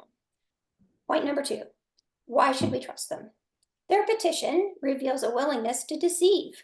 It's notable that many signatures from outside the neighborhood are there and all contain detailed addresses, apartment numbers, zip codes, whereas the addresses within the radius contain no such information. During the walkthrough, they described visiting all the businesses within the radius to collect signatures and offered them, quote, a meal on us. The majority of those addresses are clearly businesses, as we indicated on our materials we sent to CB3. And the rest are likely businesses. The only one person that I see that appears to be a resident is Fabrizio Bottini, who seems to be a friend, possibly roommate of one of the applicants.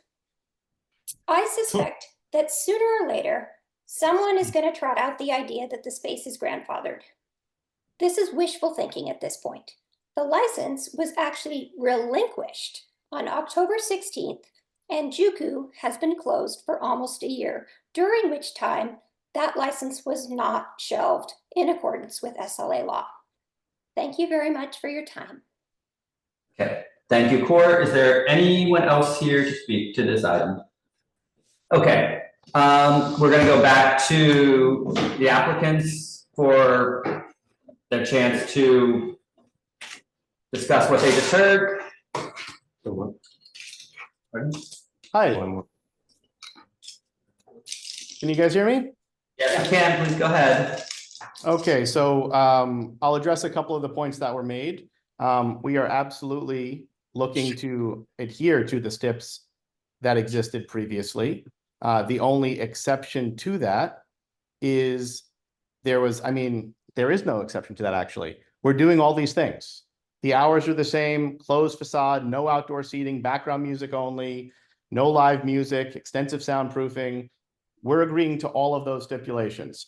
The deck that was referenced was a prospectus that these gentlemen put together way previously. There are elements of that that did not translate to this space. Just like on this diagram, you'll see there's this little recording studio box. That's not happening. These things morph over time.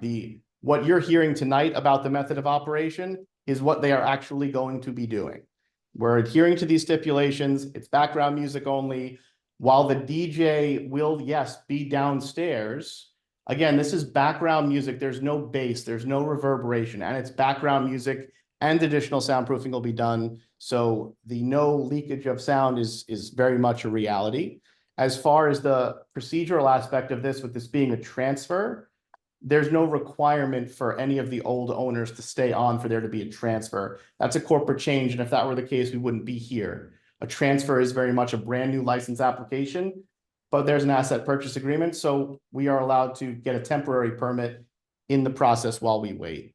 As far as issues with the outside, these gentlemen have already indicated their willingness to have security, to employ front of house personnel, to keep the outside frontage clean. No wait lines outside, waving cars along, signs that go up to respect our neighbors, keeping people away from smoking in front of residential windows, things like that. They do plan to take that step, and we're happy to stipulate it to ensure that their existence in this space doesn't negatively impact anyone's quality of life. Okay. So you're willing to, or you've said that you're going to agree to all the stipulations from the previous applicant that was approved in 2017? Correct. So the only thing, I guess the one thing that I don't think you either agreed to or that you can't, or based on your plans, it was in the stipulations that you would limit seating within the business to 104 people. We have 90 seats on our plan right now. So you have 90 seats, but your occupancy was for 204. So does that mean people are standing and dancing and milling around? So we have 90 seats at tables and we have 15 seats at the bar. So that's 105. So that's the same number virtually. Okay, you are correct in that.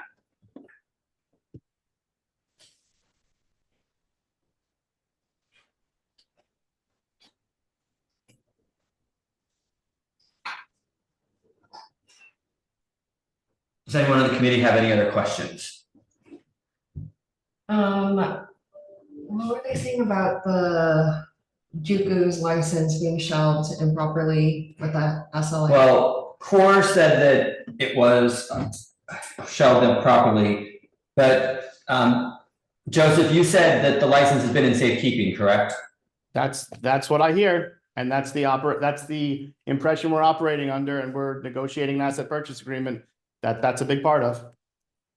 I mean, that's for the SLA to determine if it was a legal transfer for us, so that's. So the prior occupant in this space had DJs in the basement? Yeah, their stipulations were, hold them up. Their stipulations were, that. It would play ambient background recorded music only, consisting of recorded music, will not have live music.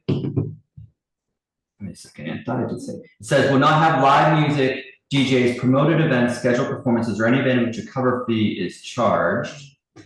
So they didn't have DJs. This is the old stipulation. But the old stipulations, they said. They said they were adhering to. Yeah. So wait, so the old stipulations did say that you would not have DJs. The old stipulation said no live music entertainment as far as I saw. No DJs either? The ones I'm reading, it says will play ambient background recorded music only, consisting of recorded music, will not have live music, DJs, promoted events, scheduled performances, or any event in which a cover fee is charged. So that is all true for what we're planning here, with the exception of we'd like to have DJs, but again, background pumped through the same speakers as the regular recorded background music. In terms of volume, it's not going to change. And then it does, to continue on with that actual item, it said we'll have no more than 40 private parties per year, provided they consist only of prepaid dinners that are not open to the public. So that was the remainder of that stipulation listed. That's fine with us. Okay. Can we hear that seating chart again? How did those numbers add up? So they were listed as.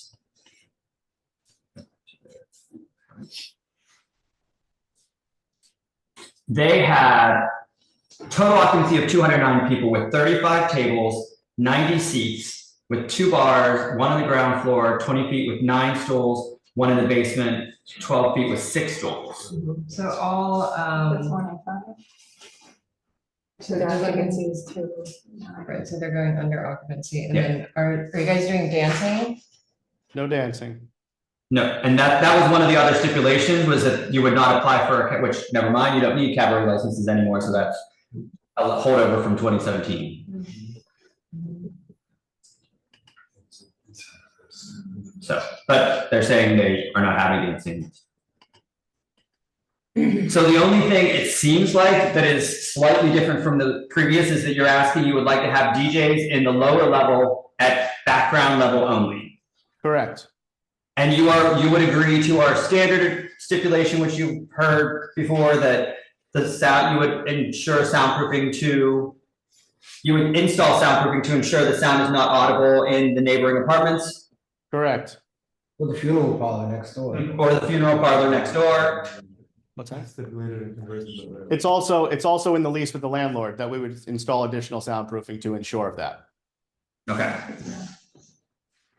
Okay, does anyone on the committee have any other questions? Does anyone have any issue with? Yeah, because I remember Core said that having the music in the basement was the worst place. Is worse because. of the reverberation, because of which the- is something that I experience in my building as well. The lower It floors, is. it comes through the walls. Let's talk about that. So how does your soundproofing address that issue?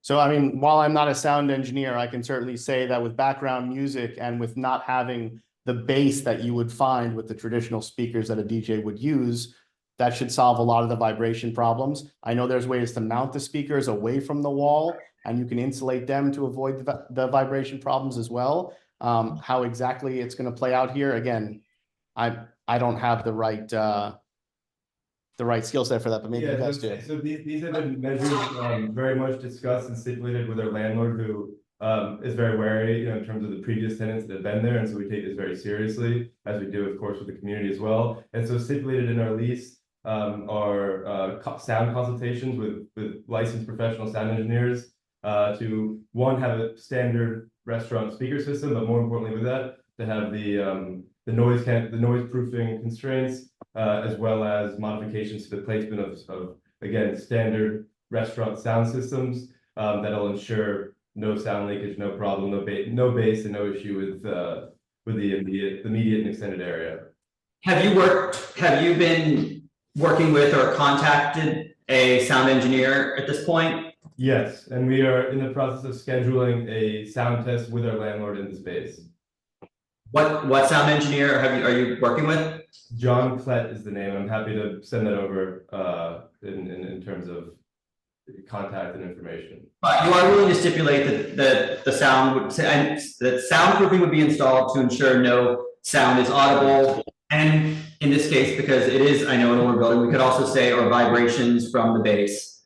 Though if you are sticking to simply background music, that shouldn't be an issue. Yes, no problem. Okay, does anyone else have any other questions about this application? It was, the hours are the exact same as the last. Yeah. Okay. Yeah, the stipulations from previous were 10 a.m. to 12.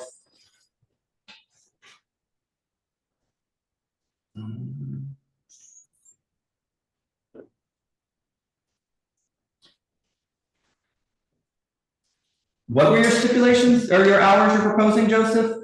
10 to 12 Sunday through Wednesday, 10 to 2 Thursday to Saturday. That's okay. For some reason, I thought you were asking me later during the week. No, that's what the previous stipulations were, 10 to 12. Support you. Yep, 10 to 12 during the week. Yeah, so yeah, those are the same hours. No DJs keep the hours.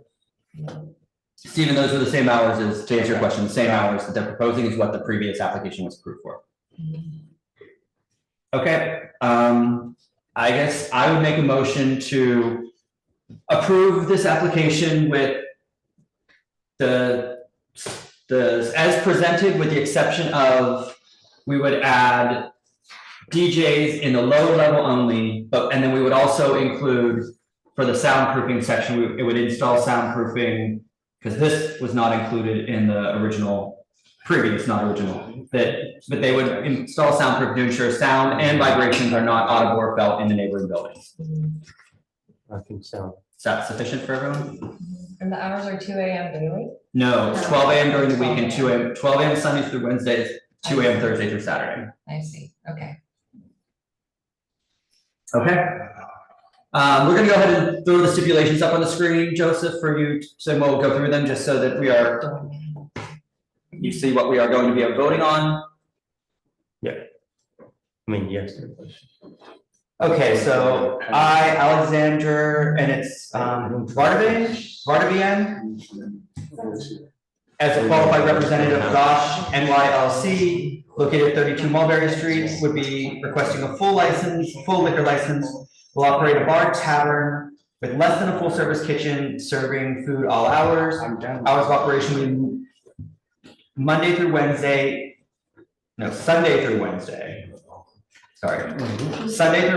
10 AM to 12 AM, Thursday through Saturday, 10 AM to 2 AM. Will not use outdoor space for commercial use, will employ a doorman or security personnel, will install soundproofing to ensure sound is not audible or vibrations felt in nearby apartments. Will have a closed fixed facade with no open doors or windows. Entrance door will close by 10. Will not have live music, third-party promoted events. Any event in which a cover fee is charged. Scheduled performances.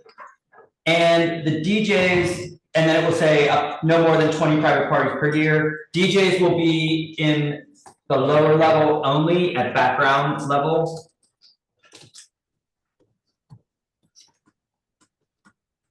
Will play ambient, recorded background music only. Will not apply for an alteration without coming before CB3. Will not participate in pub crawls or party buses. Will not have unlimited drink specials or boozy brunches. Will not have happy hours. Will not have a wait line. Will have staff responsible for monitoring for noise on the sidewalk.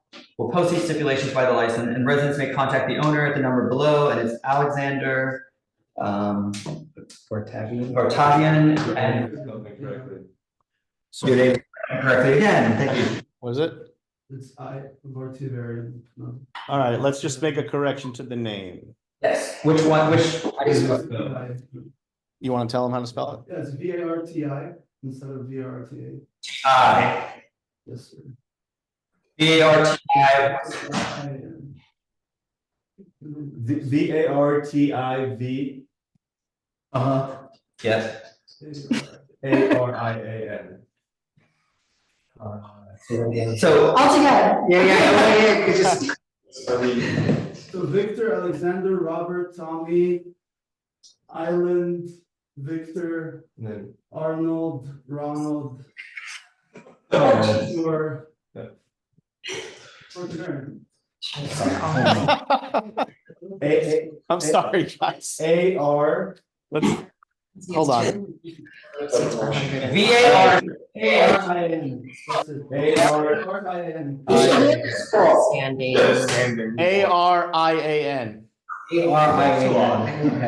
So VARTIV. That's it? You did it. Okay, perfect. So we're gonna copy that right down below, but it was spelled wrong in the application as well. So Joseph, we're gonna blame this on you. Yeah, all good. Okay, so those are the stipulations. We are now gonna move to a vote. Yeah. Steve Ballinger. Oh, wait. I have a couple comments. Yeah. I remember Liberum. It was a massive nightclub. It was a disaster. And, the occupancy numbers aren't really adding up for a restaurant chill bar vibe. If our occupancy is 200 and our seating is only around 100, where do the extra 100 people go? And also I see that under security personnel, you have pending.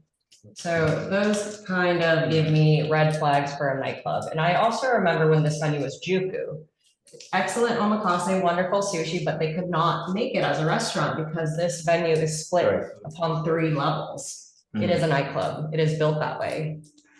I just don't see this really operating as a resident, community-friendly restaurant, chill bar. I would feel a lot better if Core was behind it, the block association. Well, but they did say that they would just want, I thought I heard Jan, and then I think even Core was inferring that they wanted to have the stipulations that the previous place did in 2017, which is what we're giving them, with the exception of DJs at background level, which. So, I mean, that's what I heard them say, was that they were essentially okay if it was with this 2017 stipulation, which is why I went back and pulled the 2017 stipulations. And they agreed to them all, and then they did add the DJs, but I think if we stipulate to that, that's somewhat of a protection for at least noise intrusion. What about pulling hours back to 12 a.m.? Because 2 a.m., if you're trying to sleep, if you're in the middle of Chinatown, that's quite a neighborhood aside from this one venue. I think it would be a huge disservice for us to give them the 2 a.m.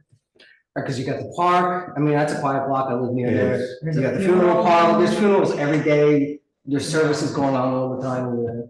And, you know, Is it 12 a.m.? What days is it 12? It's Monday, Tuesday, No, Wednesday, Sunday. 12 a.m. No, Sunday. we did Sunday through And it's Wednesday. Thursday, Friday, Saturday, we did 2 of it. I feel much better about it if we pulled it back to 12 a.m. That would be a respectable restaurant to me, not a nightclub. Would you accept 12 a.m. all days? No, and just point of clarification, we have not characterized this as a restaurant. It is a bar with food. And They're not a full service restaurant, they are listing, saying it's a bar tavern. So that is true. Previous was a omakase restaurant. That's true, that's a good point. Right, so it's not replicating what was there Character before. is different. Right. Yes. You know, stipulations similar, the same, but the. I would support the exact stipulation as the previous. Well, it is, except there's, except then DJ. So, well, it's DJs, and then he just made a good point, that the previous was for a full service restaurant. Right. Yeah. These guys seem like they're adding more tables though. There's tables downstairs, whereas the previous operator did not have tables downstairs. No, but they operated in a bar called the Straylight or the Starlight or something. And we're getting emails for it. Who these guys? Juku, they couldn't cut it as purely a Well, restaurant. Juco, but he's saying, I think was, So they went downstairs. Yeah. and Added a bar downstairs. yes, and then that was denied by the community board. Right. And that never, and then that's after that was when it closed.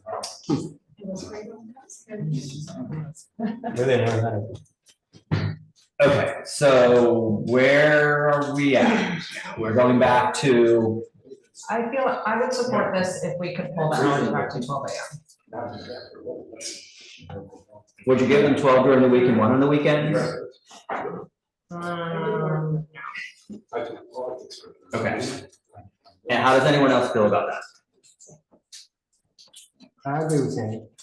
And you two both live down there? Yeah. Say that again, please. I didn't hear you. I said, he said he would agree with Sandy, and I said those two both live down there, they have more experience with it. And I would agree with them, so, well, I guess it's only. It is quite interesting.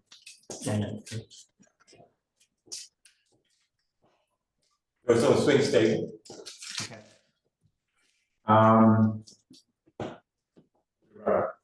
Would you guys be willing to do the exact same stipulation with no DJ, but keep the hours at 2? I think with the occupancy we're looking at and the doorman and all that, we just. Let's ask, what do you guys mean by doorman? So security personnel pending. Yeah. And that was a question for the applicant. Yeah. Yeah, Joseph? Oh, they're. I think they're Oh, probably. yeah, they're they're discussing internally. Okay.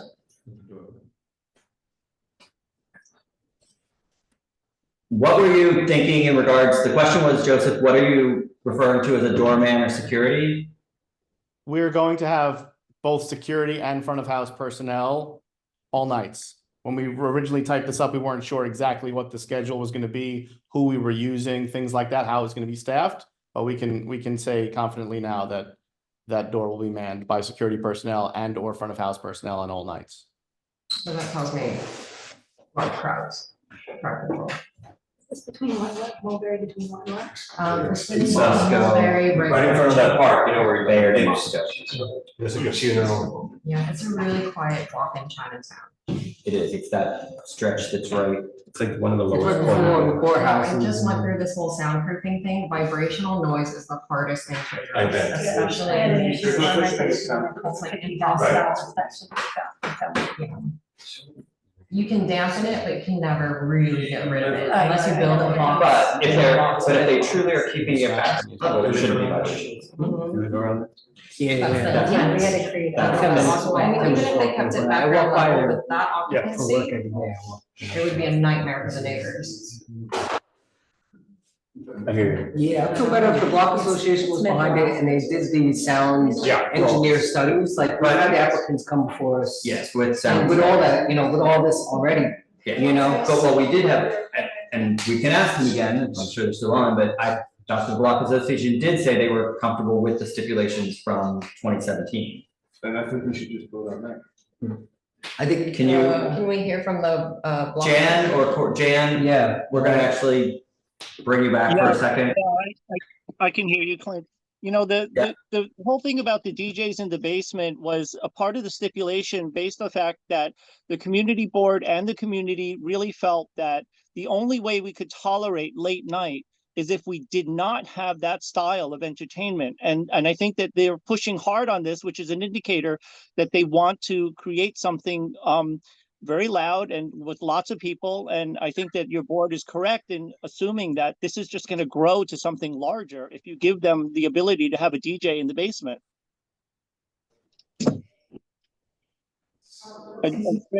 I just want to say that, carrying over what the style of Straylight was rejected by this board, and it was never approved by the state liquor authority to have that bar down there. So that was a bait and switch. That was something completely out of the blue. They weren't making money. They decided to create a bar. So we want something long lasting. We want something that's going to be here for a while, that's going to be a good neighbor, and we appreciate everything that CB3 does to ensure that. What do we just say? So you're fine with the so going back to basically you're fine with the stipulations before with no DJ. I don't know. Sorry. Jan, you can talk. Jan. Yeah. Yeah. I mean, yes, it would be without the DJ, where I believe that the hours do need to be rolled back because this is a change of operation. This is not a 3-level restaurant that Juku was. So moving the hours back makes a lot of sense. It is a very quiet block. And the stipulation said that it should be 3 floors of restaurant. That's what this 2017 stipulation was, and that's why we were agreeable to it. But we're starting to see in this conversation a change already. Can I jump in here, guys? Sure, go ahead, Joseph. So a couple things here. So again, while this is going to be licensed as a tavern as opposed to a restaurant classification, there's no full kitchen here. So it can't be categorized as a restaurant per se, because we're not doing omakase. There will be food served and a menu, which you have a sample of, at all hours. There will be food service and alcohol service over both floors. We are absolutely in no way trying to continue the club that was born downstairs, which wasn't supposed to be there. Not our intention at all, which is evidenced by the fact that we're talking about background music, soundproofing, the same speakers that the regular background music goes through, not additional subwoofers. It's even in our lease with our landlord, who's conscious and aware of the fact that what was there previously was a big problem, and he doesn't want us to be that, and we don't want to be that either. With respect to the occupancy, these gentlemen operate art galleries, not nightclubs. So if there was an occupancy cap that you wanted to get to so that we didn't pack this place to the max occupancy all the time, we're happy to entertain that conversation, because that's not the intention. The intention is to create a space where people are not packed in, where it's not packed and people are dancing, but where people have space. So we have 109 seats, is it, or 105 seats? If you wanted to talk about an occupancy cap that, you know, I don't know, in the 150 range max, we'll never go over that. We're happy to talk about that because the idea here is not to pack as many people in as possible. It's to create a comfortable environment for people. So hours to 12 AM and occupancy cap of 150?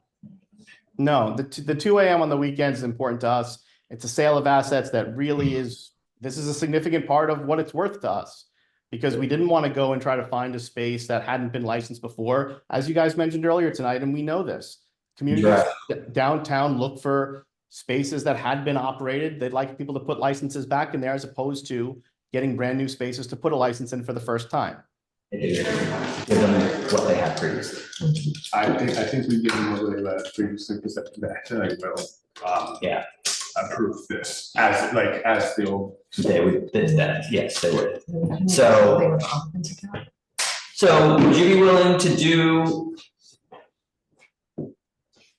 How do you even enforce that? Well, like, how do you even verify? Susan, like, you know, hearing, you know. Well, because I mean, like the occupancy is based on the certificate of occupancy. We can't change that. No, there's a PA for 209 people. So that's what we're legally allowed to have in there. What I'm telling you is, in the interest of furthering the conversation that we are not trying to pack as many people into this place like a nightclub would, I'm telling you that we would agree to something lesser than our maximum legal occupancy, just to kind of prove the point and make you guys comfortable with the fact that we're not going to be what you're scared we might.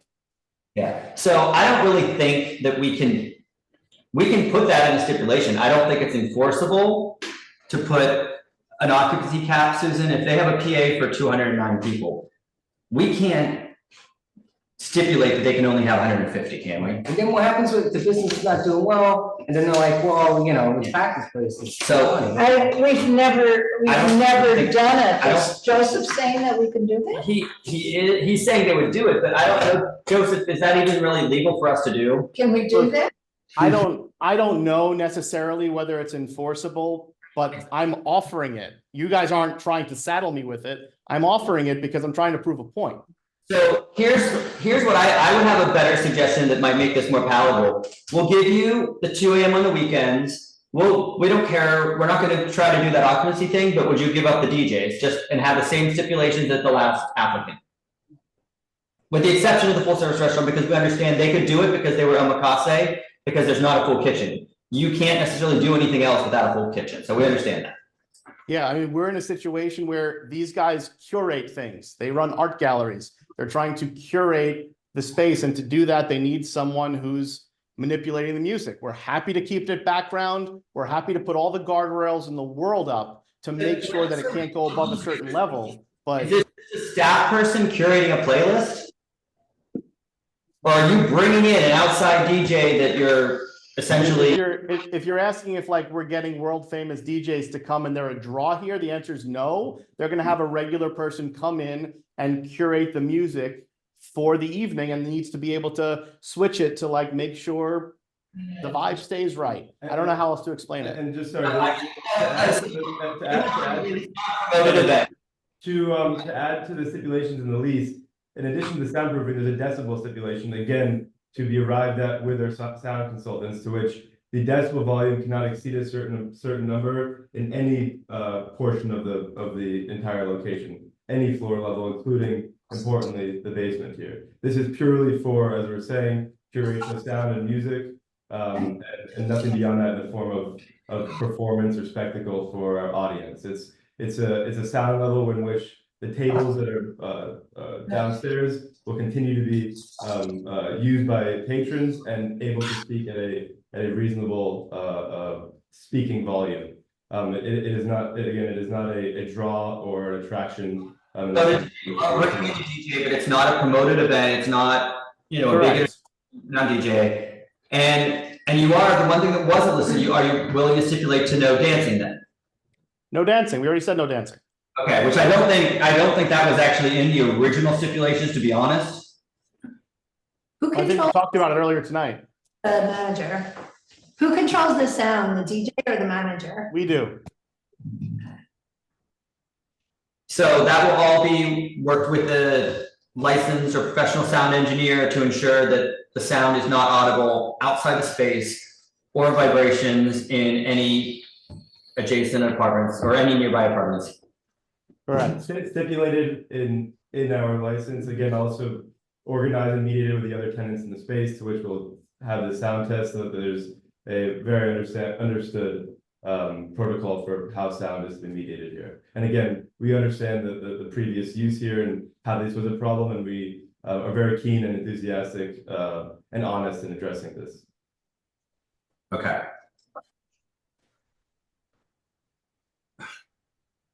About Friday, Saturday, 2 a.m. and then the rest of the week, midnight. Yeah. Thursdays. Thursdays, Such a Saturday. Thursdays are gallery openings in the city, and it's definitely a very important day for us to have active and at least open for our typical business hours. Would you limit the DJs just to the weekends and not during the week? We would prefer the flexibility. Again, I understand the considerations. Respectfully, we would very much prefer the flexibility to be able to kind of have a consistent ambiance and vibe throughout the space through the nights expressed in this application. Okay, so we're giving you DJs, what are you giving us? Oh my God. Well, what we're giving you is good faith in what we're telling you, of course, but also that through many deliberations with our landlord through the space, that there is written testimony and confidence that what we're doing here, if we don't, it is in violation of our lease, and that's equally a big problem to us that we, of course, will be abiding by and are incentivized to abide by and only want to abide by. And we're hopefully giving you a business that's going to be there for a long time from a business owner in this neighborhood with 2 other locations in this neighborhood that has proven to be a good neighbor and a resident of this neighborhood. And we're stipulating to the sound, we're stipulating to the security, we're stipulating to background music only, we're stipulating to all these things.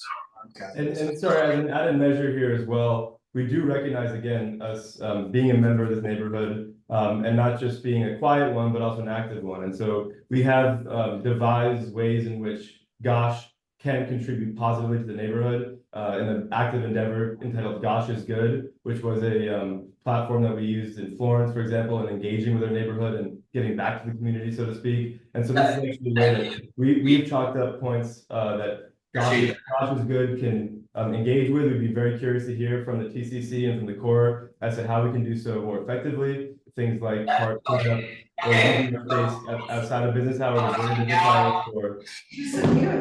Okay, I think we've had enough back and forth. We're gonna discuss this in the committee and we're gonna make a motion and you can agree to sign or not sign the stipulations. Thank you. Okay.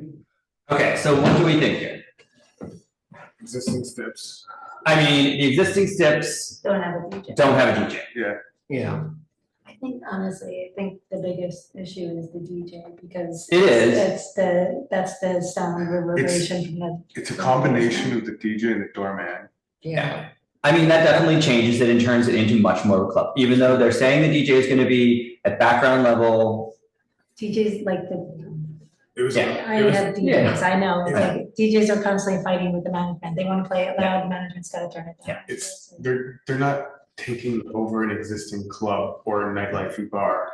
They're taking over a omakase restaurant. Yeah. And Well, what was supposed to be an omakase restaurant? What was supposed to be, what I guess the. Conceptually, right, yeah, in theory. That's a good point.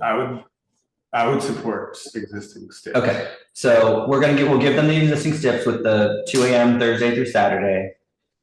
Everything else, just no DJs. Because the SLA will approve that anyways. Yeah, most likely.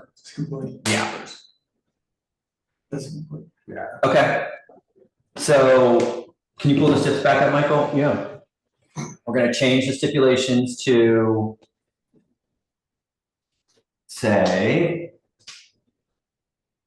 Okay, so through hours, we're leaving the hours, 2 a.m.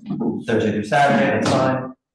Doorman security all nights, will ensure soundproofing is not audible vibrations in nearby apartments. We're taking out the DJ and everything else. So Moving on, everything else is the same. Okay, so we're gonna move to a vote. Stephen? Yes. Guillermo? What are they doing? The local. Yes, Joseph? I'm sorry to jump in, but we're just trying to get to a place where this all makes sense for everybody. We would agree to just have the background music, DJ, lower level only, Thursday, Friday, Saturday, not the rest of the nights. And with respect to the doorman security, we included that because it seemed like that's what people in the neighborhood wanted, not because we're trying to create this velvet rope scenario out front. So if people don't want that, we're happy to back that out. But it seemed like it made sense considering any kind of concerns with the frontage, keeping cars moving, keeping people quiet, and just the orderly ingress and egress of people, for what that's worth. Does that change anyone's mind? DJs on the weekend only? No. Yeah, no. Okay. No, it sounds like we're still saying no to the DJs. Yep. So that is, I guess, the motion as it stands. Move to a vote. Stephen? Yes. Guillermo? Yes. Sandy? Yes. Megan? Yes. Clint, yes. Michael, yes. No. Oh, sorry. I'm voting no. You're voting no, so you're voting, yeah, Yeah. no. Wait, actually, I want to change my vote. I'm going no. It seems like the DJ was the issue in the previous steps, so if we're gonna honor the original steps, that means no DJ. Yeah, we're in the middle of a vote. Yeah, okay. So it's passes because. It passed, so you two are voting no Yes. to the existing steps. Okay, that's it. All right. Thank you, Joseph. We'll send these. You know what to do. You can Yep. choose once you get them and we'll go from there. Thanks, Clint. Thanks, everybody. Thank you. We have 7 more items? No way, isn't No, we that did one much? set already, right? Thank you, So Jen. 6 more. Okay. More items. So we're moving on to number. Jose Luz? We did that one already, right? 5 more. So let's take AD dining management number 7, AD dining management, or actually I think it was. It's AO. It's AO. I think there was a typo on the actual website. I think it's actually AO on the application. AO dining management at 67 Clinton. Okay. I have a Michael Eisen, James Yang.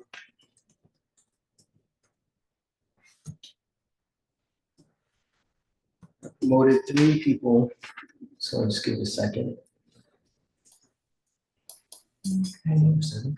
Yep. Okay.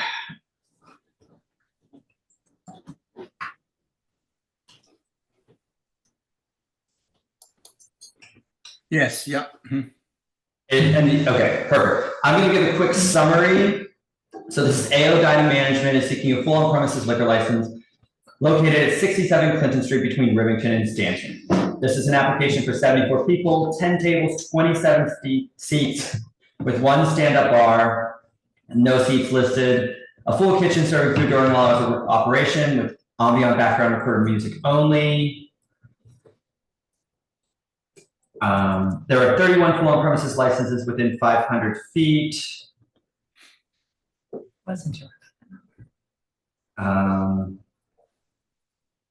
This location was previously Garfunkel's for. Burgery and. It was a burger in the ground floor and Garfunkel's upstairs. And you are taking both the first and second floor, right? Yes. Yes. This application has, this applicant has owned and managed 2 other licensed Chinese restaurants, one in Long Island City and one in Brooklyn, has worked in the business. You know, we need a little bit more description about your history. There have been 4 commercial 3-1 complaints with police action necessary since 2018. At the moment, we've received no support or opposition for this item from the public. 4 residents who live within 2 blocks of the location signed a petition in favor. They were proposing hours till 4 a.m. every night.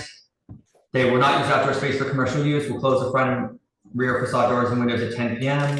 Ambient background recorded music only, will not apply for any alterations without coming before CB3. No pub crawls or party buses, no unlimited drink specials, will not have happy hours, will post the stipulations, and will provide a number for residents to call with complaints. We do need a name and phone number as well for resident complaints that would be listed with the stipulations. Okay. So based on everything we said, a couple things, we just needed the seats at the bar, how many tables and seats on the second floor, and then a little bit more about your history as well. They have no bar there. The bar should be in the first floor, not the second floor. Is it right? So how many seats, how many seats on the second floor? There's 10 tables, 27 seats. Is that just the first floor or is that the entire restaurant? Unmute yourself. You unmute, should you unmute? Sorry. Yes. Sorry. Hi, my name is Rui Zhao Ao. So the second floor should be like the office for the CEO. So basically we have, we're doing the business at the first floor.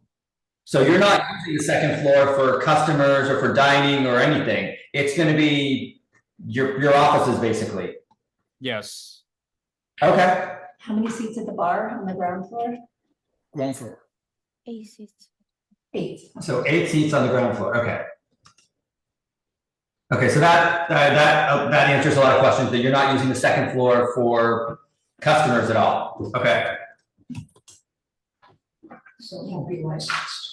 So the second floor won't be licensed then. We won't be including that in the licensed premises. Yeah, we have to, because according to legal authority, even the office, they have the bookkeeper, they have book there, they still count the license place. So this reason I report first floor and second floor. No. No, that's not necessarily true. You license your office. Why would you license the office? Speaking. I should license this one. That would be amazing. This would be much spicier. That would make our meetings. So, I mean, are you planning? Are you intending to license that second floor space? Because I have the one application with the legal authority, so even we have the office, but the legal authority asked me amend the application because this one they have the bookkeeper.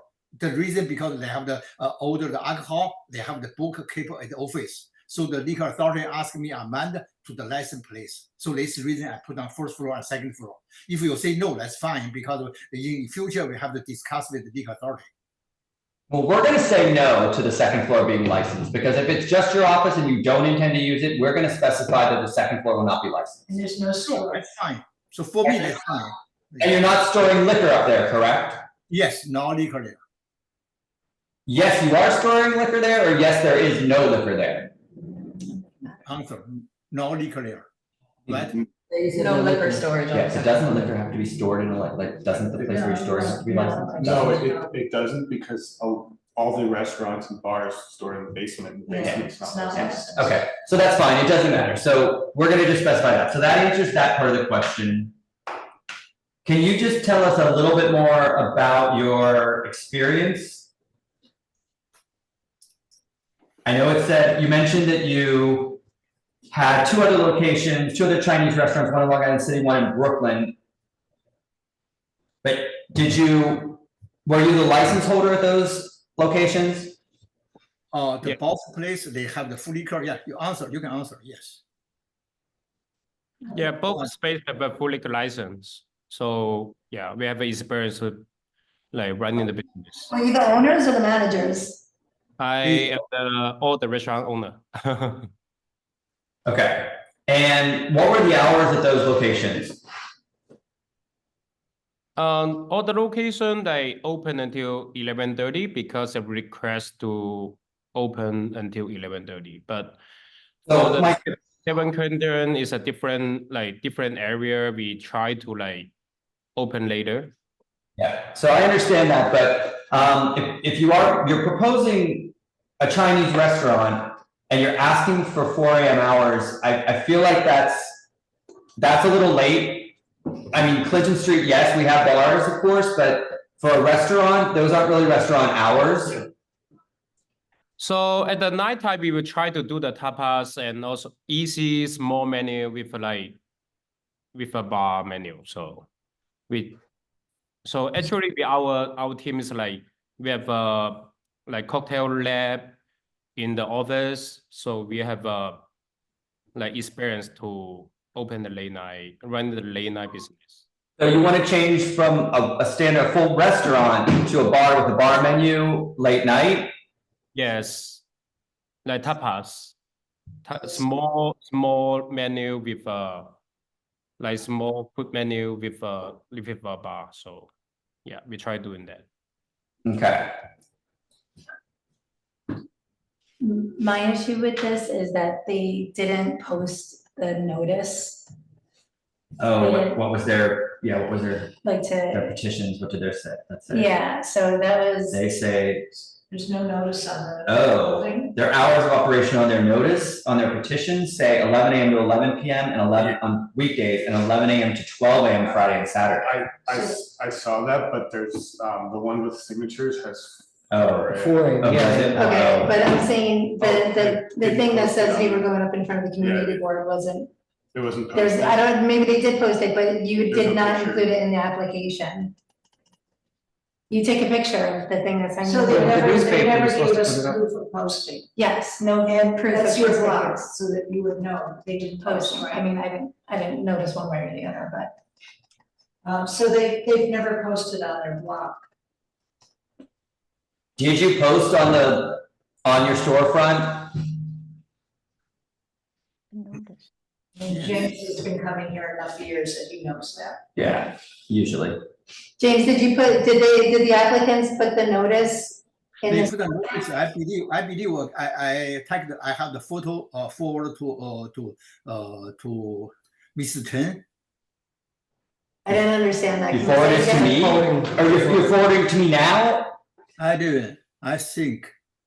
Okay, if you can do that.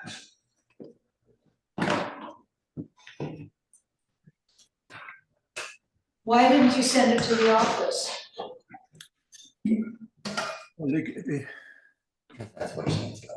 Just wait, let me confirm, yes. The photo, do you have the photo? You can forward now. Why didn't you send it to the office? You've been working with us for 20 years that I know of. So you know you're supposed to do that. No, so in the first post, okay, so with the newspaper, yes, I did send over. I sent with the newspaper date. So the first one, yes, I did forward to your office. So then it should be posted on the website. Oh wait, is it maybe posted? Hold on. Is it with the petition? Yeah, I can check my computer which date I sent out. Yes. So the first one, yes, I did forward.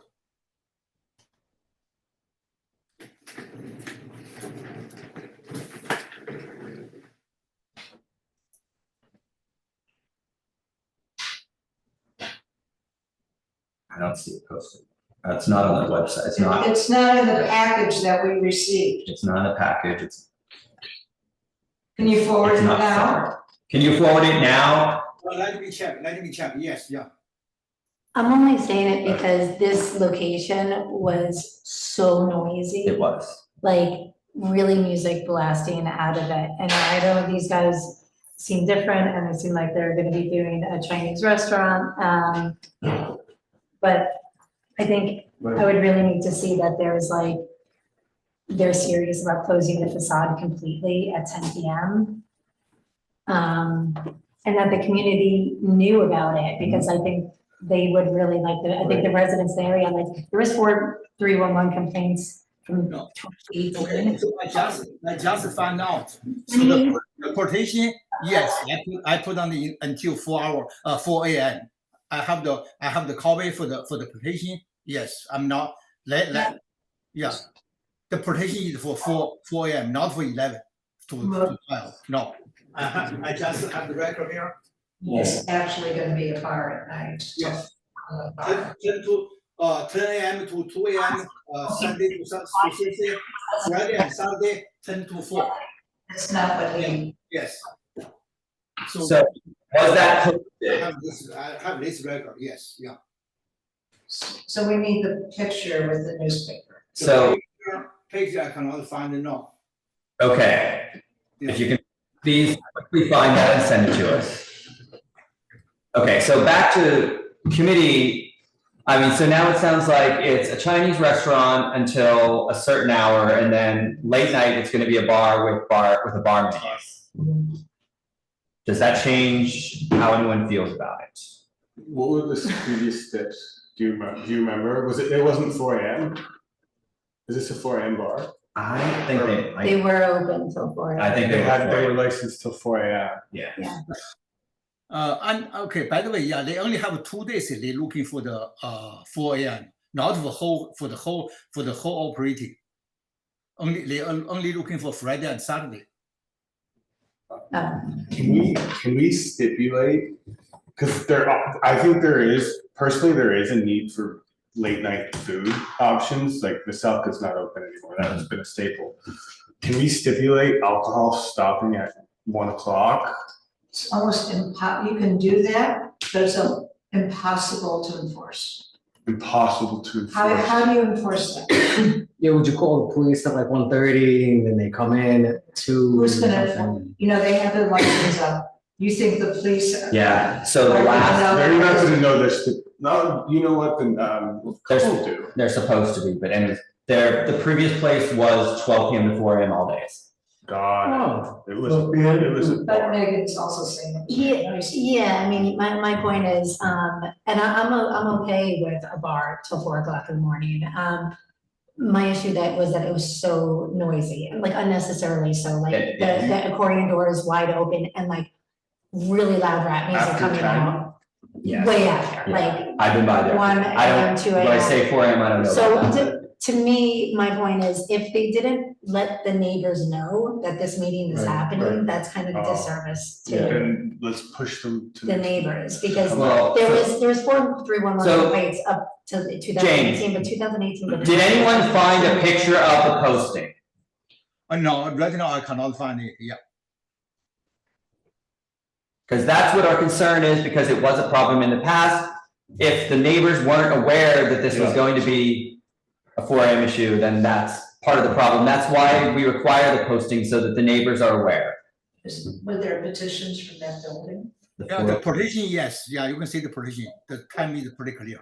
Two of them are from that building, and the other 2 are like within a block. Well, they only have 4 signatures. 4 signatures. So that in itself is totally bad. Do you think they should come back next month with the They also pictures? they also didn't include the SLA license, like the SLA diagram of which. Right. So it seems like an which incomplete again, application. These are experienced people. It is, and James has been an SLA lawyer for. So maybe they should come back and with the proper posting. Yeah, James, we have to move on. We still have like 5 or 6 items. Do you have a picture of the posting right now or not? If not, you may have to withdraw and come back next month. Because we're concerned about the neighbors not being made aware of what was going on here. They need more signatures too. Okay, that's fine. That's fine, no problem. We can postpone to next month. Yeah, we will post it and okay, that's no problem. Just please send an email to the office withdrawing your application for this month, and you will come back next month. May I send email to you? We will lay over. Send it to Ed and send a copy of the 30-day, just email a copy of the 30-day notice again. You don't have to do a return receipt. Just email a copy and tell Ed we want to be on December agenda. Okay, that's fine.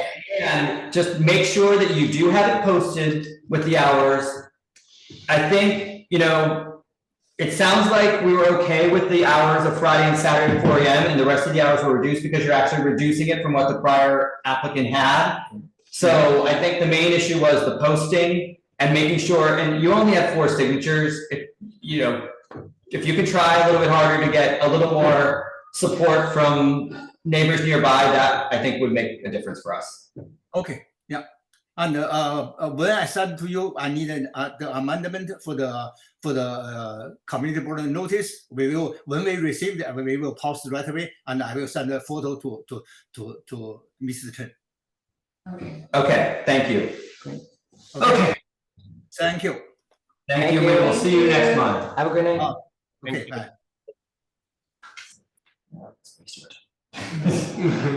Okay. Now,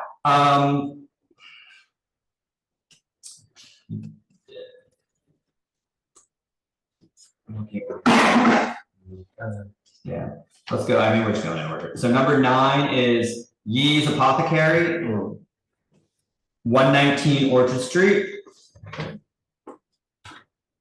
When you walk down into the room. Yes. And I had pulled the SIPs from before. Discuss in a second. So essentially, I think this one could be an easy one. Might be the first all night. Same block as Lucky Jack's, they've never been an issue. Yeah. It's a hotel, right? It's a hotel. Yeah, it's a hotel. Which hotel is this? It's, This is tiny. It's, I forget the name of it now because it wasn't listed in the application. The address is on the other side. So that's the stipulations were for that before. So we have Michael Eisenberg, and then I see what's her name? And Ask them the name of the hotel. It's called the Casa Lantern, Lower East Side. It's yeah. very small. it's a small one. Okay, so Mia Studios, are you the applicant? Yes, I am the applicant, Ming-Ting Zhang. And I'm Okay. also the operator. You're the applicant and operator, and then I see is, well, that obviously is not Joseph. Hi, everyone. This is Adriana from Helbrun and Levy here Hi, with Mandy representing tonight. Okay. So I'm going to give a brief summary here. Zodiac Club LLC, doing business as Yeast Apothecary, is seeking a new application due to a sale of assets for a full on-premises license in the premises located at 119 Orchard Street. This is an application for a hotel restaurant license with 41 indoor seats, 19 tables, 41 seats, with 1 bar with 4 seats, serving Chinese American food with a full kitchen, food served during 12 p.m. to 12 a.m. Sunday through Thursday, and 12 p.m. to 1 a.m. Friday and Saturday, with streaming music, no TVs. There are 28 full on-premises licenses within 500 feet. The applicant is currently the licensee at the same location since 2022. There were no commercial through one complaints at this location since 2018. We did not receive any support or opposition for this application from anyone at the moment, unless there's anyone online. And 50 residents who live within 2 blocks of the location signed a petition in favor. And they are proposing hours of 12 p.m. opening, closing at 12 a.m. Sunday through Thursday, 1 a.m. Friday and Saturday. Closed fixed facade. Not apply for alterations, no pub crawls or party buses, no unlimited drink specials, will not have happy hours. We'll post the license and we'll provide a number for complaints. Did you say it was the same operator? It is the same operator. Yeah, it's like a cell.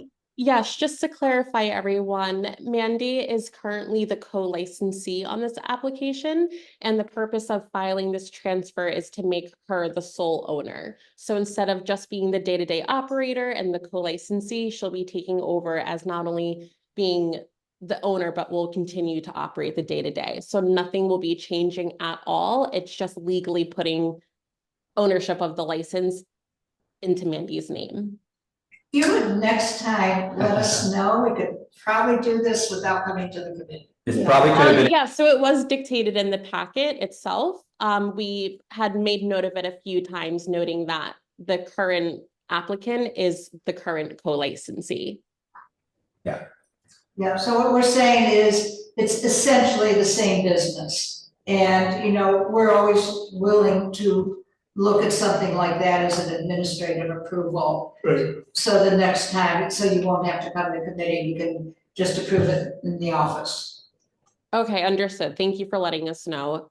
So, and just so you know, I did pull, because I knew it was that similar situation, I did pull, I'm just gonna read quickly the previous stipulations, because this is what you're agreeing to then.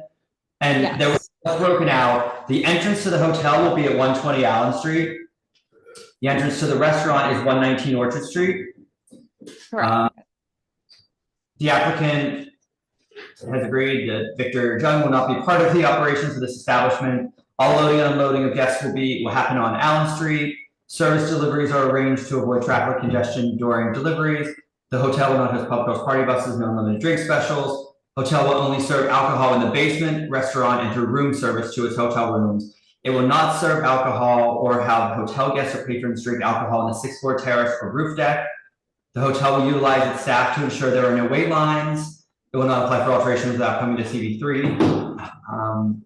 And then in the basement, it will operate a full service Chinese American restaurant with kitchen open and serving food during hours of operation. Hours will be, so this is where there was some difference between what you had posted, I think, in your new one and your previous stipulations.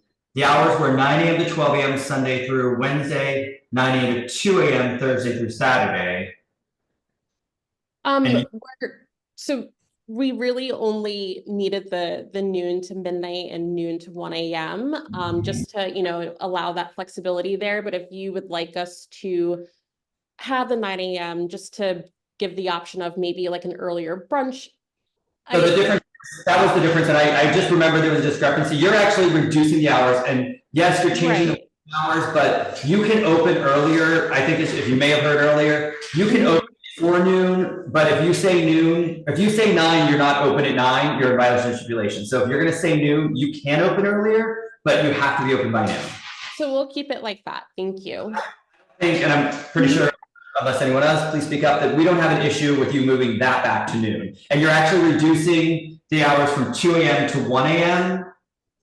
Because I think your original stipulations were 9 a.m. to 2 a.m. Thursday through Saturday. You're currently asking for 9 a.m. or I'm sorry, 12 a.m. to 1 a.m. Friday and Saturday. So you're actually reducing the hours a little bit. I don't think anyone here is going to have anything to say about that.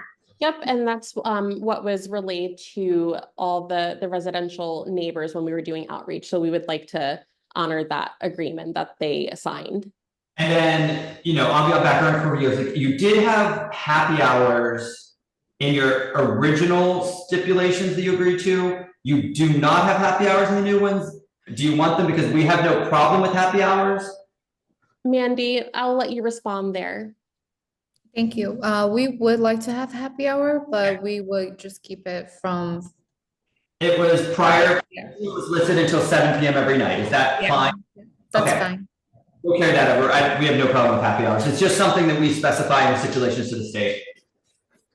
And then, yeah, those were the only kind of minor discrepancies I saw. So I think, unless anyone else in the committee has any other questions, we'll approve it with the new stipulations that you put in terms of hours, including then the happy hours from your previous stipulations. Is that good? Thank you. Yes. So we're gonna just quickly pull up the stipulations on the screen. So it is located at 119 Orchard Street, will operate as a full service restaurant, specifically a Chinese hotel restaurant. Kitchen open and serving food during all hours of operation. Hours are Sunday through Thursday, 12 p.m. to 12 a.m. Friday and Saturday, 12 p.m. to 1 a.m. Will not use outdoor space for commercial use. You don't need any of that.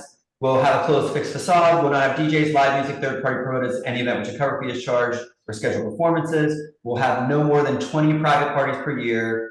We'll play ambient background and core music only. Will not apply for an alteration without coming to CV3. No party crawls or pub bus. I keep messing that up tonight. No pub crawls or party buses. No unlimited drink specials. We'll have a happy hour that ends at 7 p.m. No wait lines outside. Staff person to monitor the sidewalk. Post the stipulation by the licensed resident may contact the owner. And then I will put these in. We're not going to do it now just for the sake of time. I will just list those other few things about the entrance being to the hotel on Allen Street, the entrance to the restaurant will be on Orchard Street.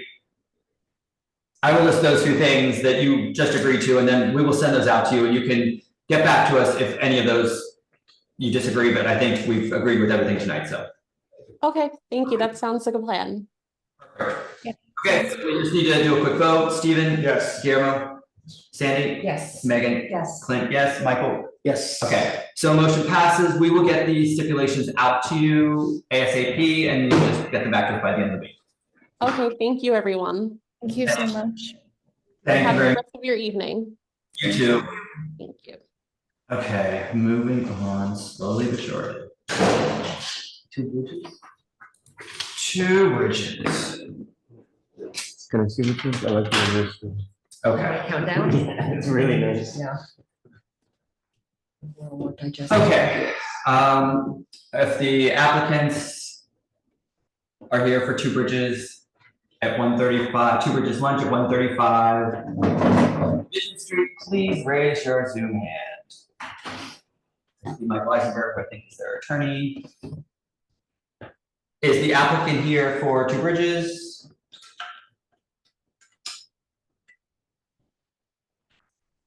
Yes, hello. Mike Weisenberg, you're the attorney for the Two Bridges lunch, correct? I'm the representative, and Trigger, I think, was calling in. I don't know how to accommodate that. Trigger does Trigger's number end in 265? Yes. Okay. So we will promote him to speak. Or allowed to talk, I guess is how it is. You're on mute. Anyway, I want to thank the board for sticking around for us. It's our pleasure. Yeah. I'm sorry. Okay. That evening. Trigger, were you able to unmute yourself? It is on your phone. If you're on a phone, we did this before. What was it? Stars. I forget. Is that someone? Dial *6 on your phone to unmute yourself. If you're in a Zoom, if you dialed into the Zoom through a phone, dial *6 to unmute yourself.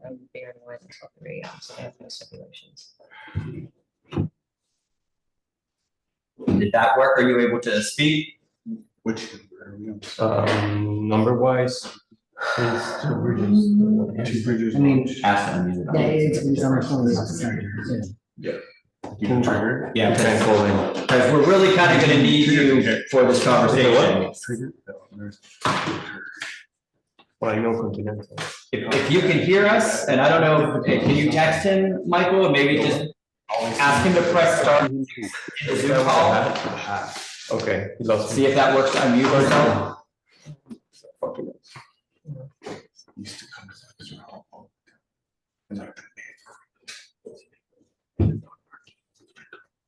I just texted him to hit *6.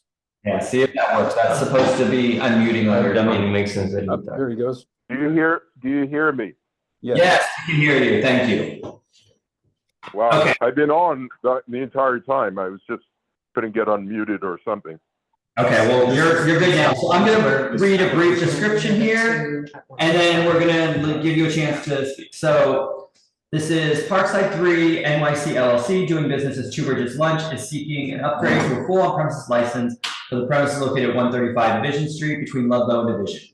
This is an application for an establishment with 33 people, 10 tables, 20 seats, with 4 bar seats, serving food during all hours 3 p.m. to 3 a.m., 1 television, live music, jukebox, and streaming music. There are 18 on-premises licenses within 500 feet. This location was previously unlicensed. Community Board 3 issued a denial to this application in October 21 because the applicant did not agree to sign our stipulations. The applicant has been found to be serving alcohol illegally in the DOT pedestrian plaza, as well as offering drink specials with live music and entertainment. The applicant previously operated Continental Bar, which offered shots and drink specials, and Lucky Star ice cream. There were 3 NYPD underage drinking and noise complaints at this location, with NYPD action necessary since 2018. Yes, at the luncheonette. There were 8 residents. There are 2 applicants tonight with this address. Yes. And so these 311s were tied to that single. Just to the address, but it didn't say, it Exactly. didn't specify between the two? Exactly. Between it's parcel and. We can't have two people for the same. No, it's not, there are two, it's Oh, like A and that's- C. Not yet, it's the same address, but they're not the same space, it's both 135, but they're not, so it didn't differentiate on the group, okay. 8 residents submitted Clear that letter. up. I'm sorry. Do you mind clearing that up? Because there are no violations for underage drinking currently. Well, didn't they have violations from outdoor? They were in the 311, and definitely the outdoor dining. Yes, they were definitely non-compliant with outdoor dining. Okay. So the underage drinking, I don't know how we determine when were, actually, you looked most, when were they? Was it during this time they were open? Yes, I can pull up that document. Okay, while you're doing that, I'll just finish a quick summary. 8 residents submitted letters in opposition as well as the Space Block Association. 9 residents who live within 2 blocks signed a petition in favor. And same thing, so they are currently, so because they were denied by the community board and they went to the state approved their beer and wine license with no stipulations. So currently they have essentially a 4 AM license with no, no restrictions is what I was looking for. They are asking in this current application for the upgrade, they are actually asking for, we'll be over there to,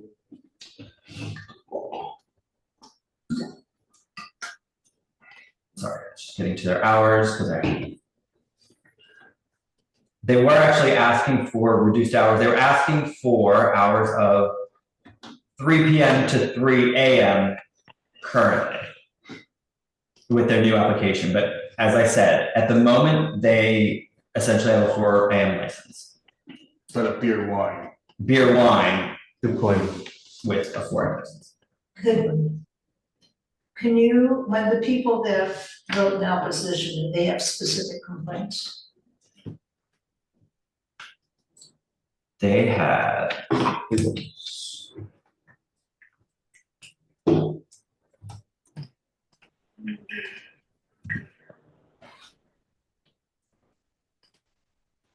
And to clear up that 311 question, it was 3 NYPD complaints sent in 2022, 2023, 2 for noise and 1 for underage drinking.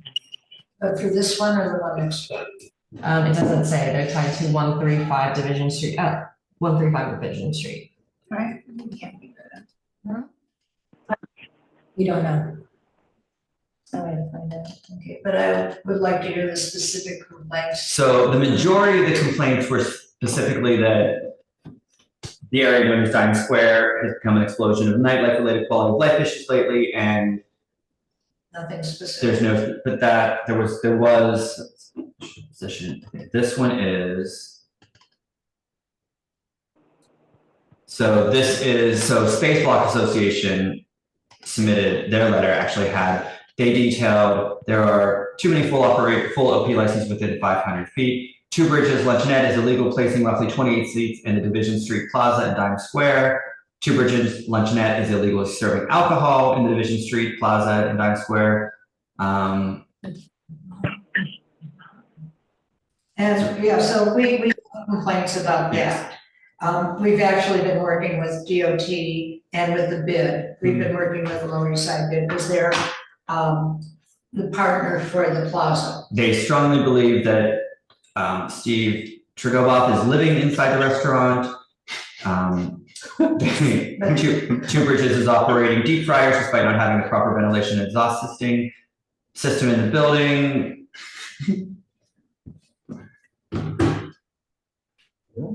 Is that? Do you email that to us? I mean, my point with this place is if they came before the community board, they refused to sign their stipulations.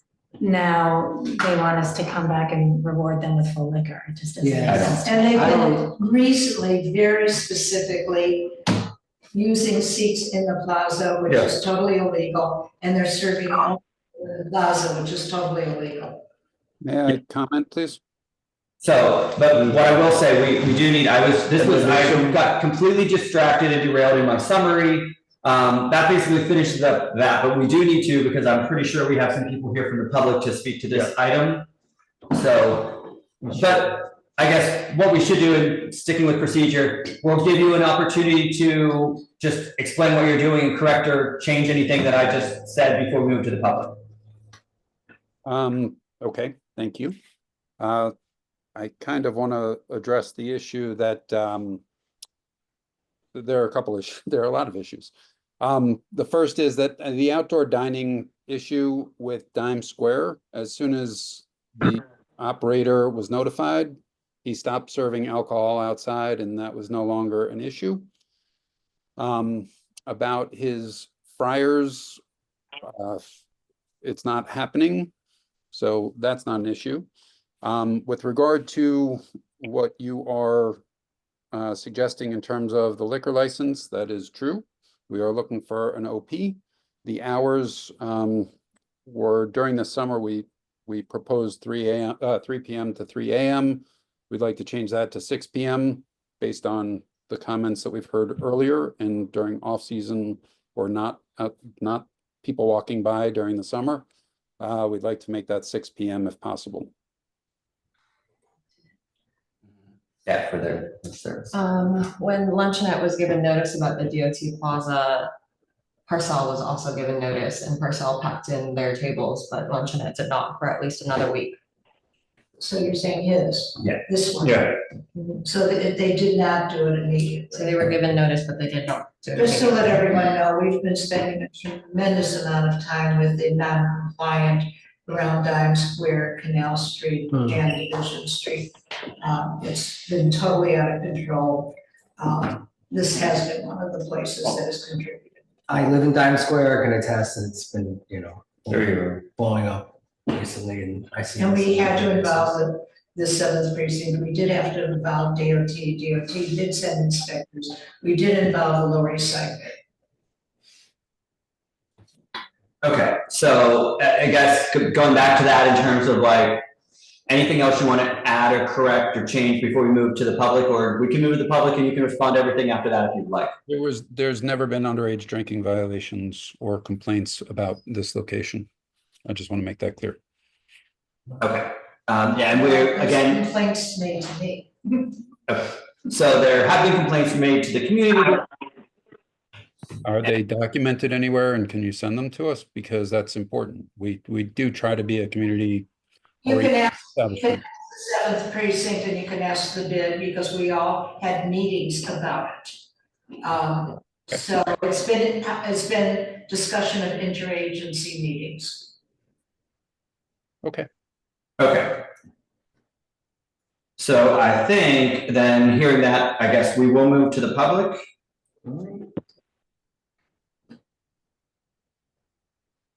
And we're going to go ahead and start with Michelle Coopersmith.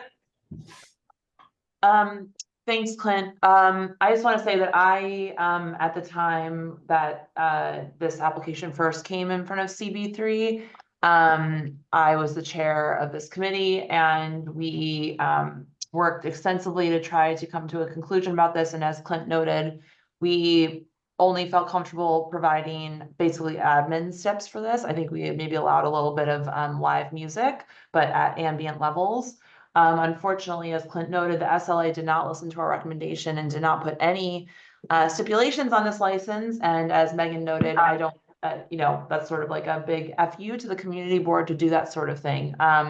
We were told that there would be ice cream being served until 4 a.m. and someone testified saying, wouldn't it be nice to be able to have a drink while your child's eating ice cream? To which we responded at 3 in the morning, that doesn't seem like very responsible parenting. I live a block away from this location, and I'm not sure if Emma Colbert will testify, but we organized a petition of local residents, and 81 people signed it. There are specific complaints within it. I think, Clint, that you have that, and we have photo evidence. For example, there is now advertising for Two Bridges Pub instead of Two Bridges Lunch, under which this is licensed. offering 2-for-1 drinks with a maximum of 10 people. There's photo evidence of all of this.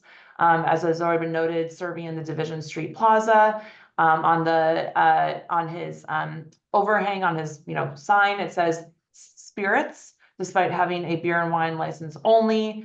As noted, many people have observed that he might be living within the commercial space.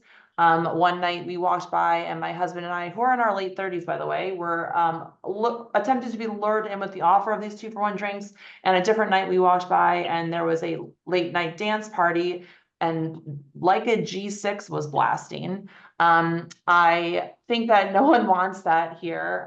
This is not what we're looking for. And I just want to say that I know that there are 2 applications for 135 Division Street and they could not be more different. So if it's not obvious, I do not think that the committee should approve this. And I think that, there will be community support, community interest in going to the SLA to fight against this. And in fact, I think in the resolution, you should ask for the SLA to put stipulations on the existing beer wine license, however futile that might be. I think it would make sense to do that. So thank you for the time.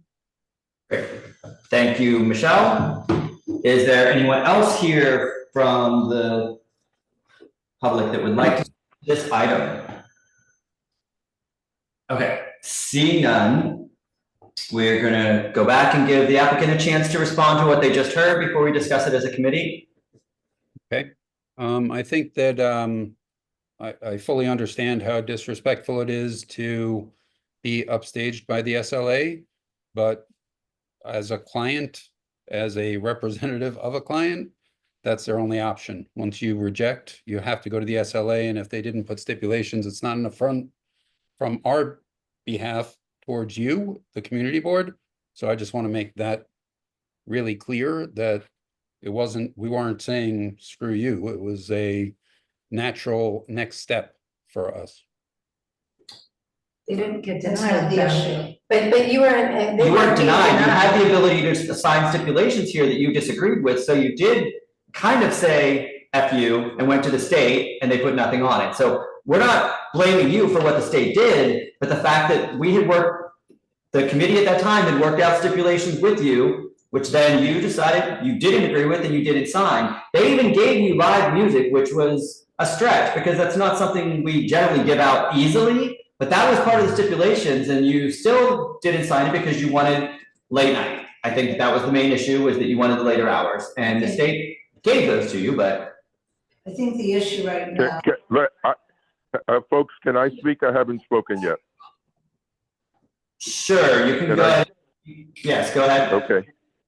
I did try live music for a few months, and I haven't had any live music in 3 months, and never will again.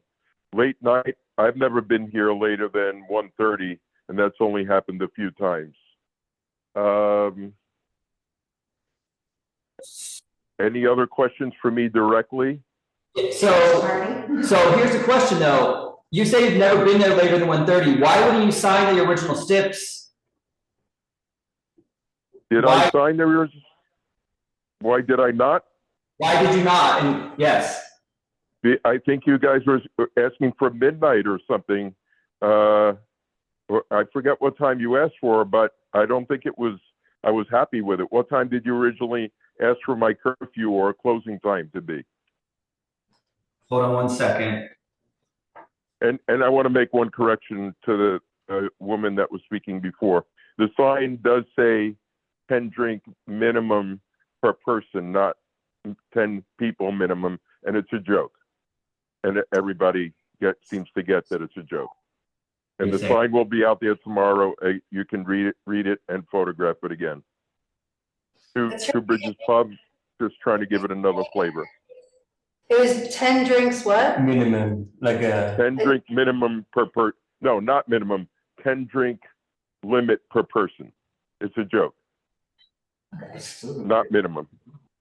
You have a photo of it? You want me to send you a photo of it? No, it's you said minimum at first, so we got it. Yeah, right. Yeah, it's kind of shocking. Is there I see a box that's not checked about DJs? Yeah.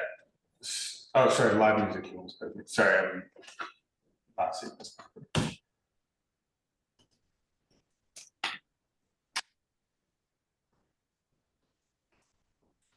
I had. You want to see a photo? I have a photo of the sign. No. No, I mean, it's fine. We understand it's a joke. That's fine. In parentheses, it says 10 drink limit per person. That's what it says. So to kind of piggyback on what Susan was saying, the problems we have down in Dime Square are worse than what we discussed earlier on Avenue C, because we have the open streets on Canal, which operates from April to November, 7 days a week until 10. Now it's 10, but in actuality, it was operating until 11 p.m., 7 days a week. And so this 135 faces the open streets. Yeah. So it has only exacerbated the issues down there. With open streets and Division Street, we have 500 seats for people to eat and drink in Dime Square. 500 seats. That's more than the capacity of the Bumbo Room, you know? So we really don't need more operators like this who are willing to seat in the pedestrian plaza. Honestly, we're at a saturation point. I know we don't have 30 licenses, but Division Street is a very small block. And according to this application, we have 18 other licenses in a 500-foot radius. We're fully at saturation. We're so saturated that we have 2 applicants tonight at the exact same address. That's the level of saturation. I think what the SLA is gonna be looking at more than anything else though is non-compliance. The fact that he's been operating and he's been a problem, you know, specifically. Yeah, this is some serious issues as well, you know. Yeah, and he was correct. It was, sorry, it took me a minute to find which one, but it was, yes, it was, they were basically giving you the administrative approval steps with live music. So it was 12 a.m. all nights. And that's what you disagreed with and refused to sign. Seems reasonable. Was that directed to me, sir? It was, yes. That was, you said you thought it was 12. I just confirmed that it was 12 o'clock, which was the hours they gave you. Right. You recommended midnight, and that's why I didn't agree to that stipulation. So you got 4 a.m. So you got the 4 a.m., but you've kind of lost the trust of the community in that sense because you chose not to work with the community. I'll say again, I think. Well, what does work with the community mean? That I have to agree to something, whether I'm happy with it or not, just to work with the community? Some things I'm agreeable to, not everything. Generally, there's kind of a give and take. They were giving you live music. I guess not necessarily as a full exchange, but they gave you live music, which isn't normally part of a beer wine license. They gave you live music and then I think kept you at 12 because they were trying to determine the impact and give you a chance. Since you've been there, there's been several examples that you haven't necessarily been in compliance during that time. I'm having trouble understanding you right now just because of the speaker phones, etc. Could you repeat that, please? So I said, during the time that you've been open with no stipulations, but there have been other issues that you haven't been in compliance with, such as the outdoor dining. And the dance. Well, I was outdoor dining. I didn't hear anything official. And once I did hear something official coming from the SLA, I ceased it immediately.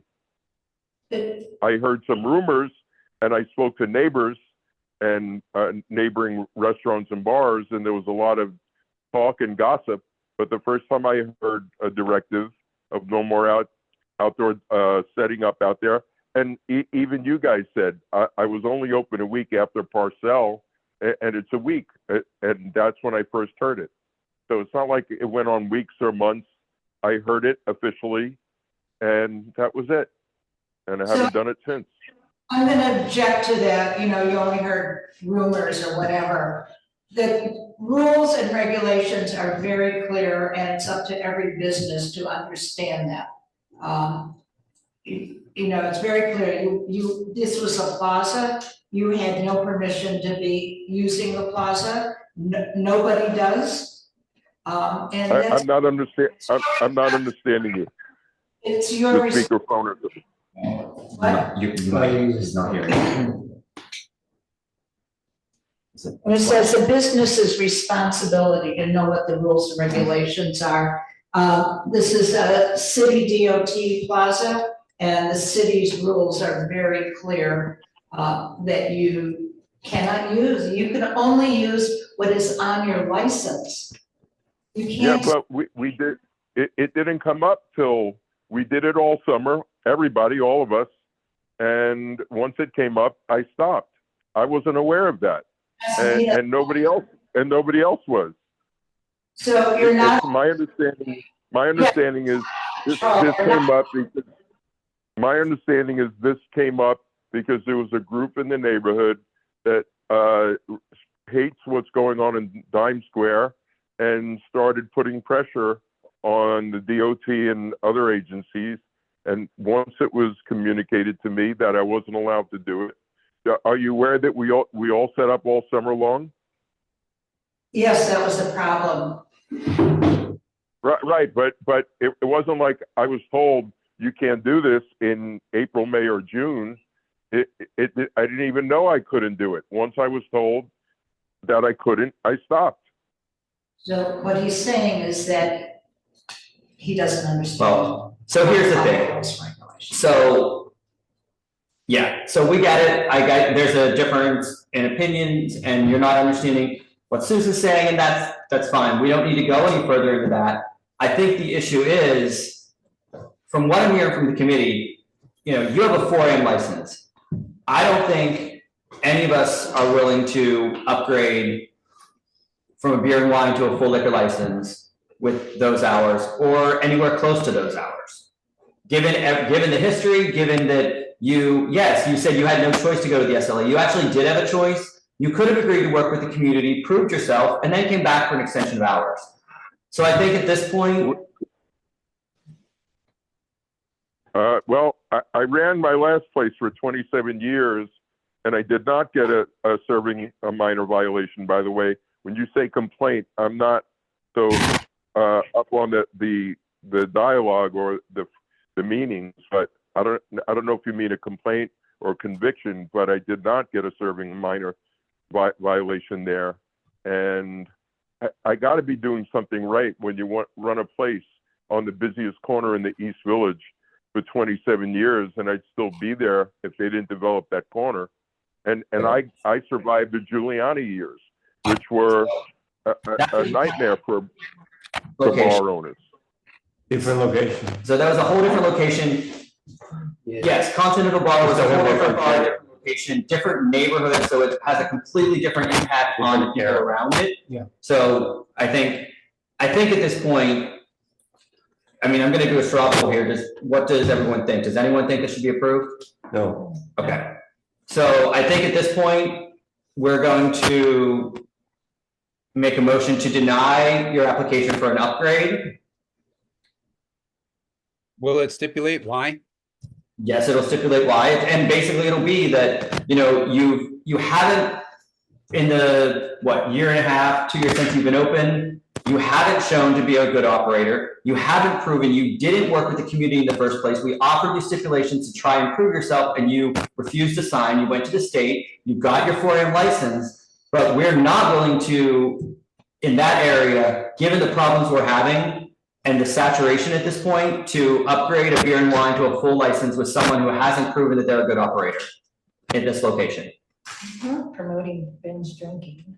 Well, I think, personally speaking, it's hard to be objective about yourself, but I see, I've been doing this my whole life, and if everybody ran their places as strictly as I do and spent as much time doing everything, I don't really have a staff now. I do everything, and that's why I'm there all the time. You say I didn't cooperate. Does cooperating mean I have to agree to midnight if I don't think that's fair? Does cooperating mean not cooperating mean the first time I was officially told not to set up outside, and I've been setting up outside for 5 months, then the first time I hear I can't, I stopped. I don't understand what you mean by not a good operator. Yeah, so I think that's the issue that you don't understand. So I think at this point, we are ready to make a motion for denial. Second. Okay, I think we're gonna move to a vote. Stephen Ballinger? Yes. Guillermo? I'm sorry, are we voting yes for Voting to denial? deny Yes, his yes to application for deny, upgrade. correct. Sandy, Yes to denial. Megan? Yes. Clint, yes. Michael? Yes. Okay, so this motion was denied. You won't be getting a stipulations because it was a flat out denial for this upgrade based on again, previous issues and unwillingness to work with 81 signatures against it. 81 signatures against it. 11 letters from the public as well as from the Space Block Association and the problems that we've been having. Adding another liquor license till 4 AM or 3 AM is in your application is just exacerbating the problem down there. Well, would you, is it too late or would you feel differently if I agreed to 2 AM? Nope, I don't think 2 AM would make a difference. Okay. You voted, so we're done. Thank you. Thank you. Okay. Okay, right back to 135 Division Street. Next item is 135 Division Street, parcel. Please raise your hand if you are here for 135 Division Street. Someone. Grant is the applicant, I think. Just sort of FYI, they have road bed and sidewalk. Yeah. Also, which were administrative, they send. There you go. Okay. Hi, Grant. Is your attorney here, representative? No, I'm just representing myself. Okay, that's fine. Thank you. Okay. I think you signed it, let me check. So give me just a quick second. I'm gonna go, as you've heard many times through this very long night, I'm gonna go through a quick summary. So this is KSS Wine LLC, doing business as Parcel, seeking an upgrade to a full on-premises liquor license at 135 Mission Street, Store C. This is an application for an establishment of 74 people, 10 tables, 46 seats. Does not have a bar, no bar seats, serving full kitchen with modern American menu, serving food during all hours of operation. There are 18 full on-premises licenses within 500 feet. This was a previously unlicensed location. The applicant was found to be serving alcohol illegally in the pedestrian plaza, took over for a branded luxury event. When they were notified, apparently they did stop and move their chairs in. This applicant has 4 active licenses and 2 pending licenses with a managing partner at Delicious Hospitality Group. There have been 0 301 complaints at this location since 2018. 8 residents submitted letters in opposition. We did receive a letter from Space in support of this application. 16 residents who live within 2 blocks signed a petition in favor. They're proposing hours, which I think are their existing hours, of 5 PM, closing by 12 AM all days.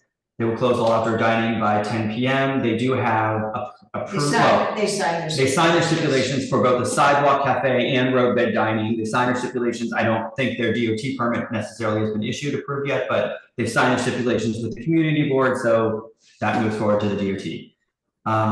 Again, they are just background music. They do not have live music, DJs, entertainment level music, and no pub cross party buses. I don't think, and I don't remember on your original application, you didn't check off happy hours. Do you currently have happy hours? No. And you're not intending to continue? No. Okay. Okay, that's the summary. Do you have anything to add, change, or correct in the summary that I just read through? Yeah, I will say it's been a few years since I've been on any of the licenses with Delicious Hospitality Group, just for what that's worth. Okay. I have no longer part of. Correct.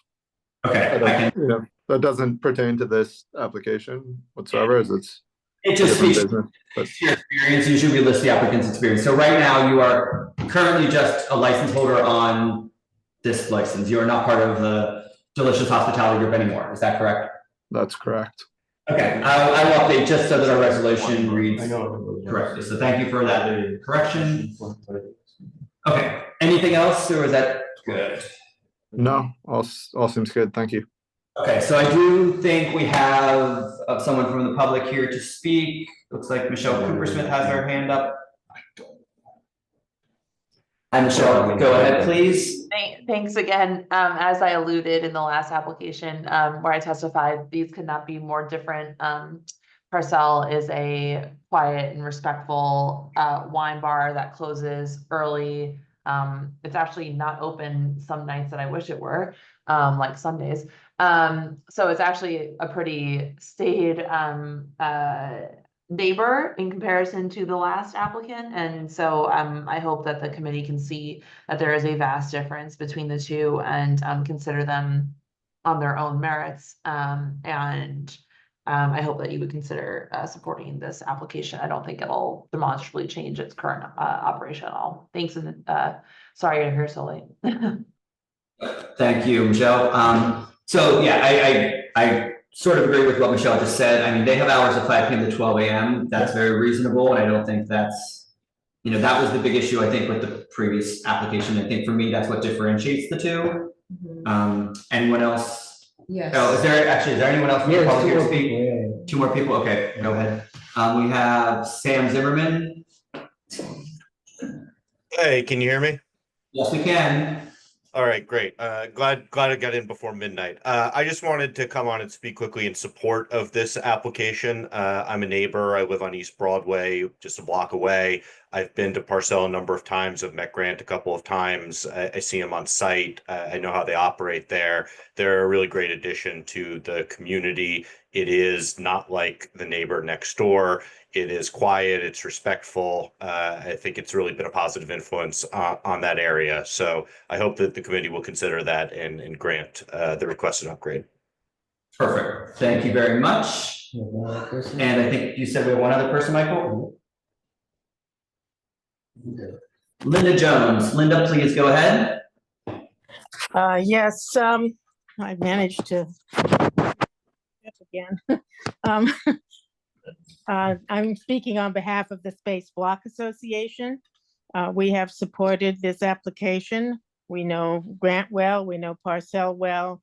They have always been an adult, quiet venue. There's absolutely no, just their location next to Two Bridges is unfortunate. I don't know how they tolerate it because they're entirely opposite kind of operation. So we do, as you may know, Space, we support good operators and we oppose bad operators, and Grant is certainly a good one. Okay, thank you for Linda. Anyone else here? Okay. Yeah, as somebody who lives in the neighborhood, you know, I think this is very much like the first case we heard on Avenue C, where we have a really good operator, but a really bad location. And I don't think I would oppose this particular application as much if it weren't for the existing conditions of the neighborhood. So the intense, over-the-top egregious activities that are happening on Division Street with the non-compliant outdoor seating, paired with Canal Open Streets, which runs 7 days a week until 10 p.m. or even later. Definitely Parcel putting out their tables in the Division Pedestrian Plaza has not helped that situation. And even though they are very adult, very nice, lovely operator, I'm sure Grant, you're also a lovely person, I just cannot see adding another liquor license to this neighborhood. It's on its way to becoming Hellsware. Did you say, Sandy, that, and just a question, that when Parcel was notified that they did take their tables in? They did. Okay. And I don't know if this was permitted or not, but I've seen Parcel take over the Division Pedestrian Plaza with like full private dinners for luxury brands. And you just have to keep in mind that this part of Chinatown is very low income. A lot of the people who live right there on the plaza, they don't speak English, they're Chinese immigrants. And there are 2 pantry lines 2 blocks away from this location. And for them to be throwing luxury dinners for luxury brand private dinners that aren't open to the public in full view of a pantry line is just frankly a little tone deaf and disrespectful. It's outdoors? It's outdoors in the pedestrian plaza. Okay. But also, I mean, I think that's the point now. I think that was prior to them being told, that was in the past. Mm-hmm. Okay. Grant, are you fully aware now, though, that you can't use the pedestrian plaza for anything? Yeah, we're really clear. I think, you know, just for whatever it's worth, the defense of why we're using it was some clearly just very poor guidance that our sidewalk permit, which we do have, would relate to the open streets permit in Canal Street. And yeah, that's, I think as soon as it was made very clear that that was not the case, we quickly acted, and you know, I think that has been recognized by everyone there. I will say the event was a lunch that was held 2-3 summers ago, and you're right. I was whatever. I won't throw my team under the bus, but it was definitely tone deaf and a regret that we have. And since then, we no longer do any brand affiliated events inside to that degree as well. Just as it, yeah, definitely had repercussions that we learned from. So I will acknowledge that. So I think the one thing that differentiates this a tiny bit for me is, and I originally, when I first was reading these, I was, you know, fully opposed to both of them, but you know, the hours of 12 a.m. every night, they already have beer and wine. I don't know that necessarily adding liquor, full liquor, changes completely anything of what they're doing. And even if, you know, I know we're not supposed to, we really can't base our decision on it, but even if they were to leave and we were to hold someone else's same stipulations, holding someone to 12 a.m. with full liquor still isn't, I don't feel that that's that big of an impact personally. So I think that's what for me differentiates this between the place next door, or even, you know, as you said, the place in Avenue C. If they would have been willing to go to 12 a.m., that would have made a big difference for me. Yeah. But, you know, so there's that. So I hear what you're saying, and I don't disagree with that. But I think given that they are 5 to 12, and, you know, it seems like they're not advertising shots and, you know, 10 drink minimum and binge drinking. It seems like It's 10 drink maximum. or 10 drinks maximum. But it's still like 2 for 1 drink. Yeah. So I mean, that's why after I've thought about this, and even tonight when I came in, I wasn't quite sure exactly where I was landing on it, but after hearing this, because honestly, I was coming in thinking, I don't know that I can deny one of them and approve one of them, but I've now, I think because for me, I think the main part comes down to the hours. They were willing to go with reasonable hours. They closed at midnight. So I think that's what makes a difference for me. I'm not. Is it a closed facade? Yes. Or is it all around? Yeah. By 10, they have sidewalks. So that's just my thing. I'm not, that's everyone can. I agree, and I hear you, because, you know, I know what Division Street looks like on a weekend, and it's crazy. But, I mean, I think if it's a closed facade and it's 12 o'clock, I would be willing to support it. Yeah.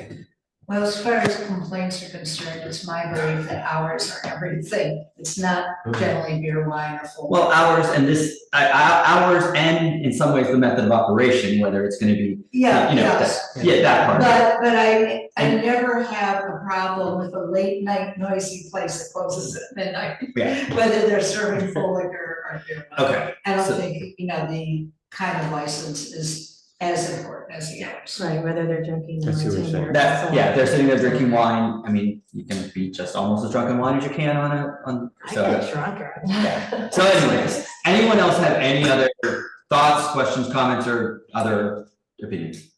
No, I mean, it's a relief that they're not pushing for late hours. Yeah, they're not asking to change their hours, they're keeping them the I same. couldn't imagine living next to the Continental.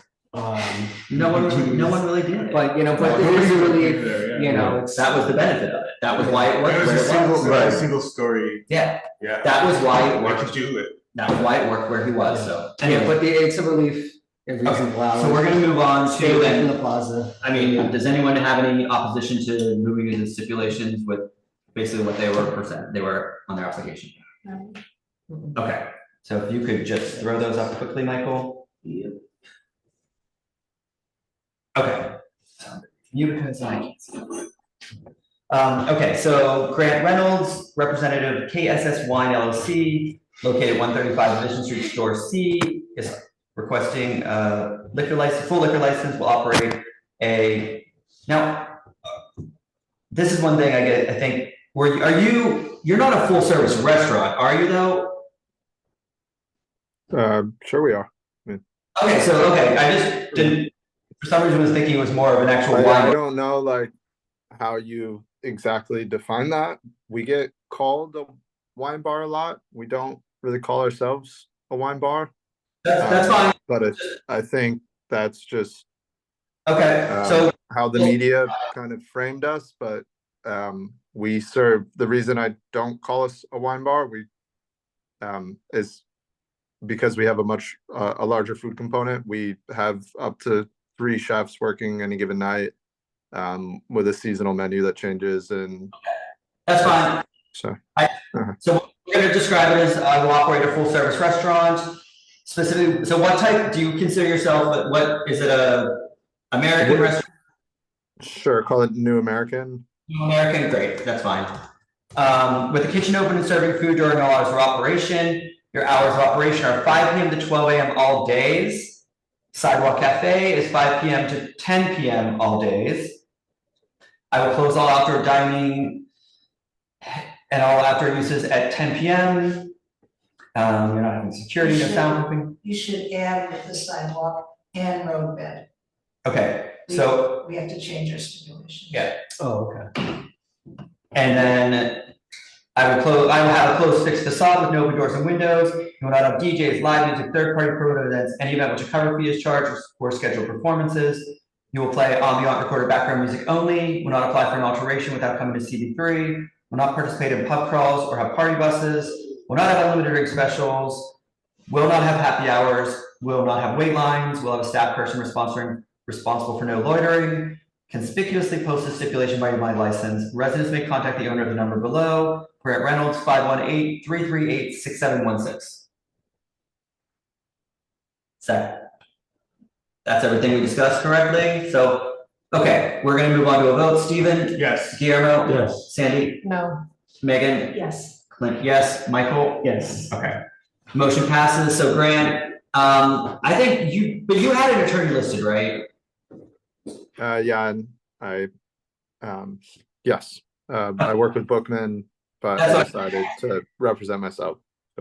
Max is still here, so promote Max, but it doesn't matter at this point, but I was just gonna say, the office will be sending over the stipulations, and normally they would go to your attorney, and he would take care of it.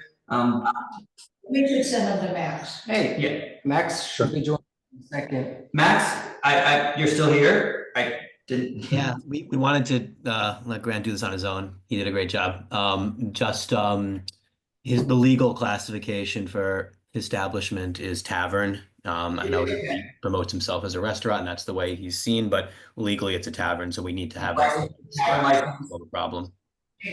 So we'll change, okay, thank you for that correction, Max. Okay. And then we'll be sending the stipulations out. I guess you just heard, I didn't even realize you were still on. I know. You just couldn't resist staying on. It was either Monday Night Football or this, and I think this had more contact than Monday Night Football. So. Thanks. Yes. Thanks, Max. That's that zealous representation, Max. Very nice. Okay. Grant's just thinking now you're gonna bill him for this. That's between me and Grant.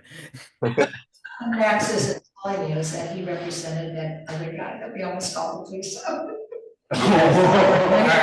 Yes. I know that Max represented him, and I noticed how Max was quiet during that. Anyway. Be quiet. Anyways, we have one more to go, so have a good night, Max. The office will be sending these stipulations out to you, and thank you, Grant. Thank you, everyone. Have a good night. Thank you all. 2 no-shows, right? That we have to. It was the first one that was. No, we still have one more that we have one more we have to hear. But don't we also have 2 no-shows? Just one no-show. One no-show. It was Jose. Jose Luis was the no-show. Well, House of Pasta are you here? Is the applicant here for House of Pasta? Yep. Okay, Michael Cat, yep. Okay.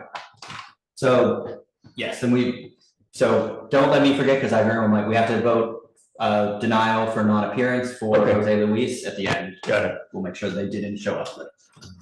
Okay, so this is going to be, this is the last one, House of Pasta, number 18. Whew, we did it, guys. It might actually be before midnight, which I'm concerned about that. Okay, House of Pasta. I'm Michael Kelly and Alan. You're the applicant, I assume? Andreas should be on. Andres Dominguez. Yes, Andres is joining on. He's on. He's gotta raise his hand. Is it Andres Dominguez? Is that the other? Yes. Okay, he's on, but I guess, did you, okay, we got him promoted, so he'll be joining shortly. Okay. He just needs to unmute himself if he chooses to speak. Okay, I'm gonna give a brief summary and then we'll give you a chance to respond. So Store of Pasta LLC, doing business as House of Pasta, is seeking a new application and temporary retail permit for an on-premise liquor license for the premises located at 511 East 12th Street between Avenue A and B. This is an application for an establishment of 30 people, 8 tables, 30 seats with 1 bar with 3 seats, serving Italian food with a full kitchen, food served during hours of 12 p.m. to 10:30 p.m. 7 days a week, no televisions. There are 13 full on-premises licenses within 500 feet. This location was previously licensed as Northern Spy, which their license expired in, I think they closed and their license expired in 2016. It was then the Raclette. Raclette eventually did come and was approved for a full liquor license. They never went to the state, so I don't think that license was ever issued. The next came Cafe Corretto. Cafe Corretto, I think, was approved for license, but again, never actually applied or was issued a license because of a problem with gas in the building. So therefore, this license is this location has essentially been unlicensed since 2016. This is a location on a residential side street. That is something that, you know, we should consider. The applicant does hold a license in New Jersey. He has no experience in this specific area, though I do think you may want to correct me on that. I'll give you a chance in a moment. There were no through and commercial complaints at this location because there's been nothing here for several years. We did receive an email from the North Avenue, a neighborhood association asking that we deny due to oversaturation. And we received an email from 2 other neighbors also requesting we oppose the application. 49 residents who live within 2 blocks signed a petition in favor of the application. They are proposing hours of operation opening by 12 p.m., closing by 11 p.m. all days. They will not use outdoor space for commercial use. Close all windows and doors at 10 p.m. On background music only. No pub crawls, party buses, no unlimited drink specials, happy hours until 7. Okay, so they are super full. So Michael, Andre, Alan, anyone, if you'd like to add anything, correct? And I think the one thing you may want to add, I do feel like you may have other experience that wasn't listed. Okay, I'll add a few things. So 9 of our signatures were from our building. So Andreas has worked at Sophia's at 143 Mulberry Street for 9 years. He's the chef. He's opening a place of his own now after working for others. The SLA website has Cafe Corretto. License is being issued on 12/1/23, and it's now inactive. It would have expired 11/30/25. If you looked at the SLA website, you would see that. The place and licenses go back over 17 years, starting with Old Devil Moon. I don't know if there's anything before them. This is not a place that's going to turn into a liquor establishment. It has a 3-seat bar. All we're going to have is a couple of cocktails available, but we're getting the license mainly to serve Sambuca, Anisette, Limoncello, and other aperitifs. But the owners do have many years of experience. This place has had liquor licenses before.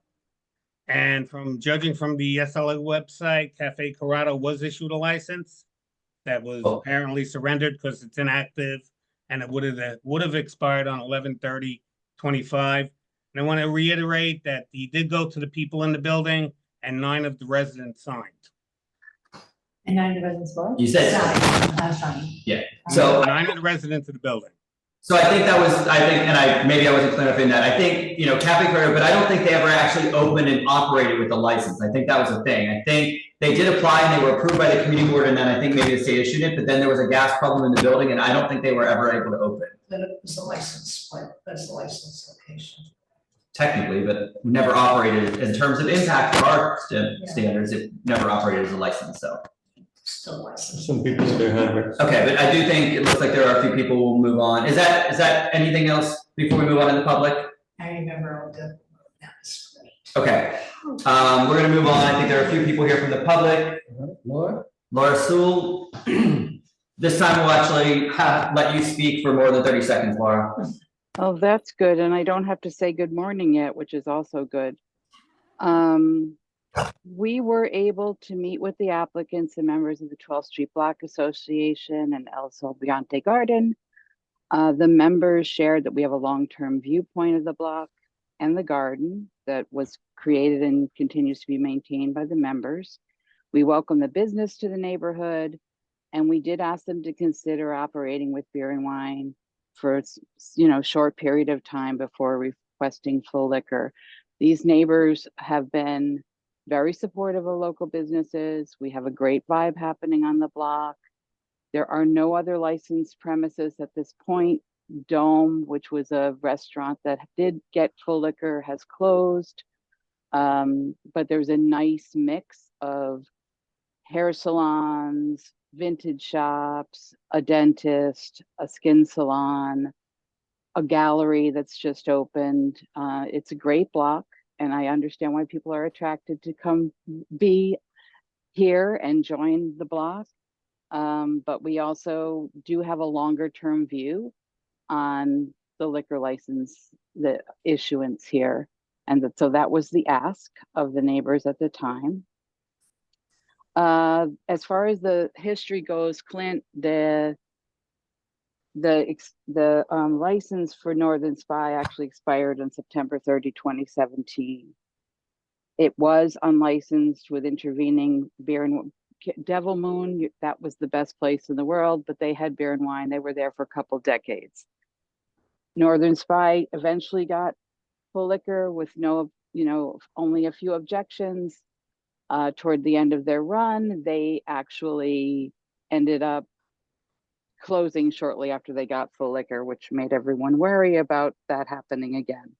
And then Riclet got full liquor with no objections, but never did become licensed. And Cafe Corretto was approved, but they were not open long enough again to become licensed. It soft opened only briefly before being shuttered for a gas issue. This is unprecedented territory as how that particular thing would be viewed by the SLA, but does not appear on the lamp.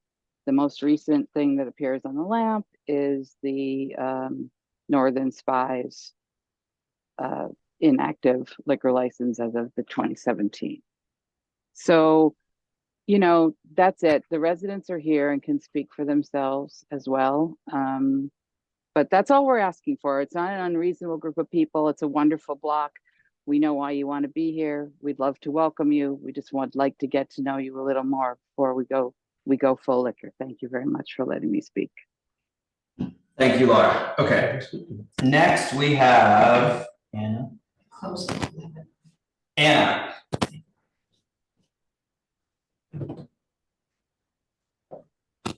Anna, you can go ahead and unmute yourself and speak, please. Oh, sorry about that. Technical difficulties. Can you hear me? Can, thank you. Thank you all. I know it's a super late night. I will be brief. I think Laura said it all very well.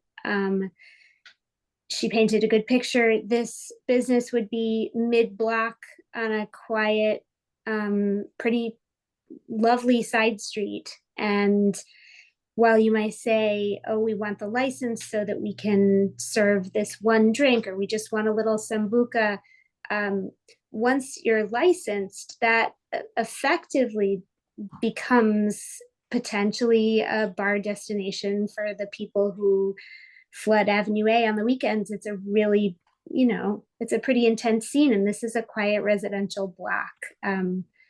So I just want to make my plea. We do welcome new businesses. We are reasonable people, and we want to be able to have a diverse group of businesses and a diverse group of residences and residents. And in order for that to be true, this can't just be a place where college kids want to live. Families have to be able to live here too.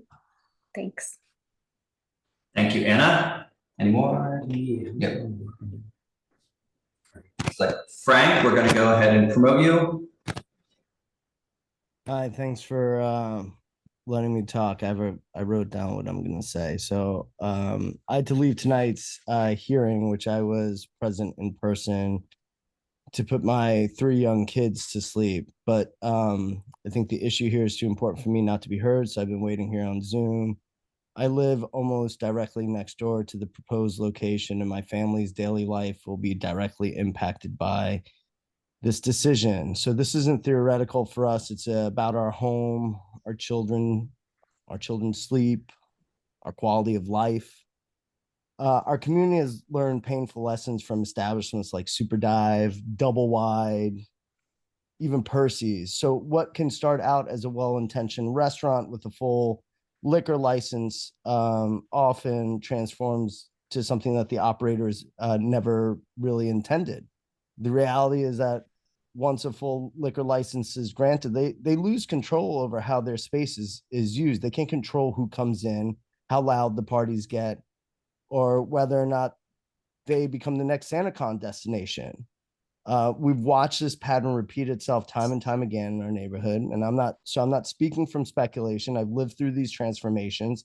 I've seen firsthand how they affect families like mine. And while the current owners may have the best intentions today, a full liquor license opens a door for things that can't be easily closed. That will impact our community for years and years to come. So this isn't just like business decisions. These are decisions that impact real people, real families, real children, real homes. And I'm here to express my strong opposition to the full liquor license for the House of Pasta at 511 East 12th Street. As a longstanding East Village resident, I've been here 30 years, 20 years on this block. I'm a homeowner, I'm a parent, I'm a board member representing my building. I have serious concerns about this application. And it seems particularly unsuitable for this establishment with full liquor for several reasons, not the least of which is oversaturation. This immediate area has over 20 establishments that serve beer, wine, and liquor. Adding another alcohol serving venue doesn't serve our community's interests. It's a sensitive location. You've kind of started repeating yourself, so if you could. It's a sense. I got it. I got it. I have been waiting. So I wrote it down. I'm just trying to get it out.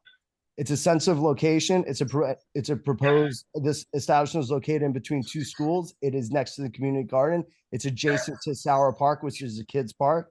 It's in the middle of the residential park. Yeah. There's a long-term community impact to this. There's a historic precedent with Old Devil Moon and Raclette being there. So as a community member who's witnessed the evolution here in the East Village over several decades, I want to have, I don't want to potentially compromise a safe, friendly environment that we work really hard to maintain. Okay, thank you, Frank. Or no, wait, that was Frank. Sorry. Yes. That was the last. Okay, sorry, I thought there was another bit. Okay. Okay, so thank you. So, okay. Any response to that quickly, applicant Michael? Anyone? Yes, I understand how they couldn't find it on LAMP because it was not easy, but I did find it with Cafe Carrata. And they were issued a license on 12/1/23. They obviously surrendered it before its expiration date of November 30th, 2025, but it was licensed. When the gentleman, I understand what he's talking about, but this is a restaurateur who's opening a Italian restaurant. I don't see any possibility of it becoming a bar, just the way the floor plan lays everything out. Our closing hours would be 11 o'clock, so we're not going to be attracting any college kids or people coming out to party because they're probably coming out at about that time. But the owners have run restaurants, there's chefs at restaurants, and that's what they run. This isn't a bar. It's never going to be a bar. We would be stipulating to 11 p.m. closing. So if we went out of business, anyone coming into the place later on would be pretty much held to the same stipulations we are, judging by, you know, how the community board does this. And in our minds, not having the ability to serve Sambuca or Anisette or other items like that would seriously affect the restaurant, people coming to it, and would, you know, damper the experience of having an Italian meal with a Sambuca with a double espresso at the end of the night. Okay, so that. They're 11 o'clock, they're closing at 11. So that answer is because, you know, my question was going to be if you would consider starting off with beer and wine for a period of time, but you've already answered that, so we don't need to discuss that any further. Andreas, do you have anything to say on that? You have to unmute yourself.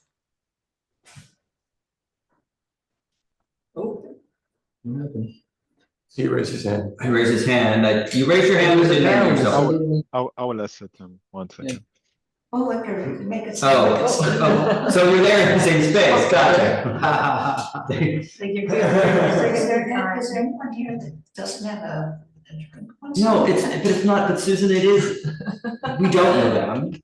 It's 11 o'clock restaurant, where you I know. never, so dealing with loads of problems, loads of problems. This is not the kind of place that becomes a problem. You're going there for pasta, this is not, it just isn't. We have restaurants that are open to 4 a.m. that have problems, we have beer, wine, bars. What about San Marzano? San Marzano was in that was a pasta restaurant like this. San Marzano and Second and Seven. I don't remember getting complaints about them. There were crap, there were. But they were. This is 30, They were at 11 o'clock, they were not at 11. yeah, this is 10:30, 11 o'clock, and it's 30 So seats. 11 o'clock. 30 seats. San Marzano was all young people. It was Yes. cheap and it was young It people. was. This is closing at 11. There's nothing evil. It's the hours and as you said, the method of operation that is the problem.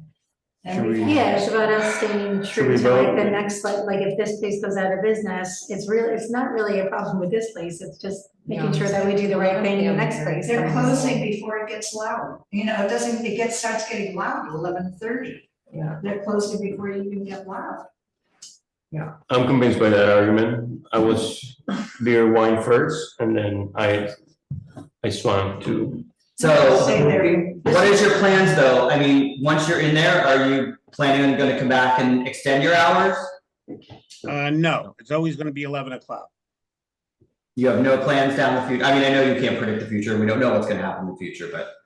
There's no plan to ever stay open past 11 o'clock. Well, let people have martini with their dinner. The thing is, with full liquor, they're actually making more money. Right, so it's more likely to stay there for longer, right? More Yes. likely to be there and they can afford to close earlier. Okay. Yeah, I mean, I know when I go out with my girlfriends, it's always just like, don't pick a wine only place this time, like, it's no joke, like, they like to sit down and have a cocktail Yeah, to is there start the anyone, meal instead of, I mean, this is. not everybody gonna be a drinks red margarita wine. place, but the people. No, but like, And did you, I know the reason Cafe Corretto closed because of an issue with gas in the building. You're gonna be an Italian restaurant. Have you worked with the landlord? Is that resolved? Yeah. I'm actually a mechanical engineer as well, so that was one of the first items that I looked into and made sure this item was resolved with the landlord and Con Edison as well. Okay. Okay, anyone else have any questions? No. No. So is I guess, like to make a motion to. yeah. Like to make a motion to. I'm losing my words right now. Resolution. Understandable. with the stipulations as presented. Okay. Michael, go ahead and put the stipulations up, please. So the stipulations would be, I, Andres Dominguez, as a qualified representative of Store of Pasta LLC. My license type will be a full liquor license, will operate a full service Italian restaurant with kitchen and open and serving food during hours of operation. Hours of operation will be 12 p.m. to 11 p.m. all days. Will not use outdoor space for commercial use. Let me check the second one. Which one was that? This one? No, second one. This one. Yeah. No security and soundproofing. You will close all. It is that facade does open, correct? Yes, it does open, but we're not playing loud music or anything like that. Okay, but still, it'll be you'll close your facade at 10 p.m. all nights, which yeah, definitely. Yeah.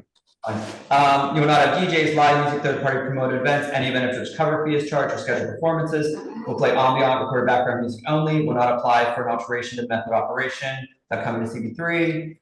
No pub calls or party buses. No unlimited drink special. Happy hour end by 7 p.m. No wait lines. Staff responsible for ensuring no loitering or noise. We'll post the stipulation. Residents may contact the manager at the number below. Andres Dominguez, 347-875-9151. Okay. Okay, we're going to vote on that. Steven? Yes. Guillermo? Yes. Shandy? Yes. Megan? Yes. Clint? Yes. Michael? Yes. Okay, that your application has been approved. We will be sending out the stipulations soon and with instructions to return them. Thank you. Thank you. Have a good night. Something else to remind you about. Jose Luis. Oh, yeah. So I would like to make a motion to deny Jose Luis, which was 186th Avenue B, number 15, for non-appearance. Oh, no. Okay, before I do that, just make sure. Oh, if you're here, please raise your hand for Jose Luis. Or no? No, okay. So I'm making a motion to deny for non-appearance. Second. Steven, Guillermo, Sandy, Yes. Megan. Yes. Clint, yes. Michael. Yes. Okay. Motion to adjourn. Yes. Second. Okay, stop. Yes. What's that?